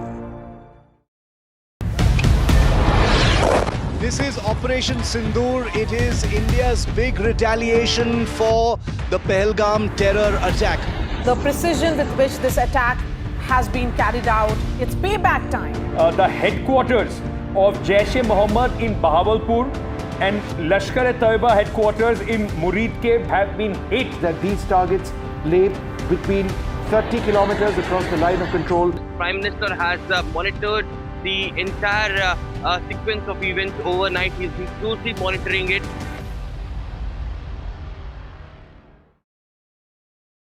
In today's interconnected world, India's voice is more crucial than ever. When India speaks, the world listens. At NDTV World, we are that voice, bringing you intelligent and insightful news from India and beyond. From geopolitics and diplomacy to economic shifts, migrations, tech disruptions, and the stories of our diaspora.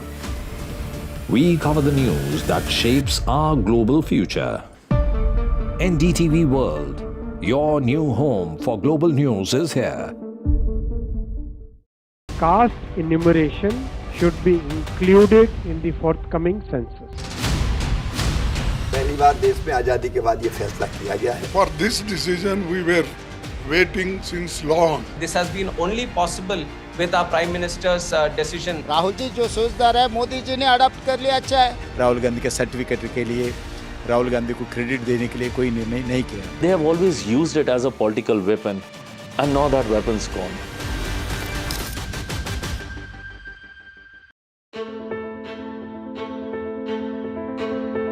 News is not just headlines, it is what impacts you. And news should never be mistaken for noise. What matters is the reality. Accurate, in-depth, and with the right perspective. For over 20 years, I have been a journalist, and never has clarity mattered more than now. At Newsnight, we go beyond the surface. We dissect the details, challenge the narratives, and bring you the unparalleled clarity you deserve in a world clouded by misinformation. We are bold, we are direct. Newsnight, for the news in your interest. Only on NDTV 24/7. Do you really know the company you invest in? What is the real picture behind presentations and claims? Is the outlook as rosy as the company claims? Know Your Company, powered by NDTV Profit Research, shines a light on the biggest stock market movers.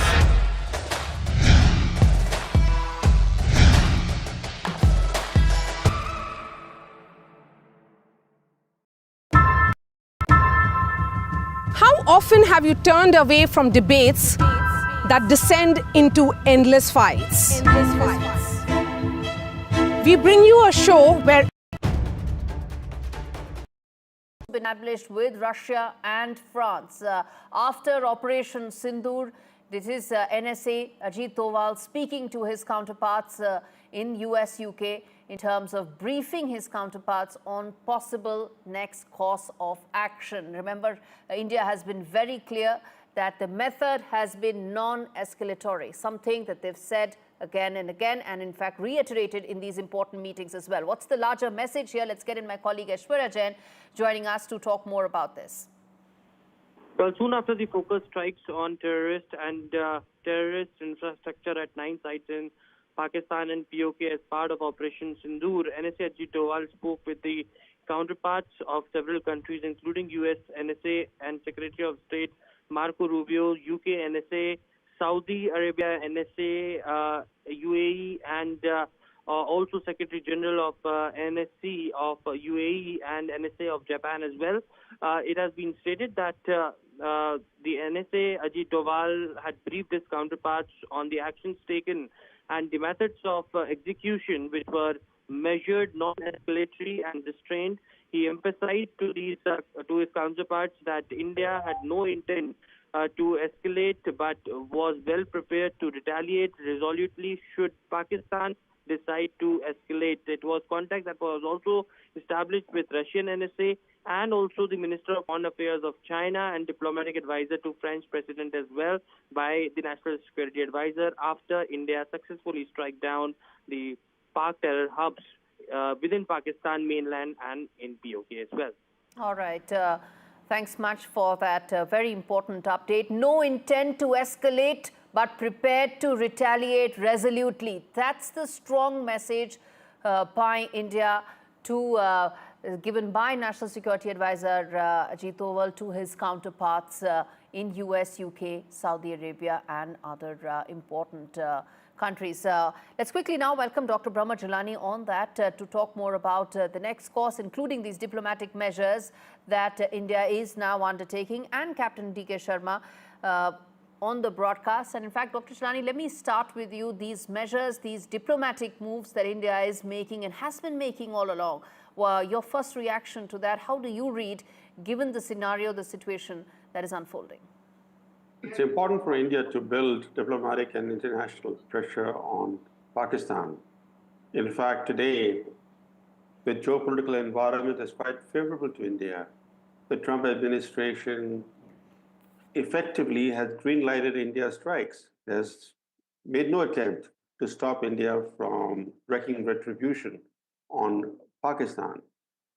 No important power in the world has criticized India for putting the Indus Waters Treaty in abeyance. That has come as a surprise. It really shows how the global environment is quite favorable to India. This is the time for India to impose deterrent costs on Pakistan. And we do not know whether Operation Sindoor is going to involve more strikes, especially if Pakistan were to respond to early this morning strikes by India. Would India respond to Pakistan's response by inflicting more pain on Pakistan? We do not know at this stage.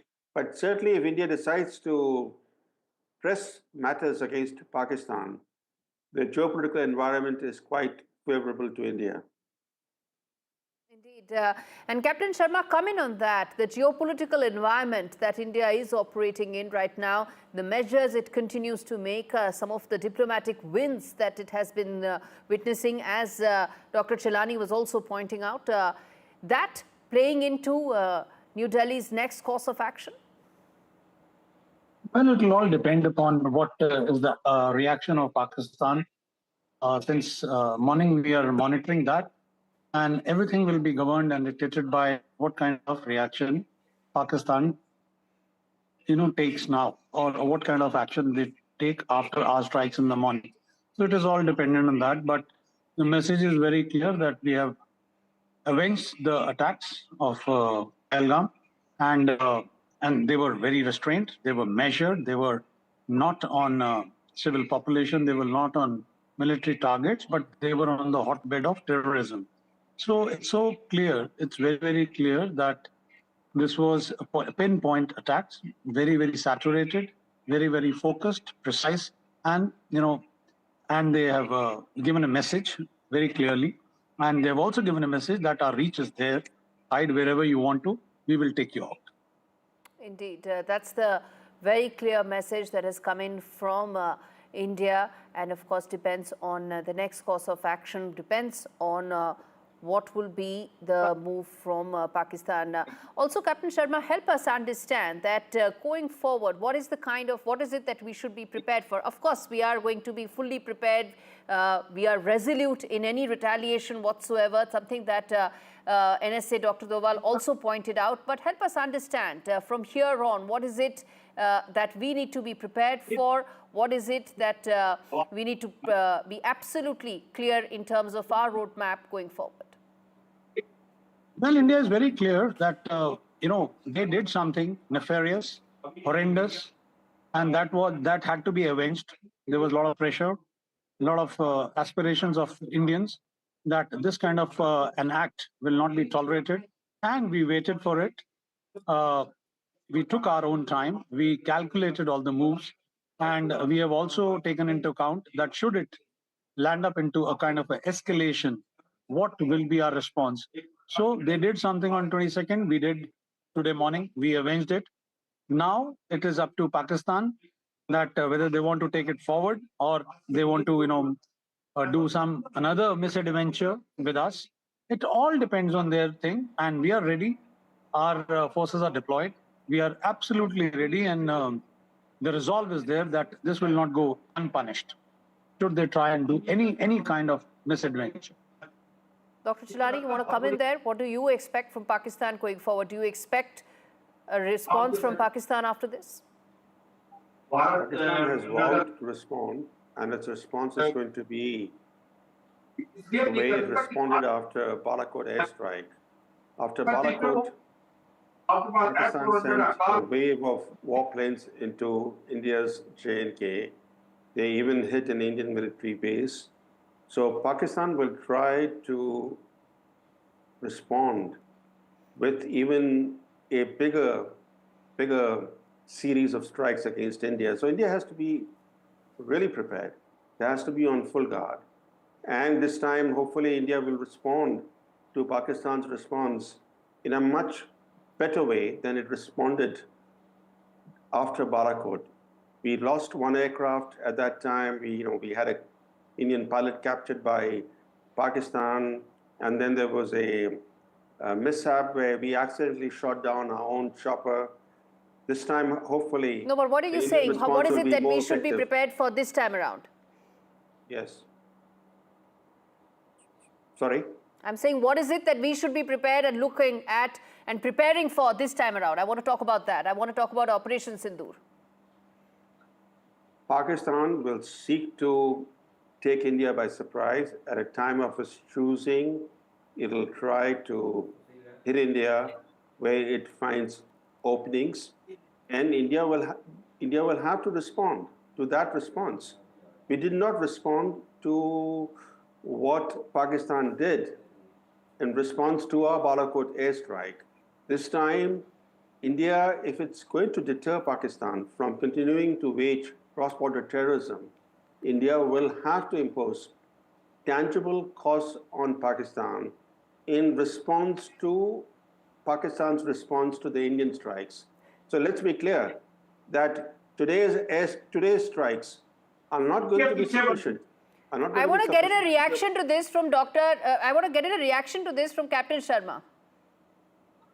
Well, ours will not be a knee-jerk reaction. Let me tell you very, very clearly. We took our own time. We had solid plans. We had solid coordination. It was a tri-service, synchronized attack, multi-pronged. And you see the spread of the 9 targets which we took out in the morning. So it is not that India will, just react to whatever Pakistan does. Let's see, and that's what I'm saying, that what they did on 22nd, we avenged on the 7th morning. Now, should they decide, and if ever they decide, they will be, sucked into it. And let me tell you, it will be very, very costly for them should they try any kind of misadventure. That is what I'm saying. No knee-jerk reactions from Indian side. It will be, again, very measured, and it will, hurt them where it hurts the most. Indeed. And in fact, that is a message that India sent out this time around as well. Very clear that it was precise, it was non-escalatory, but very clear that it is hitting the terror modules, the terror infrastructure, backed by credible intelligence, meant to target only and only those terror infrastructure, no civilian infrastructure, no military installations. Very clear in what it wants to and how it wants to respond. Brahma Chilani, let me then also talk about some of the other maneuvers that India continues to make. And I want to come back to the diplomatic maneuvers that we were just talking about a short while back, because that's also important.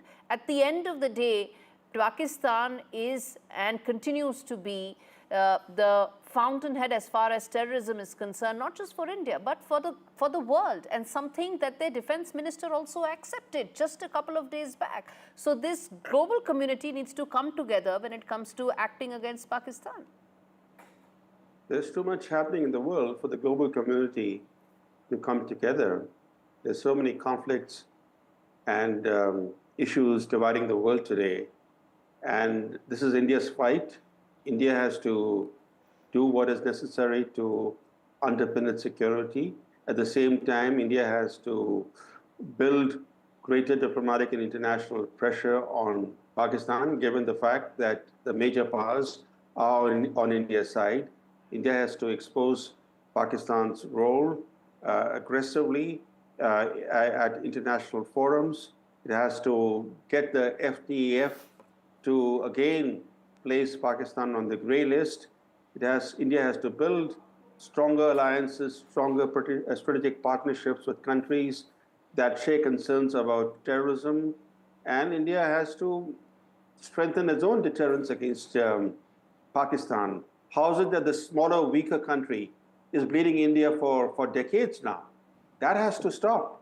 That means India has to act. India has to act to underpin its own security. It cannot count on the world. No, it's doing that. It's doing just that. And India does not need anybody else when it comes to its own security, its strategic calculus, and its overall strategic matrix. It's doing that, and today's strike is a demonstration of just that. Thank you so much, gentlemen, for joining me. I'm going to slip into a very short break, come back with more news on the other side. Stay with us.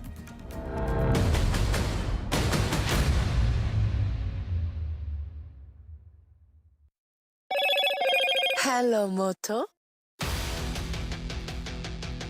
Motorola, India's leading AI smartphone brand.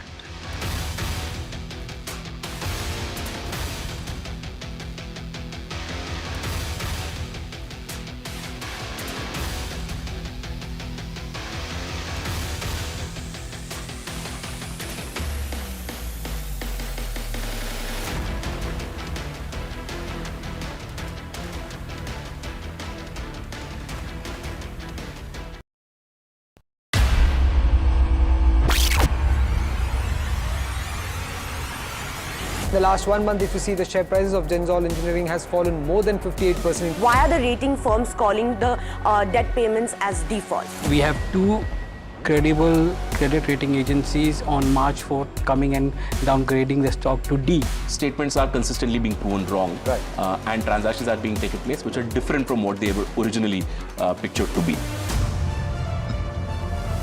The company claimed it would roll out 6,400 electric vehicles.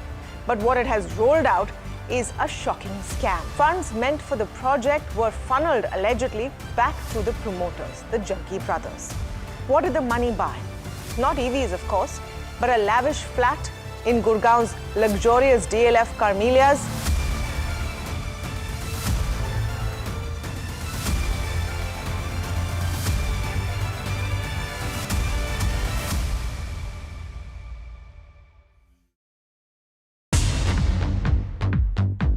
More news that matters. Big exclusive. Tulsi Gabbard gunned down by Pakistan-backed cowards. When you interact with people on ground, you're able to reflect their sentiments much better. More debates that shake the system. More exclusives you won't find anywhere else.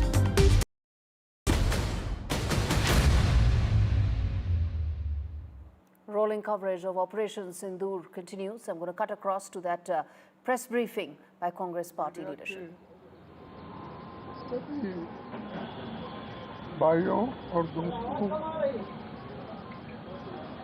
मेरे media के दोस्तों और सारे print media के भी मेरे भाइयों, आज हमने वर्किंग कमेटी मीटिंग बुलाई थी इसीलिए कि ये जो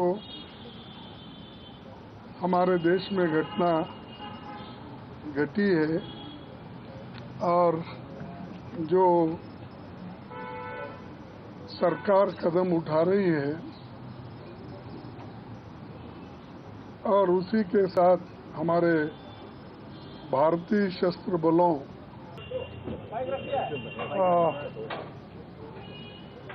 हमारे मीडिया के सभी भाइयों और दोस्तों, मेरे मीडिया के दोस्तों और सारे प्रिंट मीडिया के भी मेरे भाइयों, आज हमने वर्किंग कमेटी मीटिंग बुलाई थी इसीलिए कि ये जो हमारे देश में घटना घटी है और जो सरकार कदम उठा रही है और उसी के साथ हमारे भारतीय सशस्त्र बलों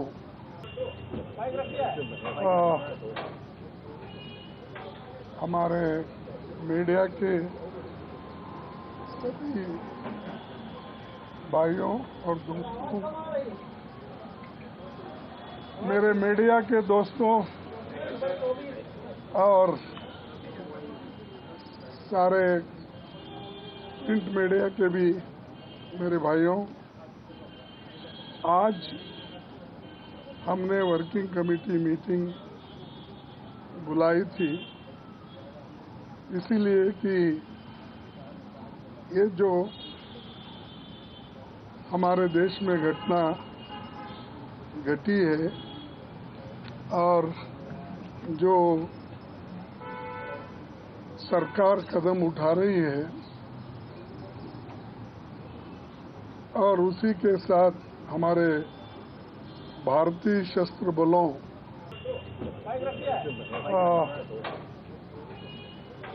हमारे मीडिया के सभी भाइयों और दोस्तों, मेरे मीडिया के दोस्तों, वो बात रखी। वर्किंग कमेटी में हमारा डिस्कशन हुआ, पूरा समर्थन, full support to our forces, best wishes to them, much love to them, complete support from the Congress party and the Congress working committee.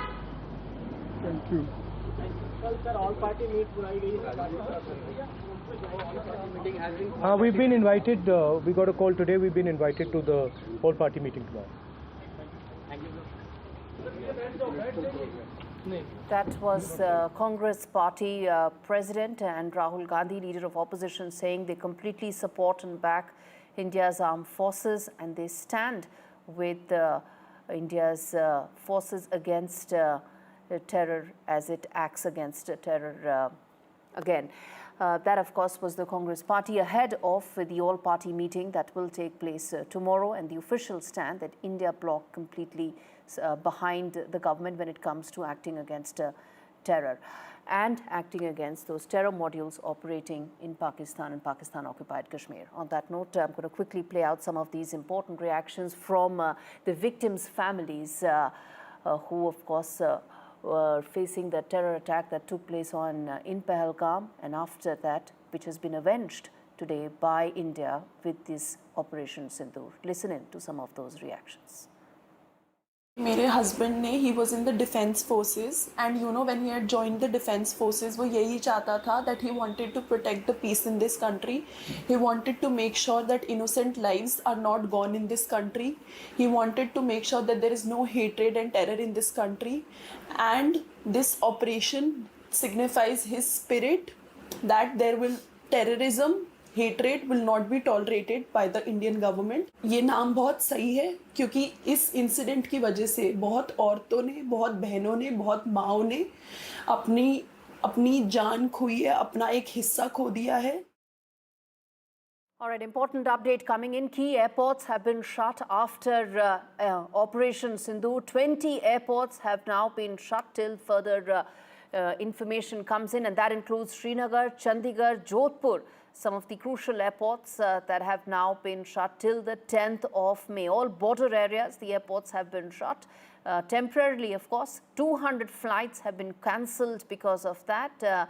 In Jammu and Kashmir, Punjab and Rajasthan, this action has been taken. This is till the 10th of May. Leh, Jammu, Amritsar are some of the airports that have been impacted and shut till the 10th of May. All right, on that note, a quick break. We come back with more. Stay with us.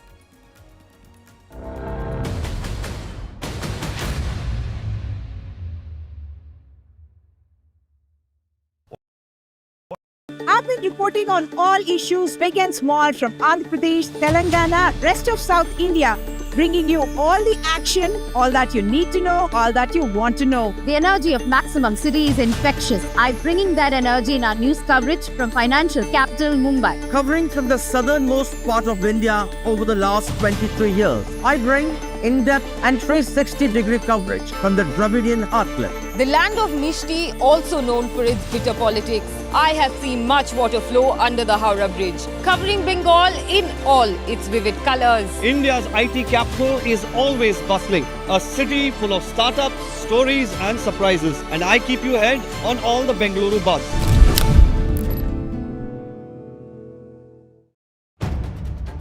If it matters to you, if it matters to you, if it matters to you, it matters to India. It matters to India.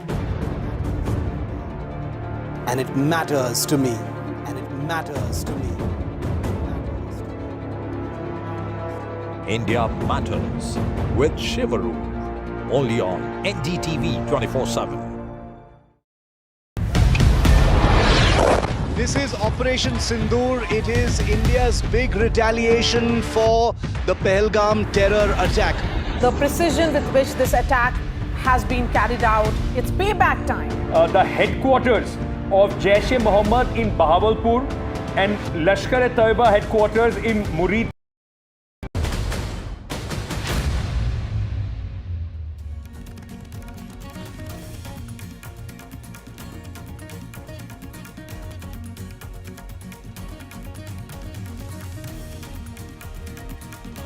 NSA speaks to his counterparts.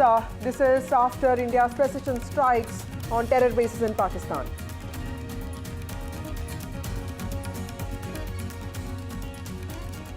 Dr. S. Jaishankar also speaks to his counterparts. He speaks to Qatar PM as well, briefs him about what happened in precision strikes against Pakistan.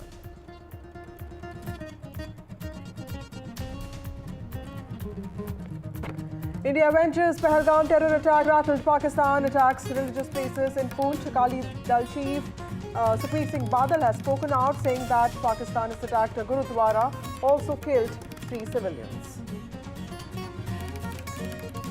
Security review post-Operation Sindoor. Home Minister Amit Shah chairs a very important emergency meeting. Home Minister Amit Shah's high-level meeting with border chief ministers today.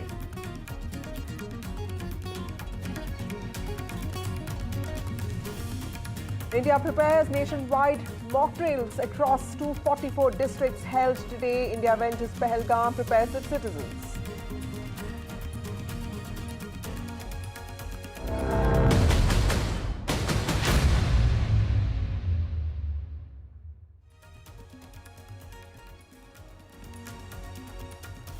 Well, Operation Sindoor, this is India's moment of retribution, India's moment of justice. Remember Operation Sindoor, a series of precision attacks was carried out by India in the early hours of today morning. In fact, it's a 25-minute precision strikes in which Pakistan has been left red-faced, daring, direct and decisive. In fact, army officials, armed forces officials also briefed media on this, and this also is reflective of India's intent to show its mettle to Pakistan, and this has happened after the terror attack in Pahalgam claimed the lives of 26 innocent Indians. Video proof of precision strikes was also released during this media briefing.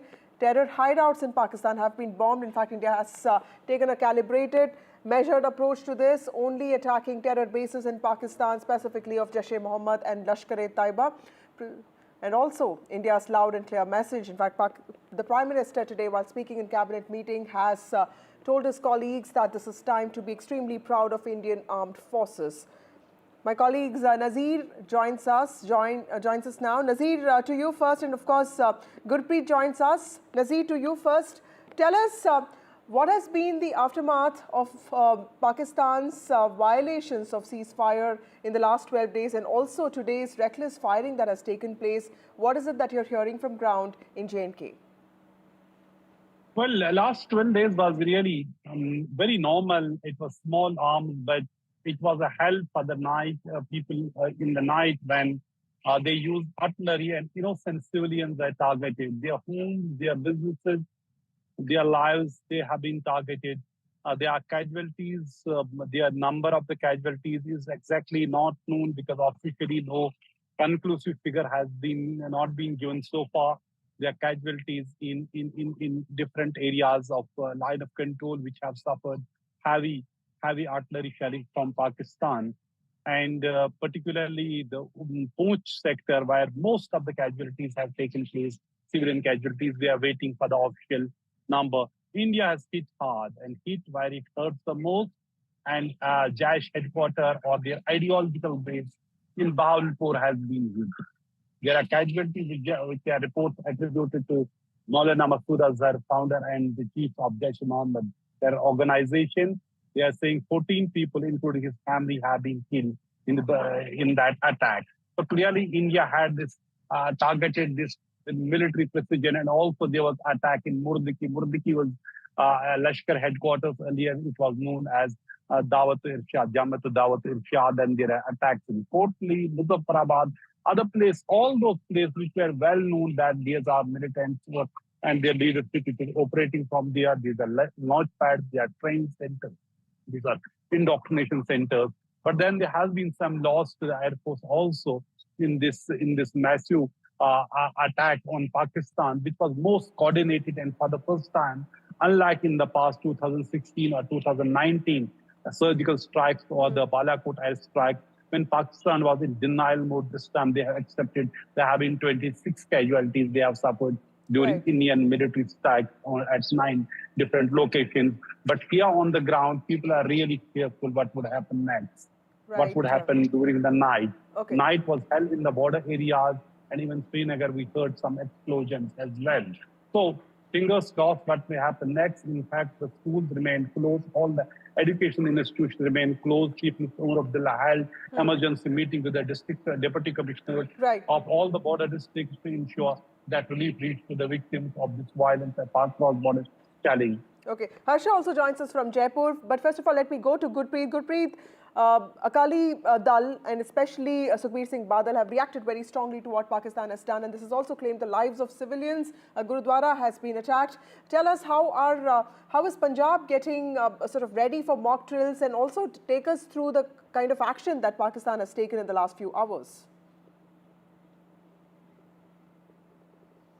Well, yes, of course. So we have seen Shiromani Akali Dal, and specifically President of Shiromani Akali Dal, he has already condemned this attack on Gurdwara Sahib. He says that it is highly condemnable act of Pakistan. But we have seen being a border state in Punjab, multiple decisions had been taken. And if we can talk about this border districts and specifically Gurdaspur district, we have seen they have already shut down all the schools for 3 days. In Pathankot also, the schools have already been shut down, and in Firozpur also 1 day they have already decided to shut down for 1 day school in all over the district. Right now we are standing here and showing how the preparedness is going on. We have seen the mock drill is being taken place here, and we can see that whatever the guidelines had been issued by the central government, they are trying to implement on the ground. As of now, we have seen SSP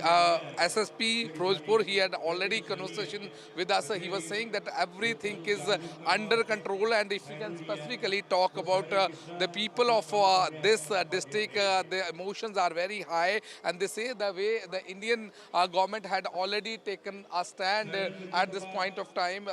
The Indian government, which has already taken stand against this terror attack which has been executed in India. So we will also talk the people who are present here. तो लगातार preparation चल रही है, क्योंकि अभी देख रहे हैं जैसे इंडिया और पाकिस्तान के जो अभी वॉलेटाइल सिचुएशन चल रही है, तो लगातार यहाँ प्रेपरेशन चल रही है। ਜੋ ਇੰਡੀਆ ਪਾਕਿਸਤਾਨ ਦੀ ਸਿਚੁਏਸ਼ਨ ਚੱਲ ਰਹੀ ਹੈ ਉਹਨੂੰ ਦੇਖਦੇ ਹੋਏ ਸਰਕਾਰ ਦੀਆਂ ਹਦਾਇਤਾਂ ਅਨੁਸਾਰ ਅੱਜ ਇੱਥੇ 4 ਵਜੇ ਮੌਕ ਡਰਿਲ ਚਲਾਈ ਜਾ ਰਹੀ ਹੈ। ਅਸੀਂ ਕੱਲ ਵੀ ਰਿਹਰਸਲ ਕੀਤੀ ਹੈ, ਸਾਇਰਨ ਵਜਾ ਕੇ ਦੇਖਿਆ ਸੀ ਜੀ। ਉਸ ਦੇ ਨਾਲ ਜੋ ਅੱਜ ਸਾਨੂੰ ਹੁਕਮ ਮਿਲੇ ਨੇ ਉਸ ਦੇ ਨਾਲ ਅਸੀਂ 4 ਵਜੇ ਰਿਹਰਸਲ ਕਰਨ ਲੱਗੇ ਹਾਂ। ਪਬਲਿਕ ਨੂੰ ਵੀ ਦੱਸਣ ਲੱਗੇ ਹਾਂ ਵੀ ਕਿਹੜੀ ਸਿਚੁਏਸ਼ਨ ਵਿੱਚ ਤੁਸੀਂ ਕਿਵੇਂ ਅਵੇਅਰ ਰਹਿਣਾ, ਕਿਵੇਂ ਆਪਦੇ ਆਪ ਨੂੰ ਸੇਫ ਕਰਨਾ। ਉਸ ਤੋਂ ਬਾਅਦ 9 ਤੋਂ 9:30 ਵਜੇ ਜੋ ਸਰਕਾਰ ਦੇ ਜੋ ਮਾਨਯੋਗ ਡੀ ਸਾਹਿਬ ਨੇ ਜਾਂ ਮਾਨਯੋਗ SSP ਸਾਹਿਬ ਨੇ ਹੁਕਮ ਦਿੱਤੇ, 9 ਤੋਂ 9:30 ਵਜੇ ਸਾਰੇ ਸ਼ਹਿਰ ਦੇ ਵਿੱਚ ਬਲੈਕਆਊਟ ਕੀਤਾ ਜਾਏਗਾ। ਤੇ ਮੈਂ ਸਾਰੇ ਸ਼ਹਿਰ ਨਿਵਾਸੀਆਂ ਨੂੰ, ਫਿਰੋਜ਼ਪੁਰ ਨਿਵਾਸੀਆਂ ਨੂੰ ਅਪੀਲ ਕਰਨਾ ਵੀ ਕਿਸੇ ਤਰ੍ਹਾਂ ਦੀ ਵੀ ਪੈਨਿਕ ਕਰਨ ਦੀ ਜ਼ਰੂਰਤ ਨਹੀਂ। ਅਸੀਂ ਹਰ ਵੇਲੇ ਉਹਨਾਂ ਦੇ ਨਾਲ ਖੜੇ ਆ। ਸਾਡੇ ਸਾਰੇ MC ਸਾਹਿਬਾਨ 9 ਤੋਂ ਲੈ ਕੇ 9:30 ਵਜੇ ਤੱਕ ਇੱਥੇ ਮੌਜੂਦ ਰਹਿਣਗੇ। ਸਾਡੇ ਨੰਬਰ ਇਹਨਾਂ ਸਾਰਿਆਂ ਕੋਲ ਹੈਗੇ ਨੇ। ਕਿਸੇ ਵੇਲੇ ਵੀ ਕੋਈ ਦਿੱਕਤ ਹੋਵੇ ਸਾਨੂੰ ਉਸੇ ਵੇਲੇ ਫੋਨ ਕਰ, ਅਸੀਂ ਉਸੇ ਵੇਲੇ ਉੱਥੇ ਪਹੁੰਚਾਂਗੇ। ਧੰਨਵਾਦ। Well, we can see these people, these are the local representatives. They are holding these mock drills on the ground so that they should be prepared. And what we have learned, the government has already given clear-cut direction to all the state government to hold this mock drill so that the people should be aware about the procedures during war if the situation is going to be arise in the coming days. So as of now, if we can talk about specifically this district Firozpur, we have seen the people are in very high spirit. They say the action which has been taken by Indian government against this terror attack, that is highly appreciable, and they say if it is required they will also support the nation because they want that this terrorism should be uprooted. So we have to wait and watch how the situation is going to be turned in the coming days. Absolutely. Back to studio. To your right are those visuals, live visuals of the mock drills, the civil defense exercises that have been conducted across the country today in 244 districts of this country. Let me go across to Harsha. Harsha, you are going to Jaisalmer, and there's been a lot of emphasis on bordering districts. In fact, Home Minister Amit Shah also held a meeting, an important meeting with DGPs of states which are bordering districts. Tell us, how are the bordering districts preparing for any threat or attack of any kind? Because clearly India as a whole nationally is also in some ways prepared for a retaliation, but at the same time wants its civilians to be ready as well. Well, yes, absolutely. I'm on the way to Jaisalmer, and I'm now in close to Jodhpur, actually on the outskirts. So the Pakistan border is just about 350 to 400 kilometers away, and I'm at a village called Jhelum. और आपके पास कुछ बताया गया है, क्योंकि यहाँ से पाकिस्तान दूर नहीं है, तो किस तरह से तैयारी रखनी चाहिए? हमारे यहाँ प्रशासन ने बताया है कि रात को 7 बजे साइरन बजेगा, वो लाइट बंद करके रखना है, और जहाँ भी खड़े हो आपके पास गाड़ी है तो गाड़ी की लाइट बंद करके रखनी है। इस तरह सब प्रशासन ने बताया है। आप लोगों को कुछ तैयारी के बारे में बताया है, क्योंकि पाकिस्तान बहुत दूर नहीं है यहाँ से? हमारे को कुछ नहीं बताया। आपको नहीं मालूम है? कुछ बताया है, क्योंकि यहाँ से ज्यादा दूर नहीं है, आपका बॉर्डर इधर है, ये बताइए। मैडम, हम तो सुबह घर पे ही थे, पर क्या हमें जो भाई बंधु ने बताया, गोवर्धन जी ने, हमें तो हम उसी प्रकार की तैयारी करके रखेंगे हम भी, जैसे कि कोई वारदात ना हो किसी के साथ। हम 71 की लड़ाई में तो यहाँ तक शेलिंग हुई। हाँ, यहाँ तक हुई थी, पर हम तो सारे बंदों को यही बोल रहे हैं कि आप अपना ध्यान रखें, खुद और अपना परिवार का। जो कच्चे मकान है उसमें रहे, बने बनाए ना रहे। जी बिल्कुल।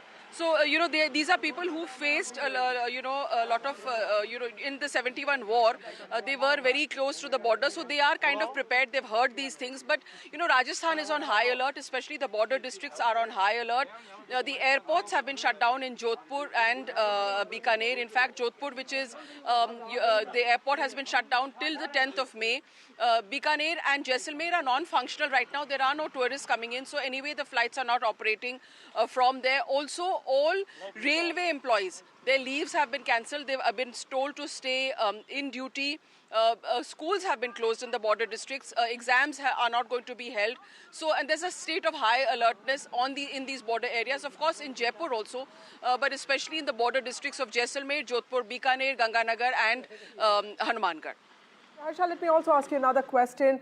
There's been a lot of talk about the kind of precision strikes that India has undertaken, today morning. What is the sentiment amongst people? Because this time, the briefing that we saw by officials in the armed forces also had a lot of visual evidence. They had videos, they had context and history.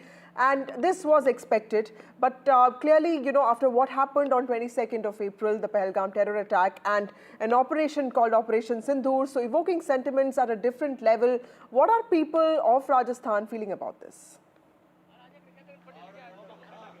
Yes, well, actually, in fact, as soon as they saw the TV camera, they all came here to speak to me.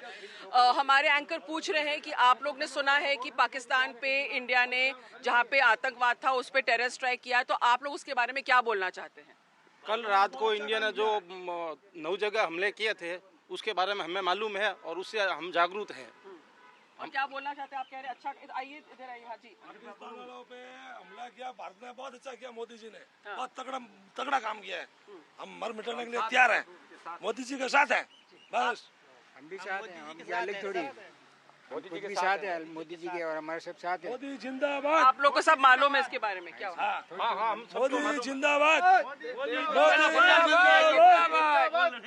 So you can see that very spontaneous crowd that is collected around me, and the sentiment is, of course, they know exactly what has happened, and they do feel that the right thing has happened, and they appreciate the fact that the Indian government has taken a strong stand. Remember, we are very close to the border with Pakistan, so these people actually are aware and alert of how they should behave in the eventuality if there is escalation. But at the same time, there is a sense that at least India has responded strongly and correctly.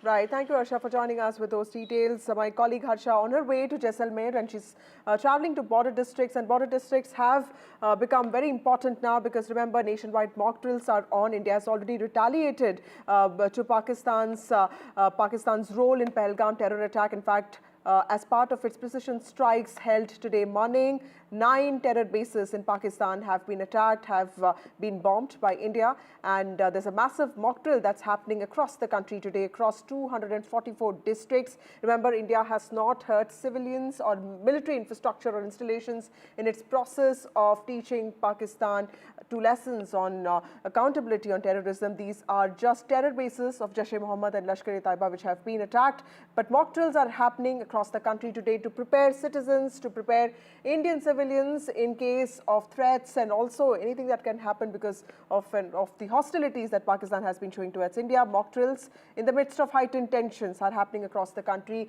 and these are the first drills that are happening in this country since the 1971 war against Pakistan. Blackouts, evacuations, sirens, all of that in order. And those on your right are visuals of the mock drills that have taken place across the country. Various states are taking part in this. In fact, this was an MHA notification that was sent out to at least 6 to 7 states where they were asked to prepare, identify districts and then prepare accordingly to ensure that civilians are ready for threats of any nature. Let me also get you some more details from my colleagues who have been recording, who've also been talking to civilians who are preparing for this, for these kind of civil defense exercises. First, let me go across to Anuj, my colleague from Maharashtra, on how Maharashtra is sort of gearing up or preparing for a threat of any nature, and how did Maharashtra sort of conduct these mock drills today? I'm present here at the CST where a mock drill is underway at the moment. This mock drill has been going on for the last 20 minutes, which involves, the RPF volunteers, which involves the civil defense volunteers and, the volunteers from the Central Railway as well. These are the people who have arranged for these mock drills. It becomes very important for us to understand why is, this activity important at this particular place, because CST is one of the more vulnerable places when it comes to Mumbai. Even during the 2008 attacks, we remember that this was was one of the prime targets of the terrorists. Secondly, it becomes an important center of the entire city because it's not just a place where people from across the state come, but people from across the country find this as the gateway while coming to Mumbai city. As you can see that a lot of people have come here and have gathered here to view the mock drill, and at the moment one can see that the mock drill involves the the volunteers acting out on the instructions of the of the instructor, who is intending to show to the people what are the immediate steps that needs to be undertaken if in case the station is under attack. This involves an airstrike attack. This involves a bomb perception or a bomb threat outside this particular station in the parking area, and all of these things are taken into consideration on what are the immediate reaction of the people that should be. At the same time, the authorities here have also taken this opportunity to make sure that the volunteers are also kept in line with how to make sure that they approach the people. Just a while back we saw them showing the people on how they can take help of the volunteers here and make sure that the first aid service reaches till the least common denominator in case of such an attack. It also demonstrated how the police officials, how the RPF officials and the civil defense personnel can reach out to people when it comes to those who have received serious injuries in physical form. With camera person Rajendra Dyalkar, this is Anuj Raith reporting for NDTV from Mumbai.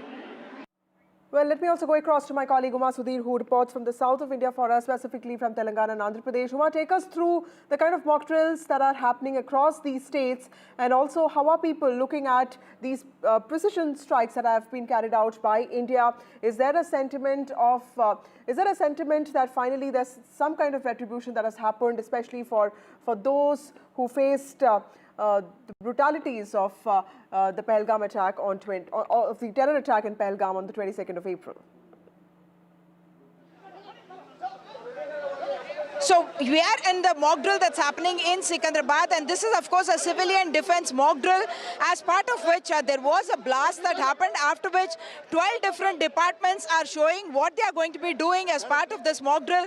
You have the defense, you have the revenue department, you have the police force, you have the fire, and you also have others who are actually showing how this kind of a defense is going to happen. And that's why 12 different departments getting together to show how this is going to be done, and NCC volunteers also showing. This is of course a civilian defense mock drill, and that's the reason why this apartment complex has been chosen. And after the blast happened, they went through what was called as a kind of a debris that had to be cleared, after which now the volunteers are going in to carry out the rescue. The mock, as part of the mock, there is said to be a fire in one of the top floors of this building, where the fire department personnel have gone in, and they are going to be showing how they will be bringing in people from there. What we understand is that as part of their operations, they are also going to be recruiting volunteers. They are going to be bringing volunteers in from everywhere to be able to do this, and those volunteers are from the apartment complex itself. They identify how many people are there in the building on each floor, who are the people who are there, and how they should be evacuated. Should they be evacuated through the staircase? That is somebody who's said to be injured, and then those people will have to be moved. The injured, how they have to be moved. There is a demo, there's a live demo now about how someone is injured and how the movement will happen, the emergency, how the ambulances will come in and will start moving the people to the emergency medical camp that is nearby. The water department, for instance, is also here to be able to tell them where the source of water is, to be able to put out such a fire that is there in the building. The volunteers are helping to evacuate those who are injured away from the building, from the areas where the danger may exist, to areas where they can be kept in safety, moved away so that they are not part of the crowd and they don't get trapped in a situation where more of an emergency is likely to happen, and therefore the injured being moved away. The fire department is also going to show a demo about how people will be brought down the building using a rope as well to show that this is the kind of situation that we are looking at. So while for the fire department and for the NCC, these are drills that they do very very regularly for the civilian population. This is an exposure to say that how you must behave, what you must be doing during the time of an emergency, and how the different departments are going to come together to carry out this kind of a rescue. Of course, this comes at a time when the armed forces is engaged with the tensions with the borders, at the borders, and here if an emergency were to arise in the civilian areas, what these people will be doing, that is what is now being demonstrated through these through this action that is happening here, where you can see 12 different departments who are all doing their different functions and showing how they are going to be carrying out or reacting in a situation of emergency. Thank you, Vasudhi, for joining us with those So you have details. My colleague Sam Daniel joins us now from Chennai. Sam, Chennai is a city, used to be known as Madras, and it has seen the aftermath of war and the consequences of war, specifically in World War II. And I remember when I used to live in Chennai, there used to be memories attached to how life was during that time. So blackouts is not a new thing for people of Chennai, but this is a new generation that lives there.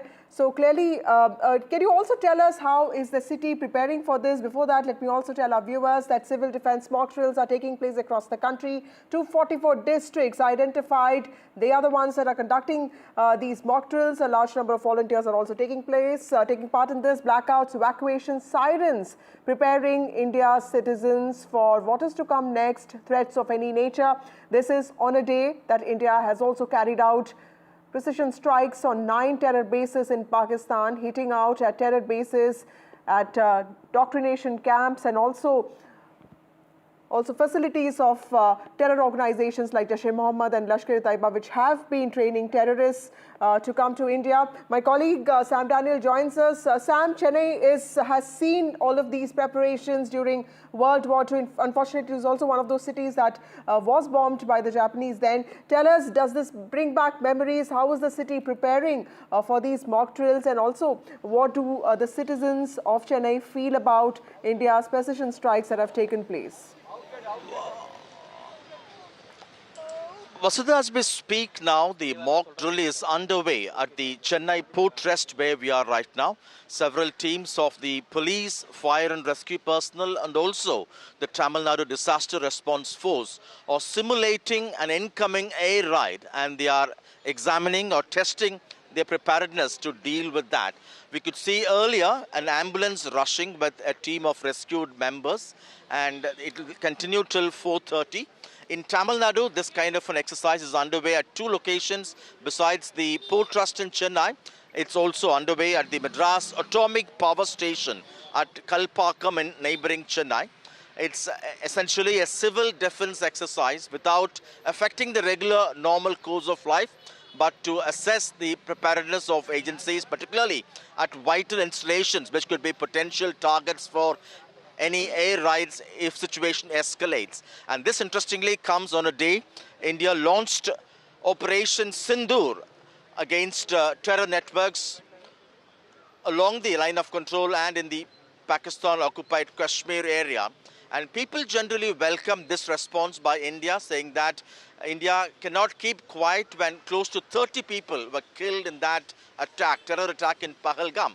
But some also express concerns that the state or the country should not let it escalate into a full-fledged war. Now that the point has been made to Pakistan, now that the terror networks have been hit in a precise manner, we should make sure that we exercise caution, restraint, so that this does not escalate into a full-fledged war. Some also say it's time we also introspect and find out the gaps in terms of be it intelligence failure or any other loopholes through which these terror elements were able to infiltrate into the country. And the larger picture, they say, exercises like this reaffirms or reinforces their confidence, how prepared the country is in the event of any kind of an air raid situation. Thank you, Sam Daniel, for joining us with those details. India has made it very clear that these precision strikes that it carried out are only on terror bases in Pakistan and also in Pakistan-occupied Jammu and Kashmir.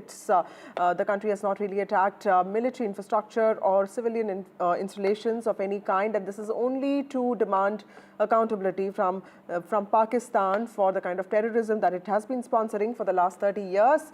In fact, of the 5 Jaish-e-Mohammed, LET and Hizbul Mujahideen camps that have been attacked, many of them are also camps that have been training terrorists. These are outside Ministry of External Affairs, and several diplomats have come. In fact, remember that there's been an outpouring of support and solidarity from across the world. After the Pahalgam terror attack that took place, countries had given their complete support to India. And even today, after India made it very clear, those precision strikes that took place in the morning are completely to dismantle terror bases in Pakistan, not to hurt civilians or even military infrastructure.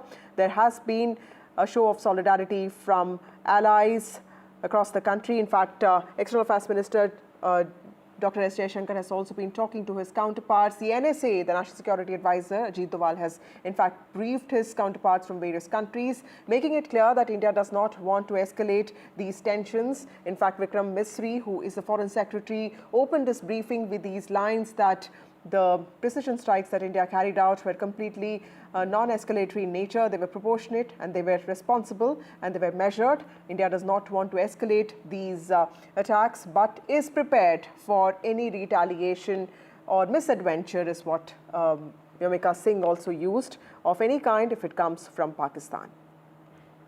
Those visuals outside External Affairs Ministry today in South Block, and on to your right are those visuals of mock drills that are happening across the country in 244 districts, preparing civilians, preparing citizens of this country for threats of any nature. To your left, visuals from right outside the Ministry of External Affairs.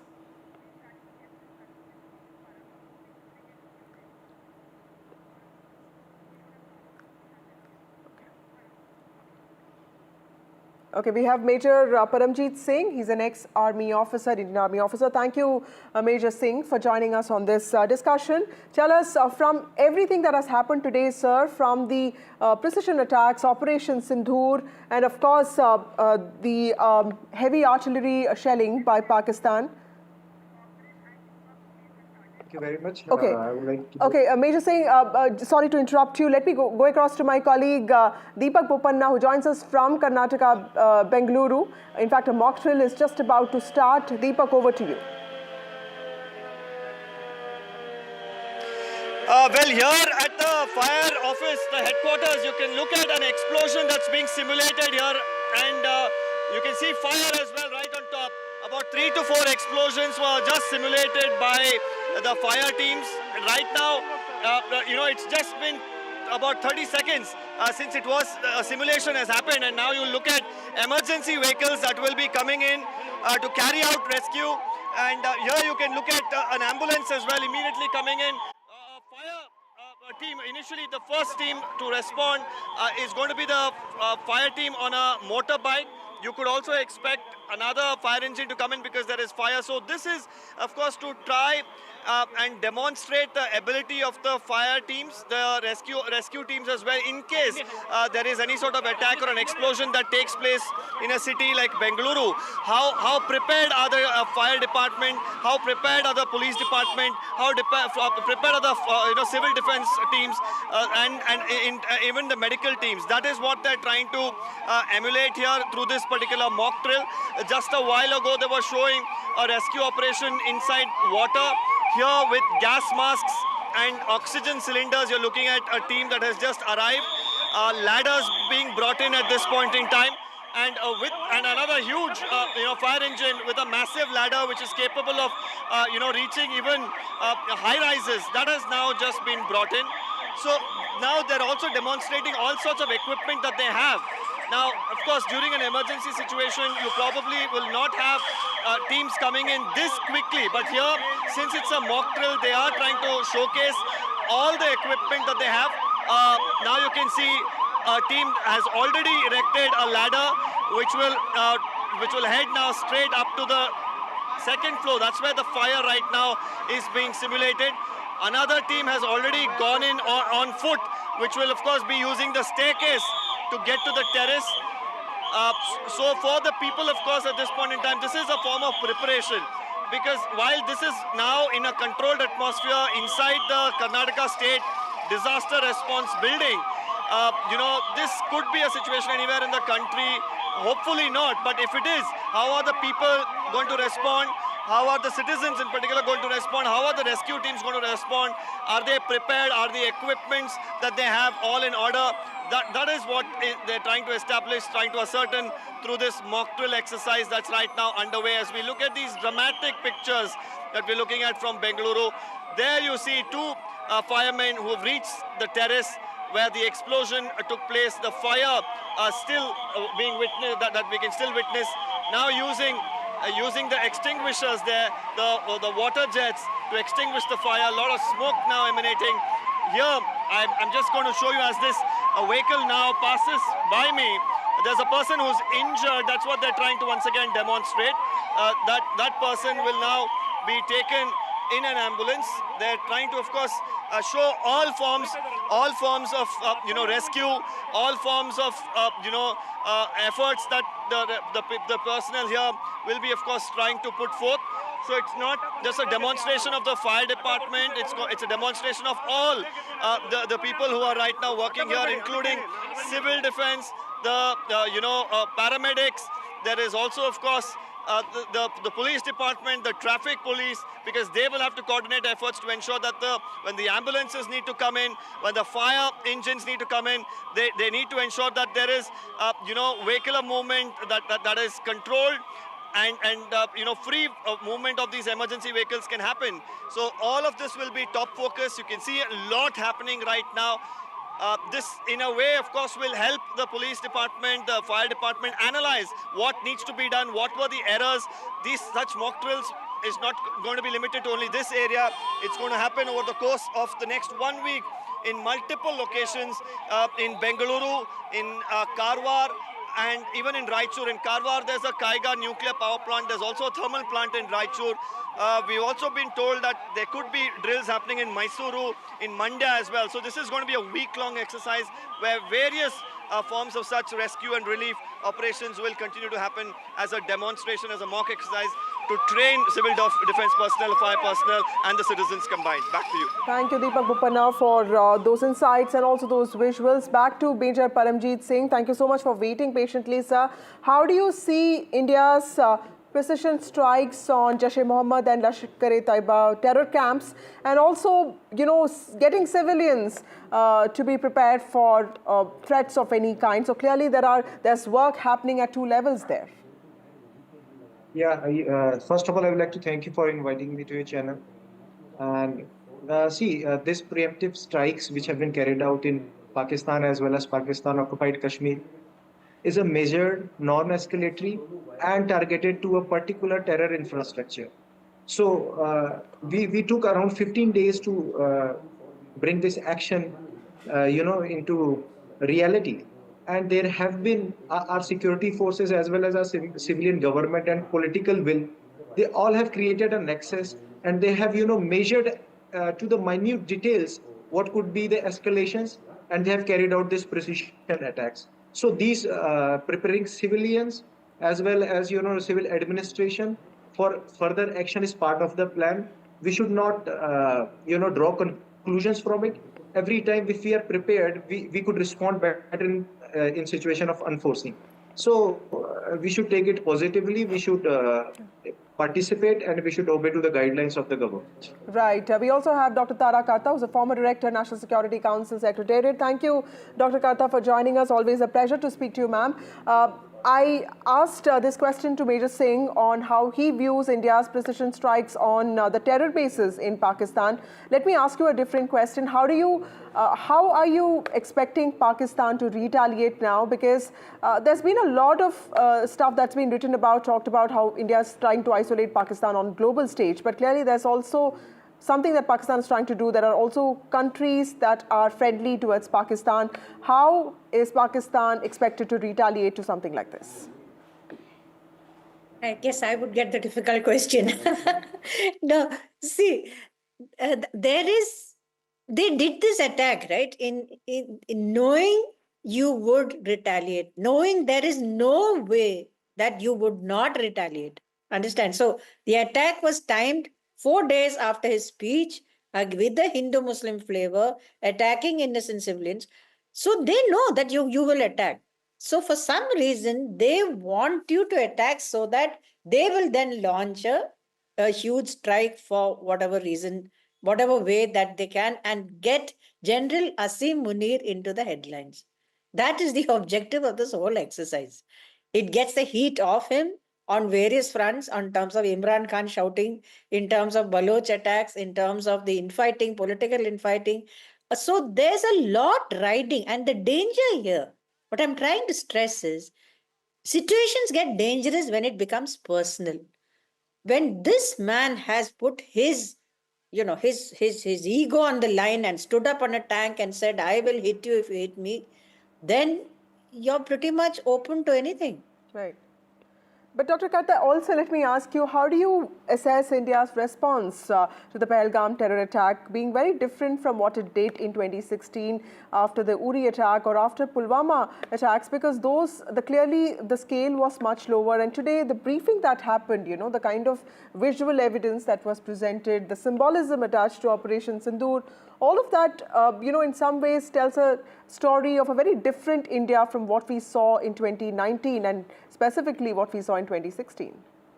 I think you're absolutely spot on. The strikes were done with such amazing precision. I mean, you're aware that all these things have been gamed multiple times over the years, targets, weapons, what time, how will they react, everything has been gamed out.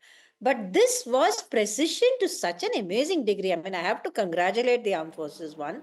Number two, the amazing part of it is the way the foreign secretary put this across, saying this is non-escalatory. We've done what we had to. He didn't say we are standing down, but that was what was meant. Now we are done. We are finished. Now it's up to Pakistan. Do you want to escalate or not? Then you have the civil defense exercise which you're just showing.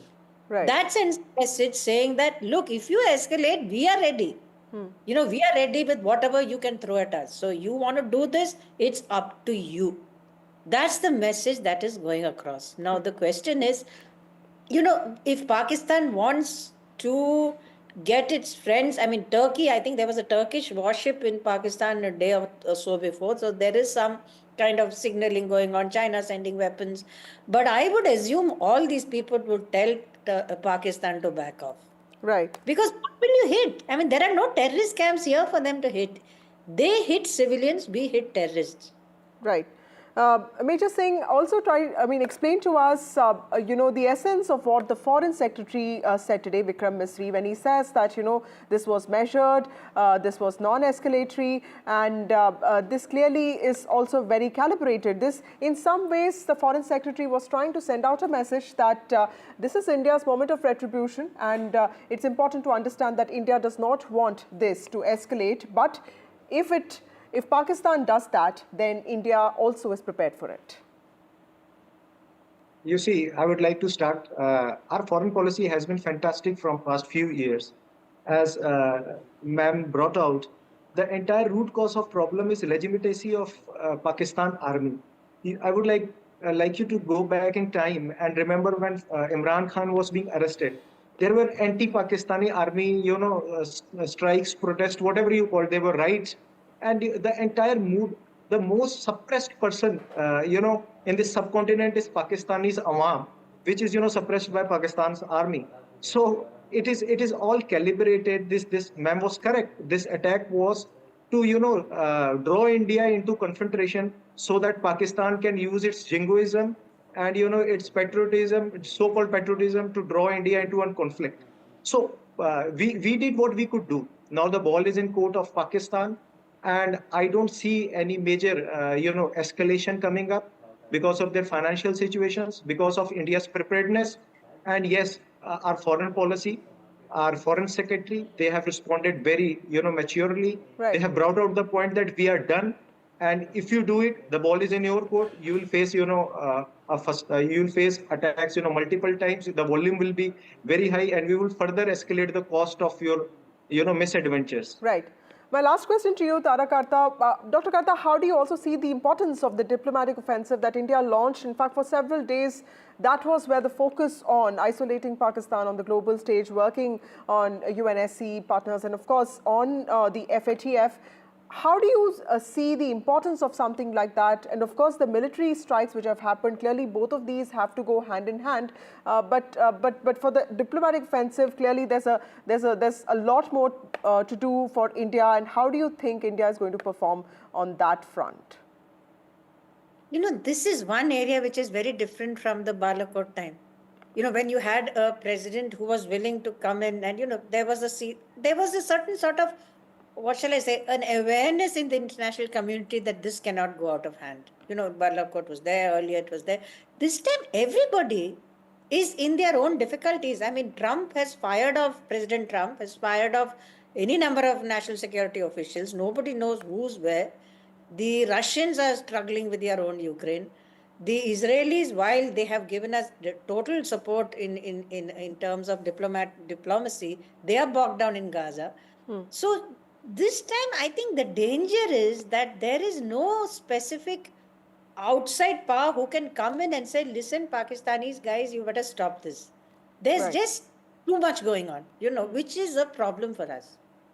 Right. Thank you, both of you, for joining me on this broadcast. Sorry to interrupt you. We also have Vishal with us now, and this is for India calling permanent and non-permanent members of the United Nations Security Council, and this is for a briefing on Operation Sindoor. Vishal, this is immediately after the precision strikes that India has carried out, just 2 days after Pakistan called a similar meeting in, and within closed doors. Although Pakistan was expecting traction for its own narrative and for its defense, the members only asked very tough questions on Pakistan, making it clear that the country does find itself quite isolated on the global front. Now, tell us a little bit about this particular meeting that India has called, and what does it expect? So the meeting has already happened, and Indian officials, particularly of the Ministry of External Affairs, they have briefed these permanent and non-permanent members of the United Nations Security Council. So before I get into the details, the permanent members of the United Nations Security Council are 5. They are namely China, France, Russia, United Kingdom and the US. And there are some non-permanent members which are chosen every year. So this year they are Algeria, Denmark, Greece, Guyana, Pakistan, Panama, Republic of Korea, Sierra Leone, Slovenia, and some other nations are also there. So these nations officials were briefed by Indian officials just about half an hour ago on the Operation Sindoor and the details of the operation. India has already shared the details with almost everyone. So the United Nations Security Council was also one of the major bodies that needed to be shared information with. So that has indeed happened, and United Nations, as you mentioned earlier, has been repeatedly shunning Pakistan in the wake of the dastardly attacks in Kashmir that killed 26 innocent people. And just yesterday, the closed door meeting that was called by Pakistan, almost all members of the United Nations Security Council unequivocally Vishal, I'm really sorry to interrupt you. Rajnath Singh, Raksha Mantri is speaking now. Let's go to him. Chief of Army Staff, Tri Rajesh Singh, Defense Secretary, Lieutenant General Raghu Srinivasan, DG Border Roads, BRO के सभी कर्मयोगी एवं देवियों व सज्जनों,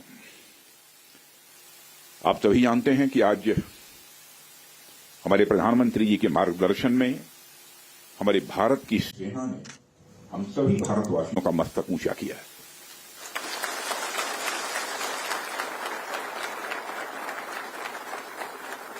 इसलिए मैं चाहता हूं कि एक बार अपने स्थान पर खड़े हो जाएं और मैं नारे लगाऊंगा। हमारे देश के सेना के जवानों के सम्मान में हम सभी बोलेंगे, भारत माता की, भारत माता की, भारत माता की। बहुत बहुत धन्यवाद। साथियों, जैसी कि आप सबको जानकारी है कि कल रात हमारी भारतीय सेनाओं ने अपने अद्भुत शौर्य और पराक्रम का परिचय देते हुए एक नया इतिहास रच दिया है। साथियों, भारत की सेना ने सटीकता, सतर्कता और संवेदनशीलता के साथ कार्रवाई की है।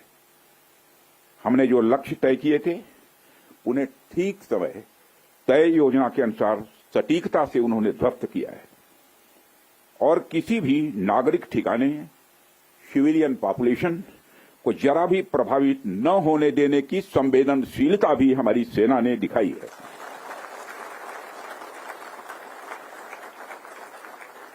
यानी एक तरीके से देखा जाए तो हम कह सकते हैं एक तरीके की सटीकता, सतर्कता और मानवीयता यह हमारी भारत की सेना के जवानों ने दिखाई है,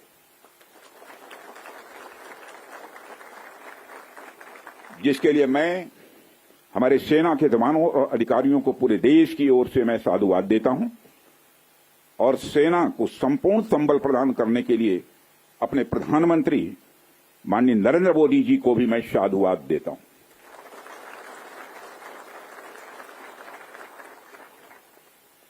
मित्रों, हमने हनुमान जी के उस आदर्श का पालन किया है जो उन्होंने अशोक वाटिका उजाड़ते समय किया था।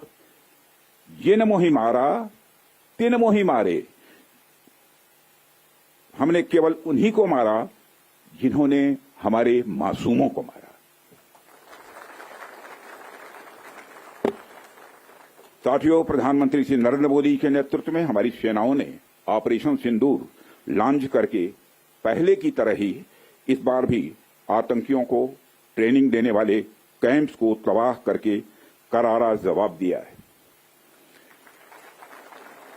भारत ने अपनी सरजमी पर हुए हमले का जवाब देने के लिए अपने राइट टू रेस्पॉन्ड का इस्तेमाल किया है और हमारी यह कार्रवाई बेहद सोच समझकर सधे हुए तरीके से की गई है। आतंकियों के हौसले पस्त करने के उद्देश्य से यह कार्रवाई महज उनके कैंप्स और इंफ्रास्ट्रक्चर तक ही सीमित रखी गई है। मैं पुनः हमारे आर्म्ड फोर्सेस के शौर्य को मैं नमन करता हूं।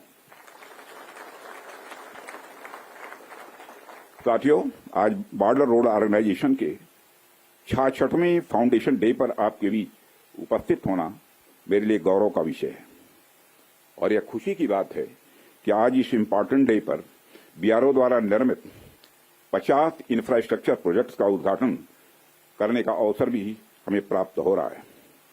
मैं आप सभी का आभार व्यक्त करता हूं कि आपने मुझे यहां आमंत्रित किया है।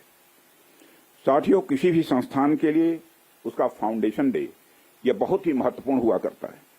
वैसे भी 65 वर्षों की आपकी जो यात्रा रही है वो बेहद गौरवशाली रही है। इसलिए आज का दिन उस गौरवमयी यात्रा को याद करने का दिन है।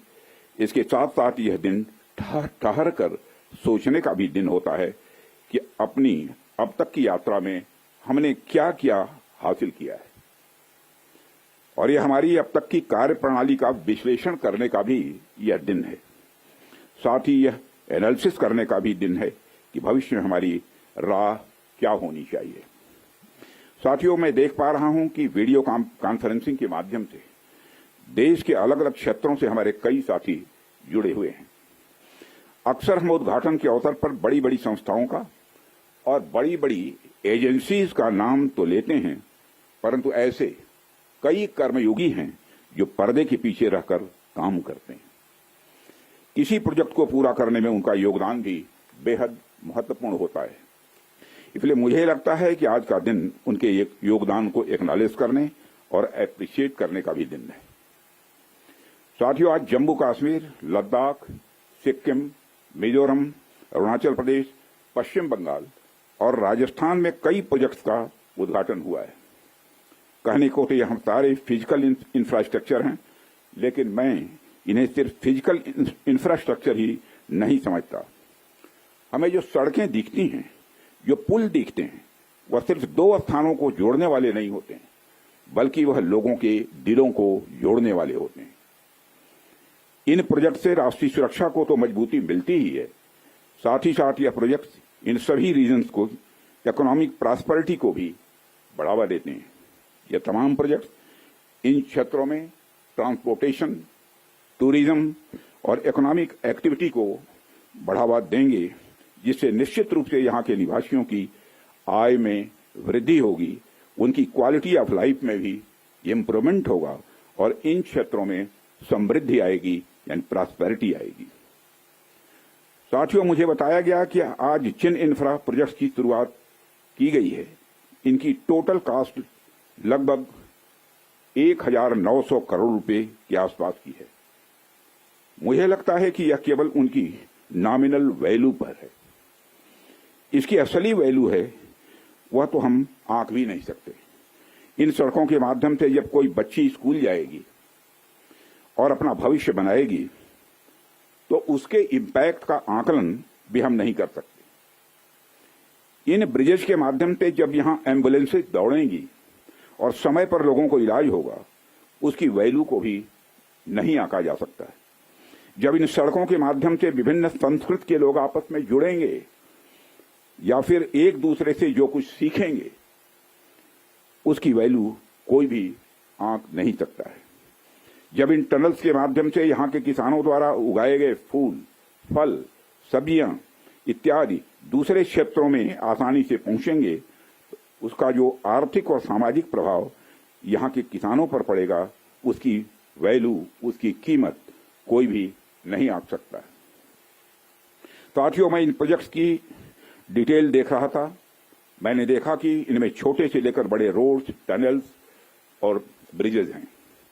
कुछ मीटर से लेकर सैकड़ों किलोमीटर तक इनकी लंबाई है।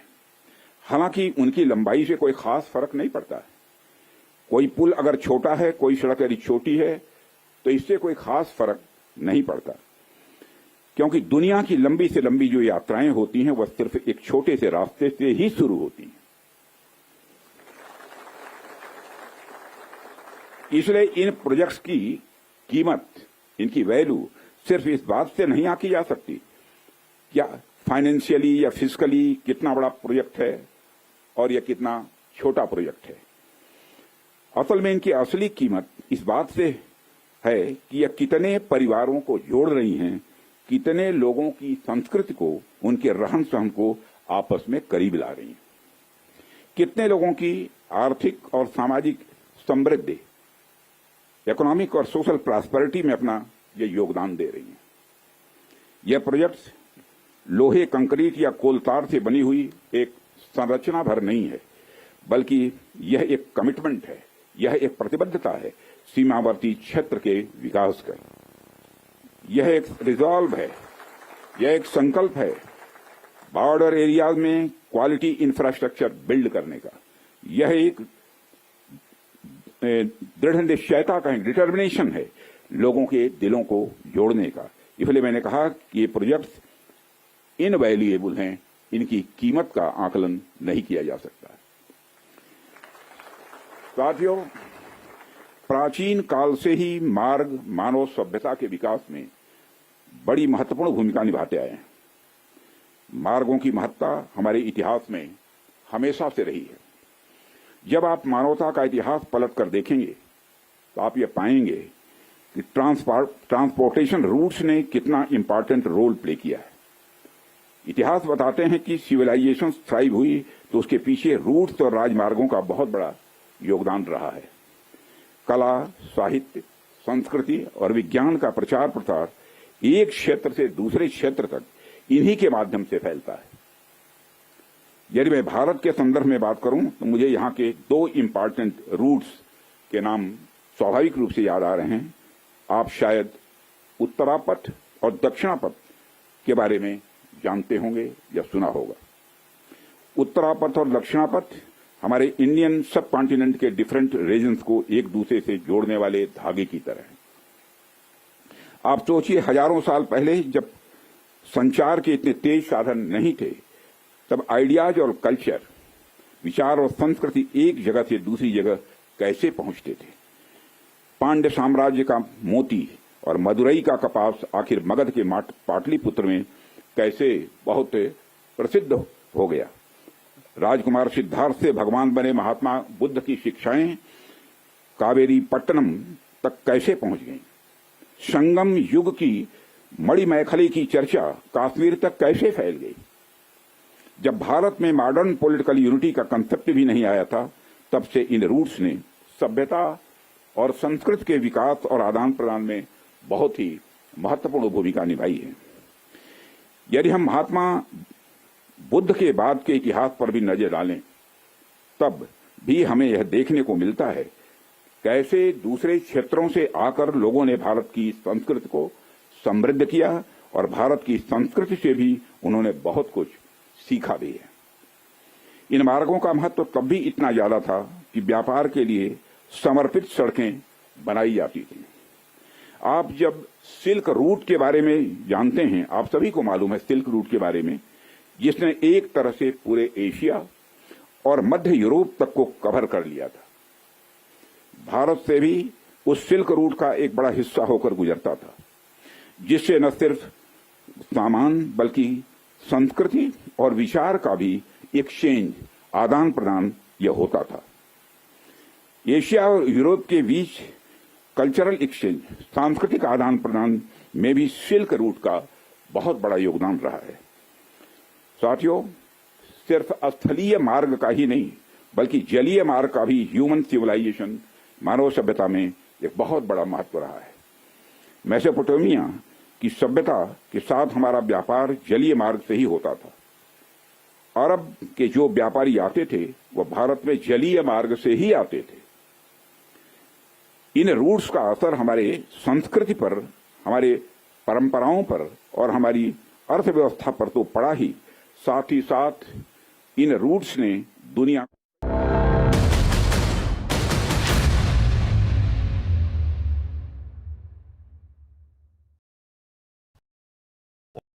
In today's interconnected world, India's voice is more crucial than ever.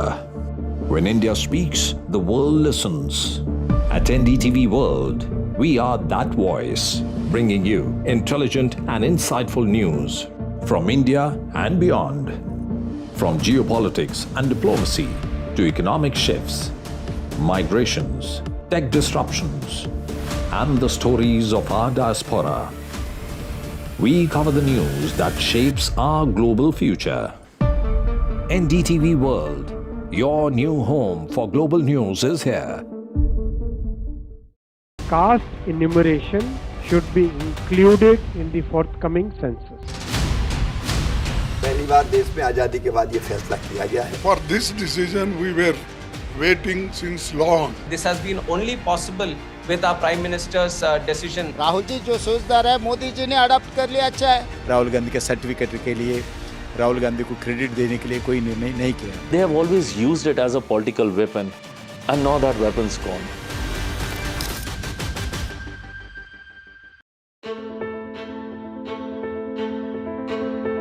News is not just headlines, it is what impacts you. And news should never be mistaken for noise. What matters is the reality.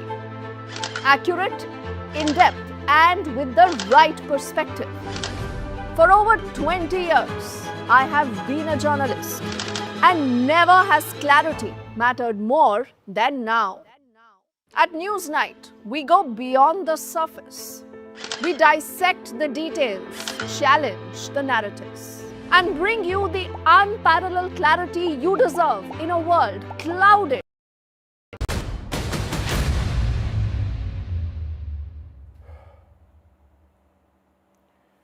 The Defence Minister Rajnath Singh has spoken out on Operation Sindoor.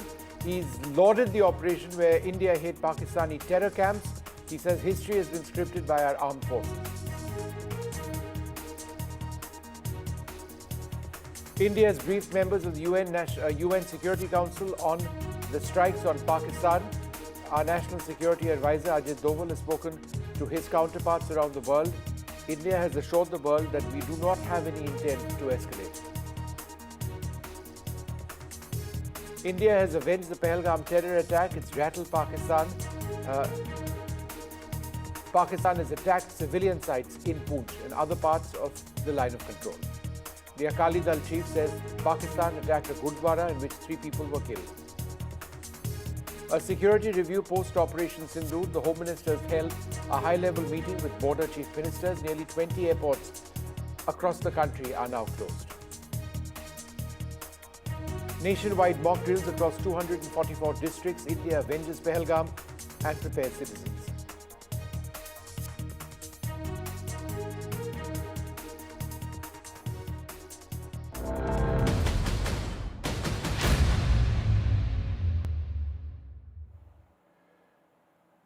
Good evening and welcome. The big story that we continue to track, the aftermath of India's devastating strikes on terror targets in Pakistan. There have been several targets which have been hit. These are terror targets. The people trained over here have been involved in terror strikes, not just in Pahalgam, but elsewhere as well over a period of time. The strikes involved a variety of weaponry, including cruise missiles, loitering drones. It was carried out by the Army and the Indian Air Force. There has been substantial firing on the line of control. Post this, there have been several civilians, unfortunately, who have lost their lives as a result of that artillery shelling. The Indian Army has responded fiercely to that artillery shelling, and there is heavy casualties, it is believed, on the Pakistani side as well. India has subsequently been reaching out to all our foreign allies to let them know about what exactly India's position now is. And there is a sense now, on the basis of conversations that the National Security Advisor has had, that India is not keen on escalating any further. That said, that there is a new NOTAM, or Notice to Airmen, which has been announced, that covers a large part of our airspace, which is now a no-fly zone, at least for the next couple of days. That may further impact air travel across parts of India, all of Gujarat, in fact, going straight up close to Delhi, west of Delhi, Rajasthan, parts of Punjab as well. And that indicates that the Indian Air Force is on the alert and is potentially on alert for a potential Pakistani airstrike or a missile strike which may take place. That cannot be ruled out. Let's go across to NDTV's Ishika, who's been tracking government moves. Now, Ishika, as I understand it, several foreign envoys are being briefed on India's objectives and what we did. Is that right?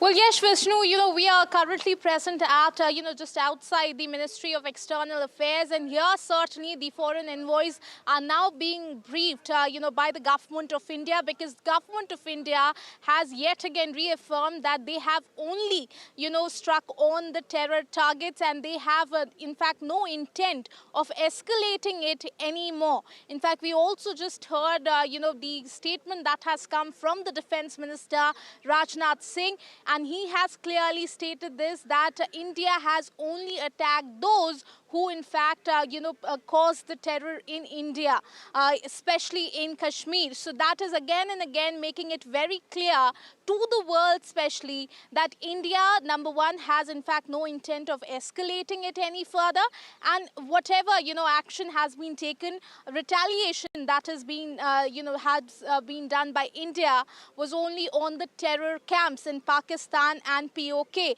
So that is what is happening inside. In fact, we continue to show you the visuals from the South Block, and here, the foreign envoys who are still, currently present inside, they are being briefed by the government of India, because government of India wants to make it stand very clear to the nation, to the world regarding Pakistan, because, we heard a statement also that came from Pakistan saying, that if India does not escalate it anymore, they won't be doing, they won't be taking any action. And we have seen, countries like Japan, UK saying that, they are wanting peace between the two nations, and they are wanting, in fact, the conflict to be resolved. So over all of that issues, currently, the envoys are being briefed by the government of India. Over to you. All right, Ishika, thanks very much for sharing those details. Just a little while earlier on, Defence Minister Rajnath Singh has lauded the operation. Here's what he said.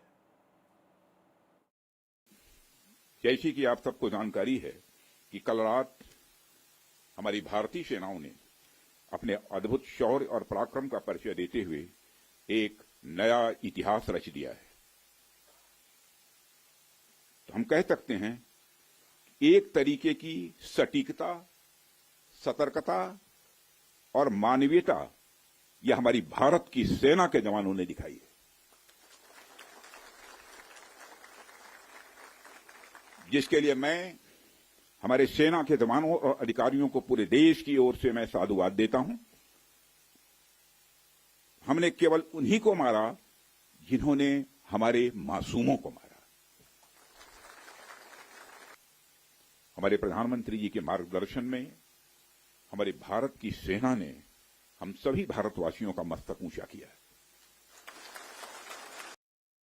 Defense Minister Rajnath Singh there congratulating the armed forces on this operation. In case you're just tuning in, we've got the exact areas where the Indian Air Force and the Indian Army struck. These were primarily Indian Air Force strikes which took place.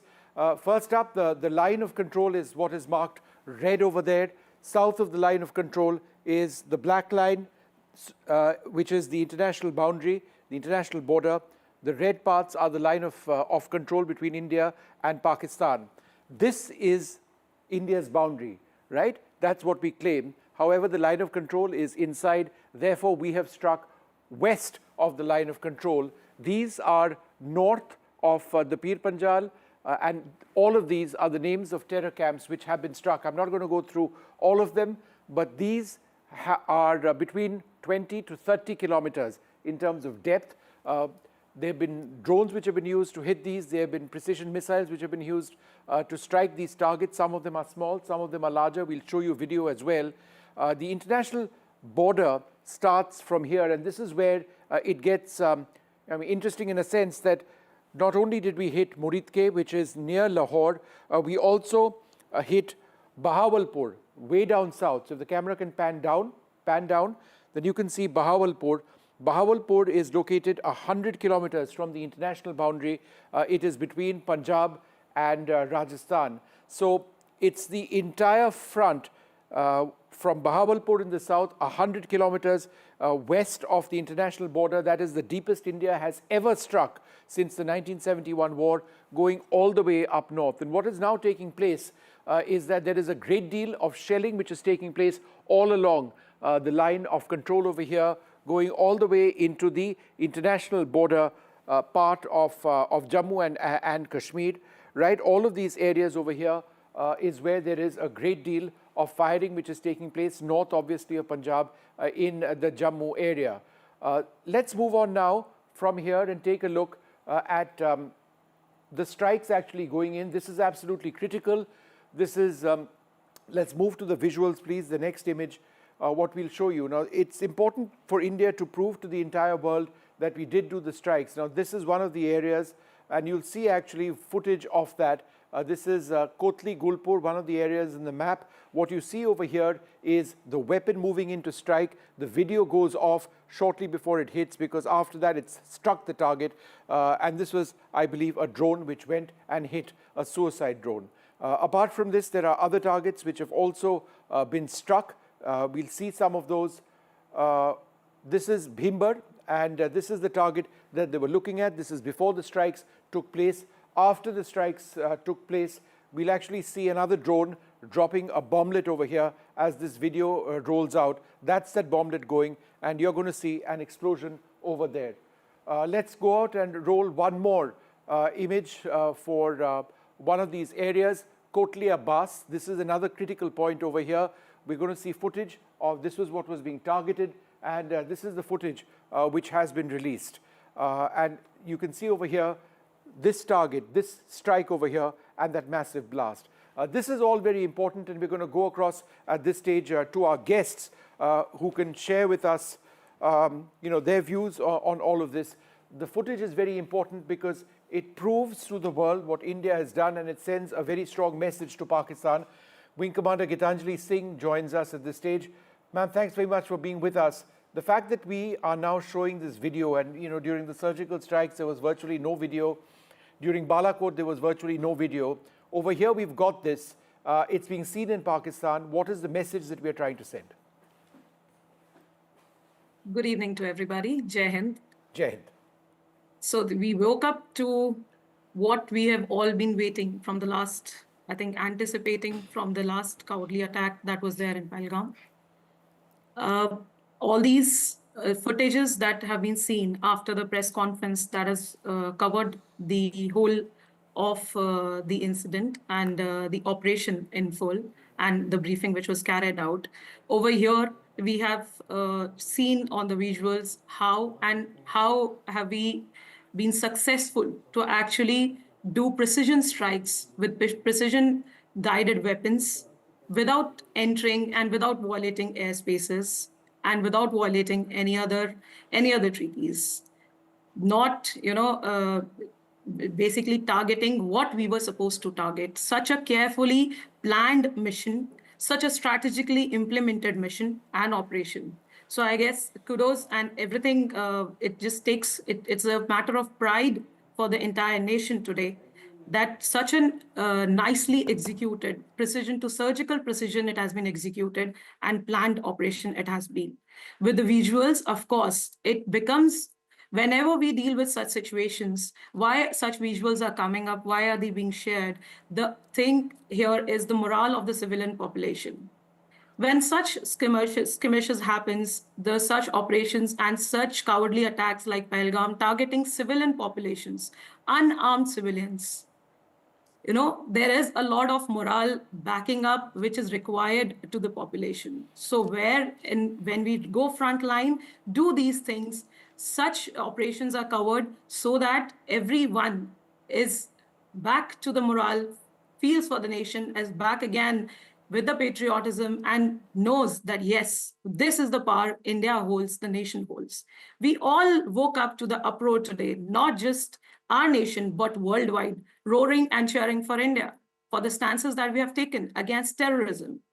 It's not escalating, it's just a retaliation and hitting hard and giving an answer to what was well-deserved and what was waiting for the terrorists, for the cowardly attacks the nation has been facing from the last 30 decades. 3 decades. All right, Wing Commander, thank you very much for sharing those views and coming in and talking to us. Well, there's a lot more which we are going to be reporting. India in the last little while has been calling up permanent and non-permanent members of the United Nations Security Council to brief them about the operation at this stage. There is a notice to airmen which has also been out in the last little while. It's a fresh one where almost all of Gujarat has been shut down in terms of its airspace. Flights coming from the west are going to have to extend further south. Let's go straight across now to NDTV's Vishal, my colleague Vishal, who joins us, Vishal Vivek, for more on how India is reaching out also to foreign diplomats and briefing them about what's happened today. Vishal, go ahead. So just about an hour ago, MEA officials had briefed the permanent and non-permanent members of the United Nations Security Council. In the last 48 hours, the top body of UN has been quite critical of Pakistan's actions, and just about 24 hours ago, it had condemned Pakistan's actions, and they have gone on to say that there needs to be tough measures, and that needs to be executed to keep things in place, keep things in check.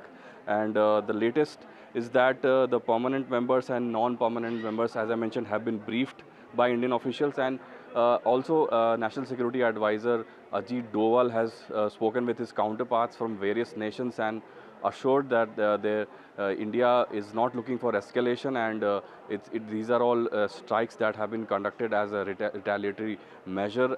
So there's no need to be worried about actions from Indian side. So this is what has happened in the last 1 hour or so.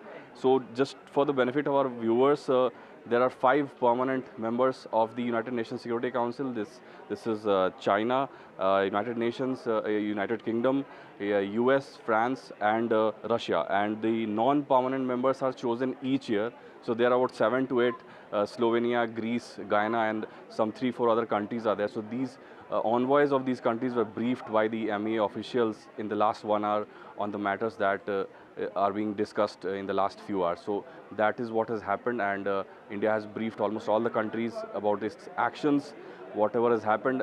We all know the details of the operations, so the discussions would have revolved around those topics. So that is what has happened. All right, Vishal, thanks very much for joining us. We can also share that as a result of the strikes, Indian strikes going in, there's been extensive firing on the line of actual line of control, I should say, between India and Pakistan.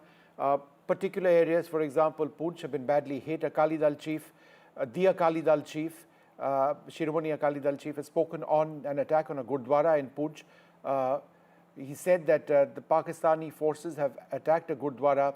Mr. Badal says, Sukhbir Singh Badal says, Pakistani forces have killed 3 innocents in the area. We've now got some photographs also coming in of the attacks and injured people, including children, in the Poonch area. Our sources indicating to us that as many as more than 10 people may actually have lost their lives as a result of Pakistani retaliatory shooting of artillery shells in the Poonch area along the line of control, other areas as well.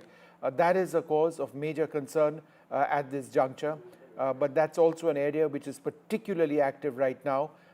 We've seen small arms fire over the last several days, but once these strikes went in, we've seen very heavy artillery shelling coming in on and hitting hamlets, people dying, several injuries taking place. But India has struck hard on Pakistan as well, Pakistan occupied Kashmir, and targets on that side. So that line of control has clearly heated up in the last little while. My colleague Shiva Root has been just in the last couple of hours in some of those areas which have been worst hit by Pakistani shelling. He sent us this report.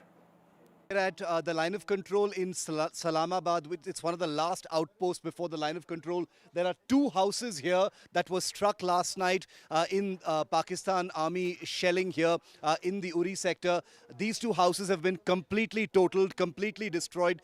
There's still a fire burning, if you can see over there, smoke smoldering across this entire pair of houses. Miraculously, no deaths, but 4 people have been severely injured.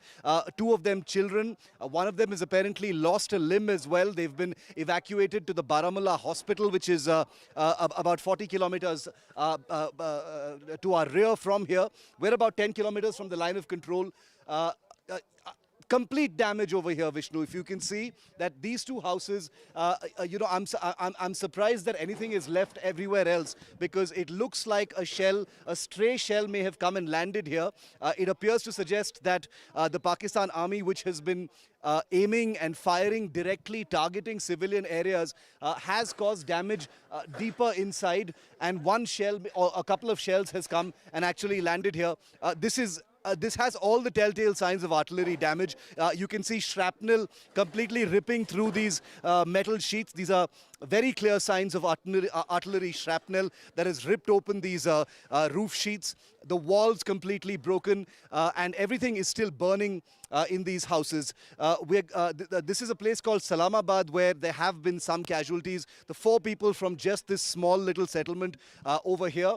We are taking due care, but we are told by villagers that there is further damage closer to the line of control. So that's where we will actually be headed next. But the images you're seeing here on NDTV are the first manifestations of what we've been reporting since the morning, that the Pakistan Army has directly targeted civilian areas. This has nothing to do with the military. There's no army over here. The army brigade is way many kilometers behind where we are. This is a civilian settlement. A rural folk live in this area, and this is what a couple of Pakistani shells has done in this place. These are live images, first on NDTV, that we're bringing to you of what targeting a civilian establishment, a civilian area really looks like. And remember that, now it's midday here, but it is very likely that an escalation will begin again. We were told earlier by people who were fleeing from this village and others that the firing took place till as late as 11:30 in the morning. They heard the thuds of artillery fire and small arms fire till at least 11:30 in the morning.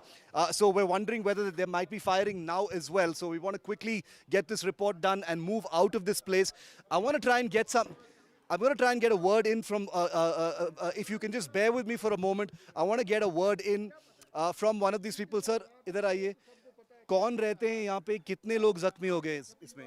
इसमें 4 लोग. इधर आ जाइए, इधर. हाँ जी. 4 लोग. 4 लोग. 4 कौन? बच्चे? एक 13 साल की बच्ची, एक 4 साल का बच्चा, तो 2 घर के मालिक. हाँ. और क्या ये पाकिस्तान के शेल? हाँ, ये पाकिस्तान का है. रात के 2 बजे का मसला है. तो उससे ये घायल हो गए। तो यहाँ मकानों की बात ही नहीं, मकान कितने बजे गिरे थे ये शेल? 2 बजे। 2 बजे सोए होते। आप कहाँ थे उस टाइम? आपने सुना ये? हाँ, हमने ये भरोसी है यहाँ। हम तो रात को बाहर आ रहे। 2 बजे के बाद हमारे बच्चे भी बाहर आ गए। उधर इधर लगे भागने, क्या करते भाग। सर इधर आइए एक सेकंड। सर आप यहाँ रहते हैं, नजदीक में रहते? इस्लामाबाद का। कहाँ थे आप जब ये हुआ था? हम तो घर में रात को 2 बजे। आपने सुना ये जब वो बहुत आवाज सुना। क्या आवाज था? वो आवाज था ये शेल की थी जी। अच्छा, पूरे शेल लग रहे थे। एक तो नहीं था ना, बहुत आ रहे थे। कितने शेल? इसको मेरे ख्याल 1-2 लगे हैं मेरे ख्याल में इसमें। दो लगे। जख्मी लोग बारामूला हॉस्पिटल में हैं। पहले उड़ी लिए, उसके बाद उन्होंने उड़ी वालों ने बारामूला भेज दिए। बारामूला हॉस्पिटल में कितना बुरा है जख्म? वो जख्म तो सर में भी लगी। हमने उसको देखा नहीं है। सुबह हम खुद डरे थे, हम जंगलों में भाग रहे थे। इधर तो हमारे पास कोई है ही नहीं, सेफ्टी है ही नहीं। क्यों? तो इस गांव में डर नहीं है अभी? वो डर तो बहुत है मालूम। आप यहीं पे क्या करेंगे? अपना कहाँ छोड़कर जाएंगे? किसके घर जाएंगे? गरीब शख्स कहाँ जाएगा? हमारे पास कोई बैंकर नहीं है, कुछ नहीं है, तो कहाँ जाएंगे? अगर बैंकर होता फिर अपनी कुछ सेफ्टी होती। बैंकर ही नहीं है। I want all of our viewers to hear what this gentleman has just said. For all of those people who say, why don't you get out of the village? Why are you still standing there? This gentleman and this elderly gentleman here have basically told a truth that needs to sink in. People don't have a choice to leave. They have their livelihoods here. This is their home. They've got their children. They've got their agriculture. They've got their jobs here. And this is what Pakistan has done. India targeted terror sites in Pakistan and Pakistan-occupied Kashmir, and this is how Pakistan has responded. All right, there have been, let's just take a look at this stage and what the government had to say in an important press conference today where they announced the strikes and shared some details. Earlier this morning, as you would be aware, India exercised its right to respond and preempt as well as deter more such cross-border attacks. These actions were measured, non-escalatory, proportionate, and responsible. They focused on dismantling the terrorist infrastructure and disabling terrorists likely to be sent across to India. You would also recall that the Security Council on 25th April 2025 had issued a press statement on the Pahalgam terror attack, underlining, and I quote, the need to hold perpetrators, organizers, financiers, and sponsors of this reprehensible act of terrorism accountable and bring them to justice, unquote. India's latest actions should be seen in this context. The features of this attack also tie in with Pakistan's long track record of perpetrating cross-border terrorism in India, which is well documented and beyond question. Pakistan also has a well-deserved reputation as a haven for terrorists from around the world, with internationally proscribed terrorists enjoying impunity there. In addition, Pakistan has been known to willfully mislead the world and international forums, such as the Financial Action Task Force, on this issue. The latest attack in Pahalgam has understandably generated deep anger in Jammu and Kashmir and in other parts of India. Following the attacks, the government of India naturally responded with a set of initial measures relating to our engagement with Pakistan. You're all aware of the decisions that were announced on the 23rd of April. However, it was deemed essential that the perpetrators and planners of the 22nd April attack be brought to justice. Despite a fortnight having passed since the attacks, there has been no demonstrable step from Pakistan to take action against the terrorist infrastructure on its territory or on territory under its control.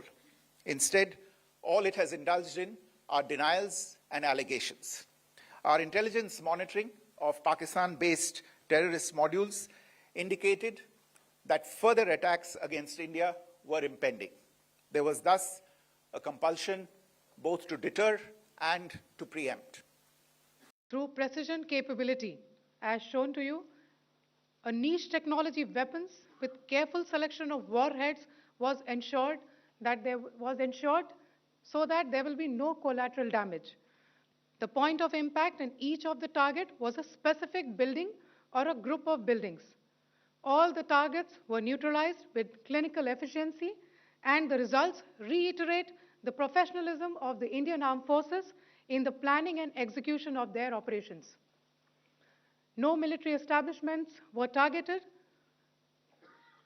India has demonstrated considerable restraint in its response. However, it must be said that the Indian armed forces are fully prepared to respond to Pakistani misadventures, if any. Syedna Bilal camp, Muzaffarabad, यह एक जैश ए मोहम्मद का staging area है। यह हथियार, विस्फोटक और जंगल survival training का केंद्र भी था। गुलपुर कैंप, कोटली, यह एलओसी से 30 किलोमीटर दूर था।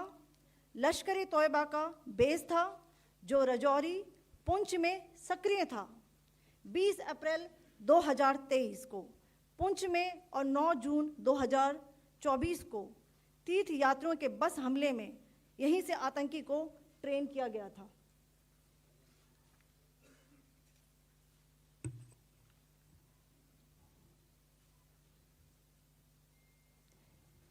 बरनाला कैंप, भिम्बर, यह एलओसी से 9 किलोमीटर दूर है। यहाँ पर हथियार, हैंडलिंग, आईईडी व जंगल सर्वाइवल का प्रशिक्षण केंद्र था। अब्बास कैंप, कोटली, यह एलओसी से 13 किलोमीटर दूर है। लश्कर-ए तोयबा का फिदाइन यहाँ तैयार होता था। अब मैं पाकिस्तान के अंदर के टारगेट से अवगत कराना चाहूँगी। पहला, सर्जल कैंप, सियालकोट, यह अंतर्राष्ट्रीय सीमा से 6 किलोमीटर की दूरी पर है, सांबा कठुआ के सामने।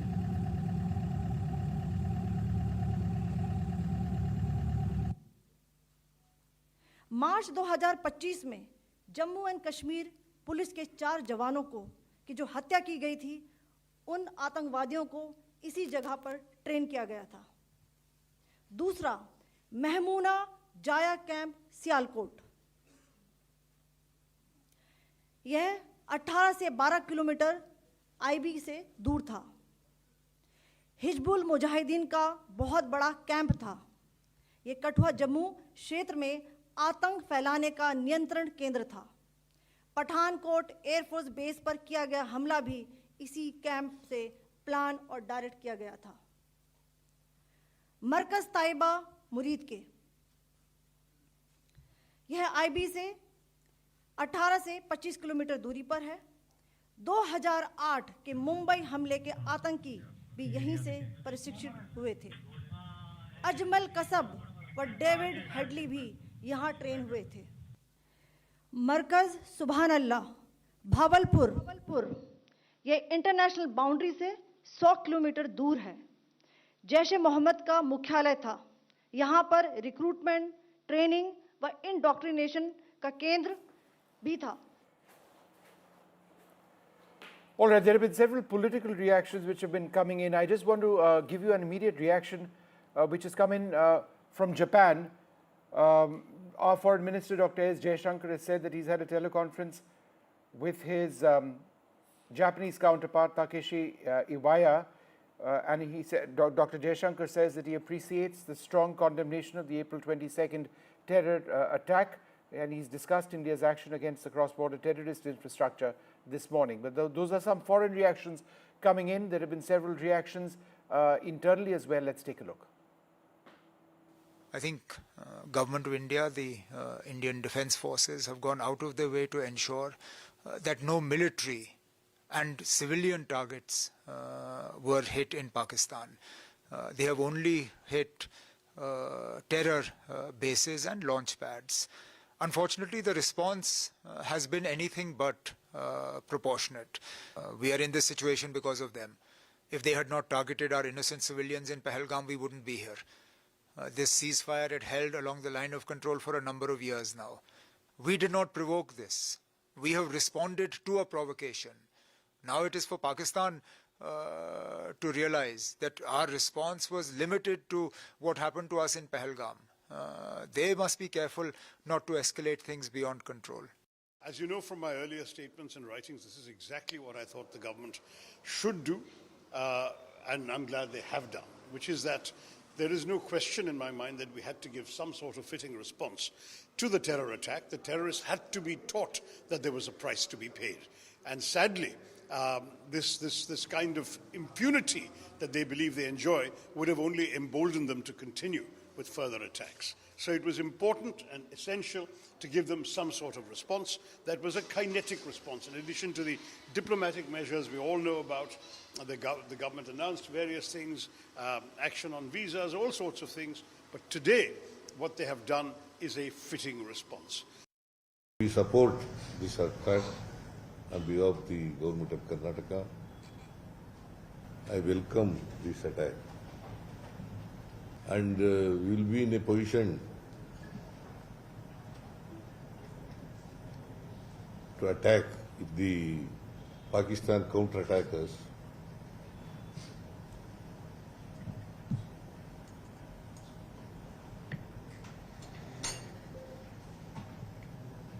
India will not hesitate to wage a war against Pakistan.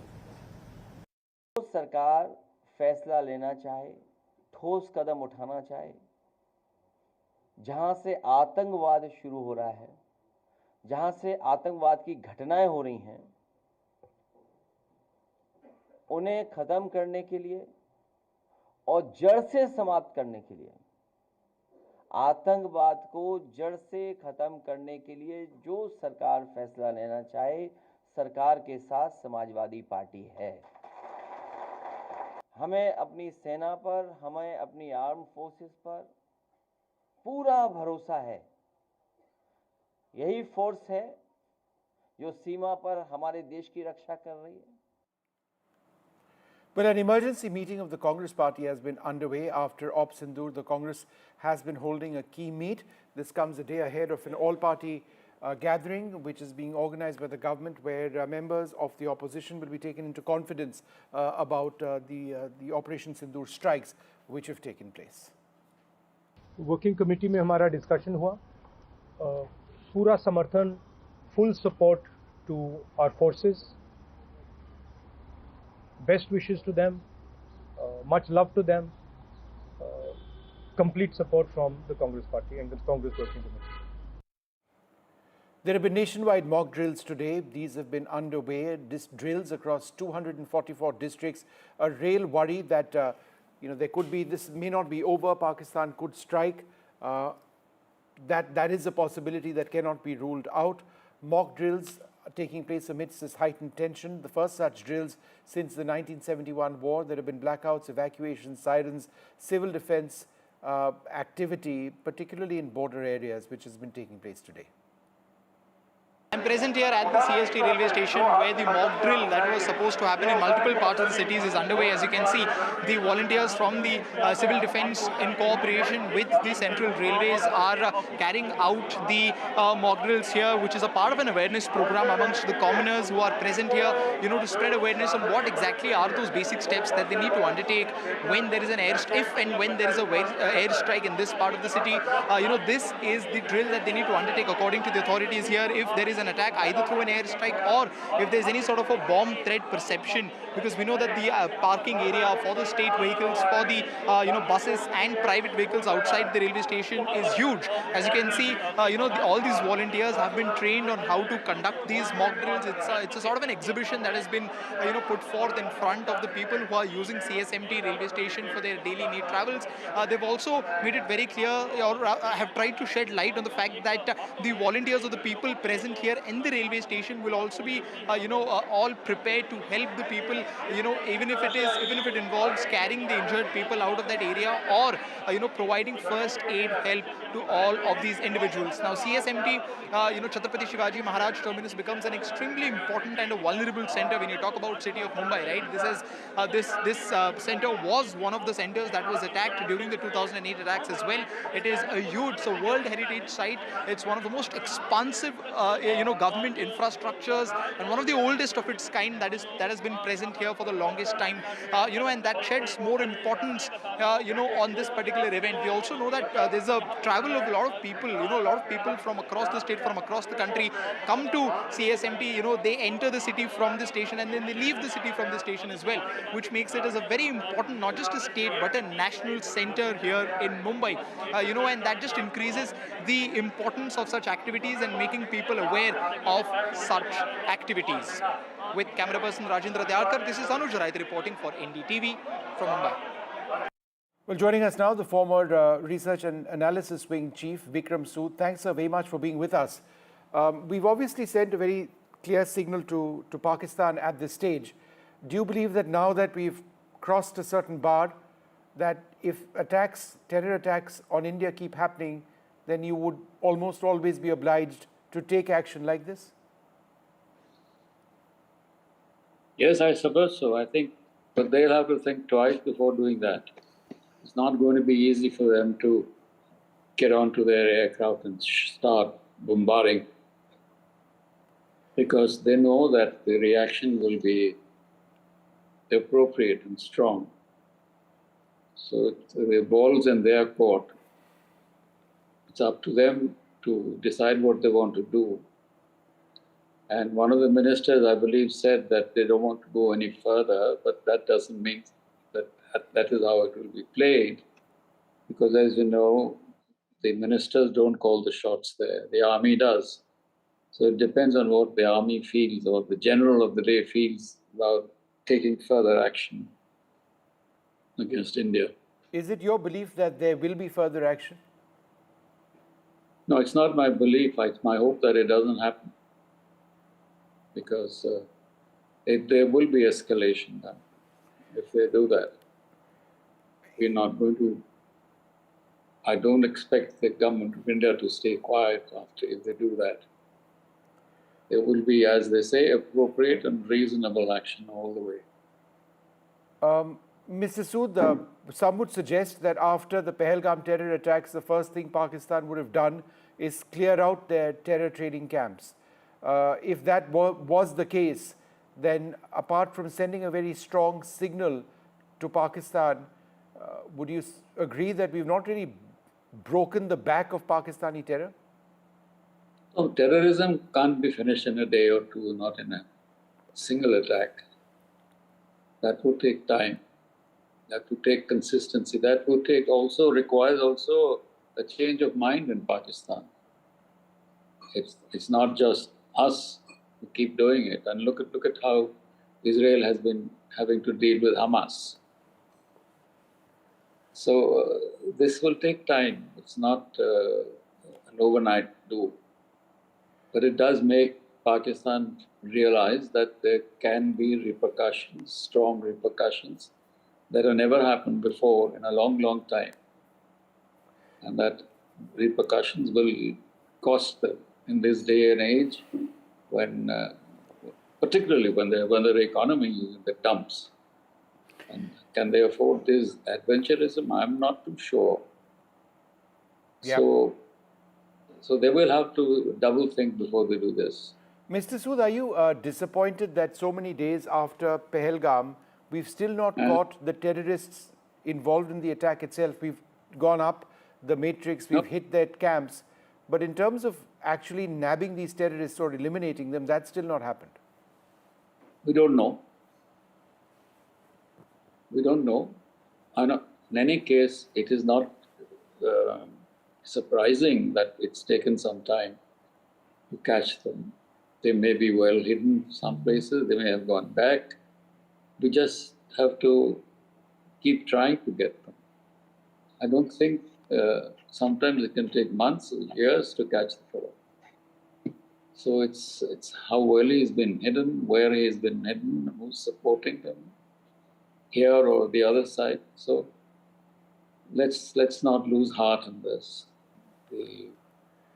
Mr. Sood, what is particularly disappointing is that after these Pahalgam strikes, the entire environment in Kashmir, where we were seeing a real revival in terms of tourism, so many other things, that seems to have taken several steps back. Would you agree that to restore that level of confidence is again going to take a fair amount of time? Look, tourism was, I think, 12 or 15% of the total earnings of Jammu and Kashmir to their economy. So it's damaged it to that extent. What has probably damaged is the impression that has gone around all over the country, because the people killed were from all over the country. So that has to be revived, and it will take time. It won't be the end. These kinds of things happen in terrorism, in violent struggles, that there are ups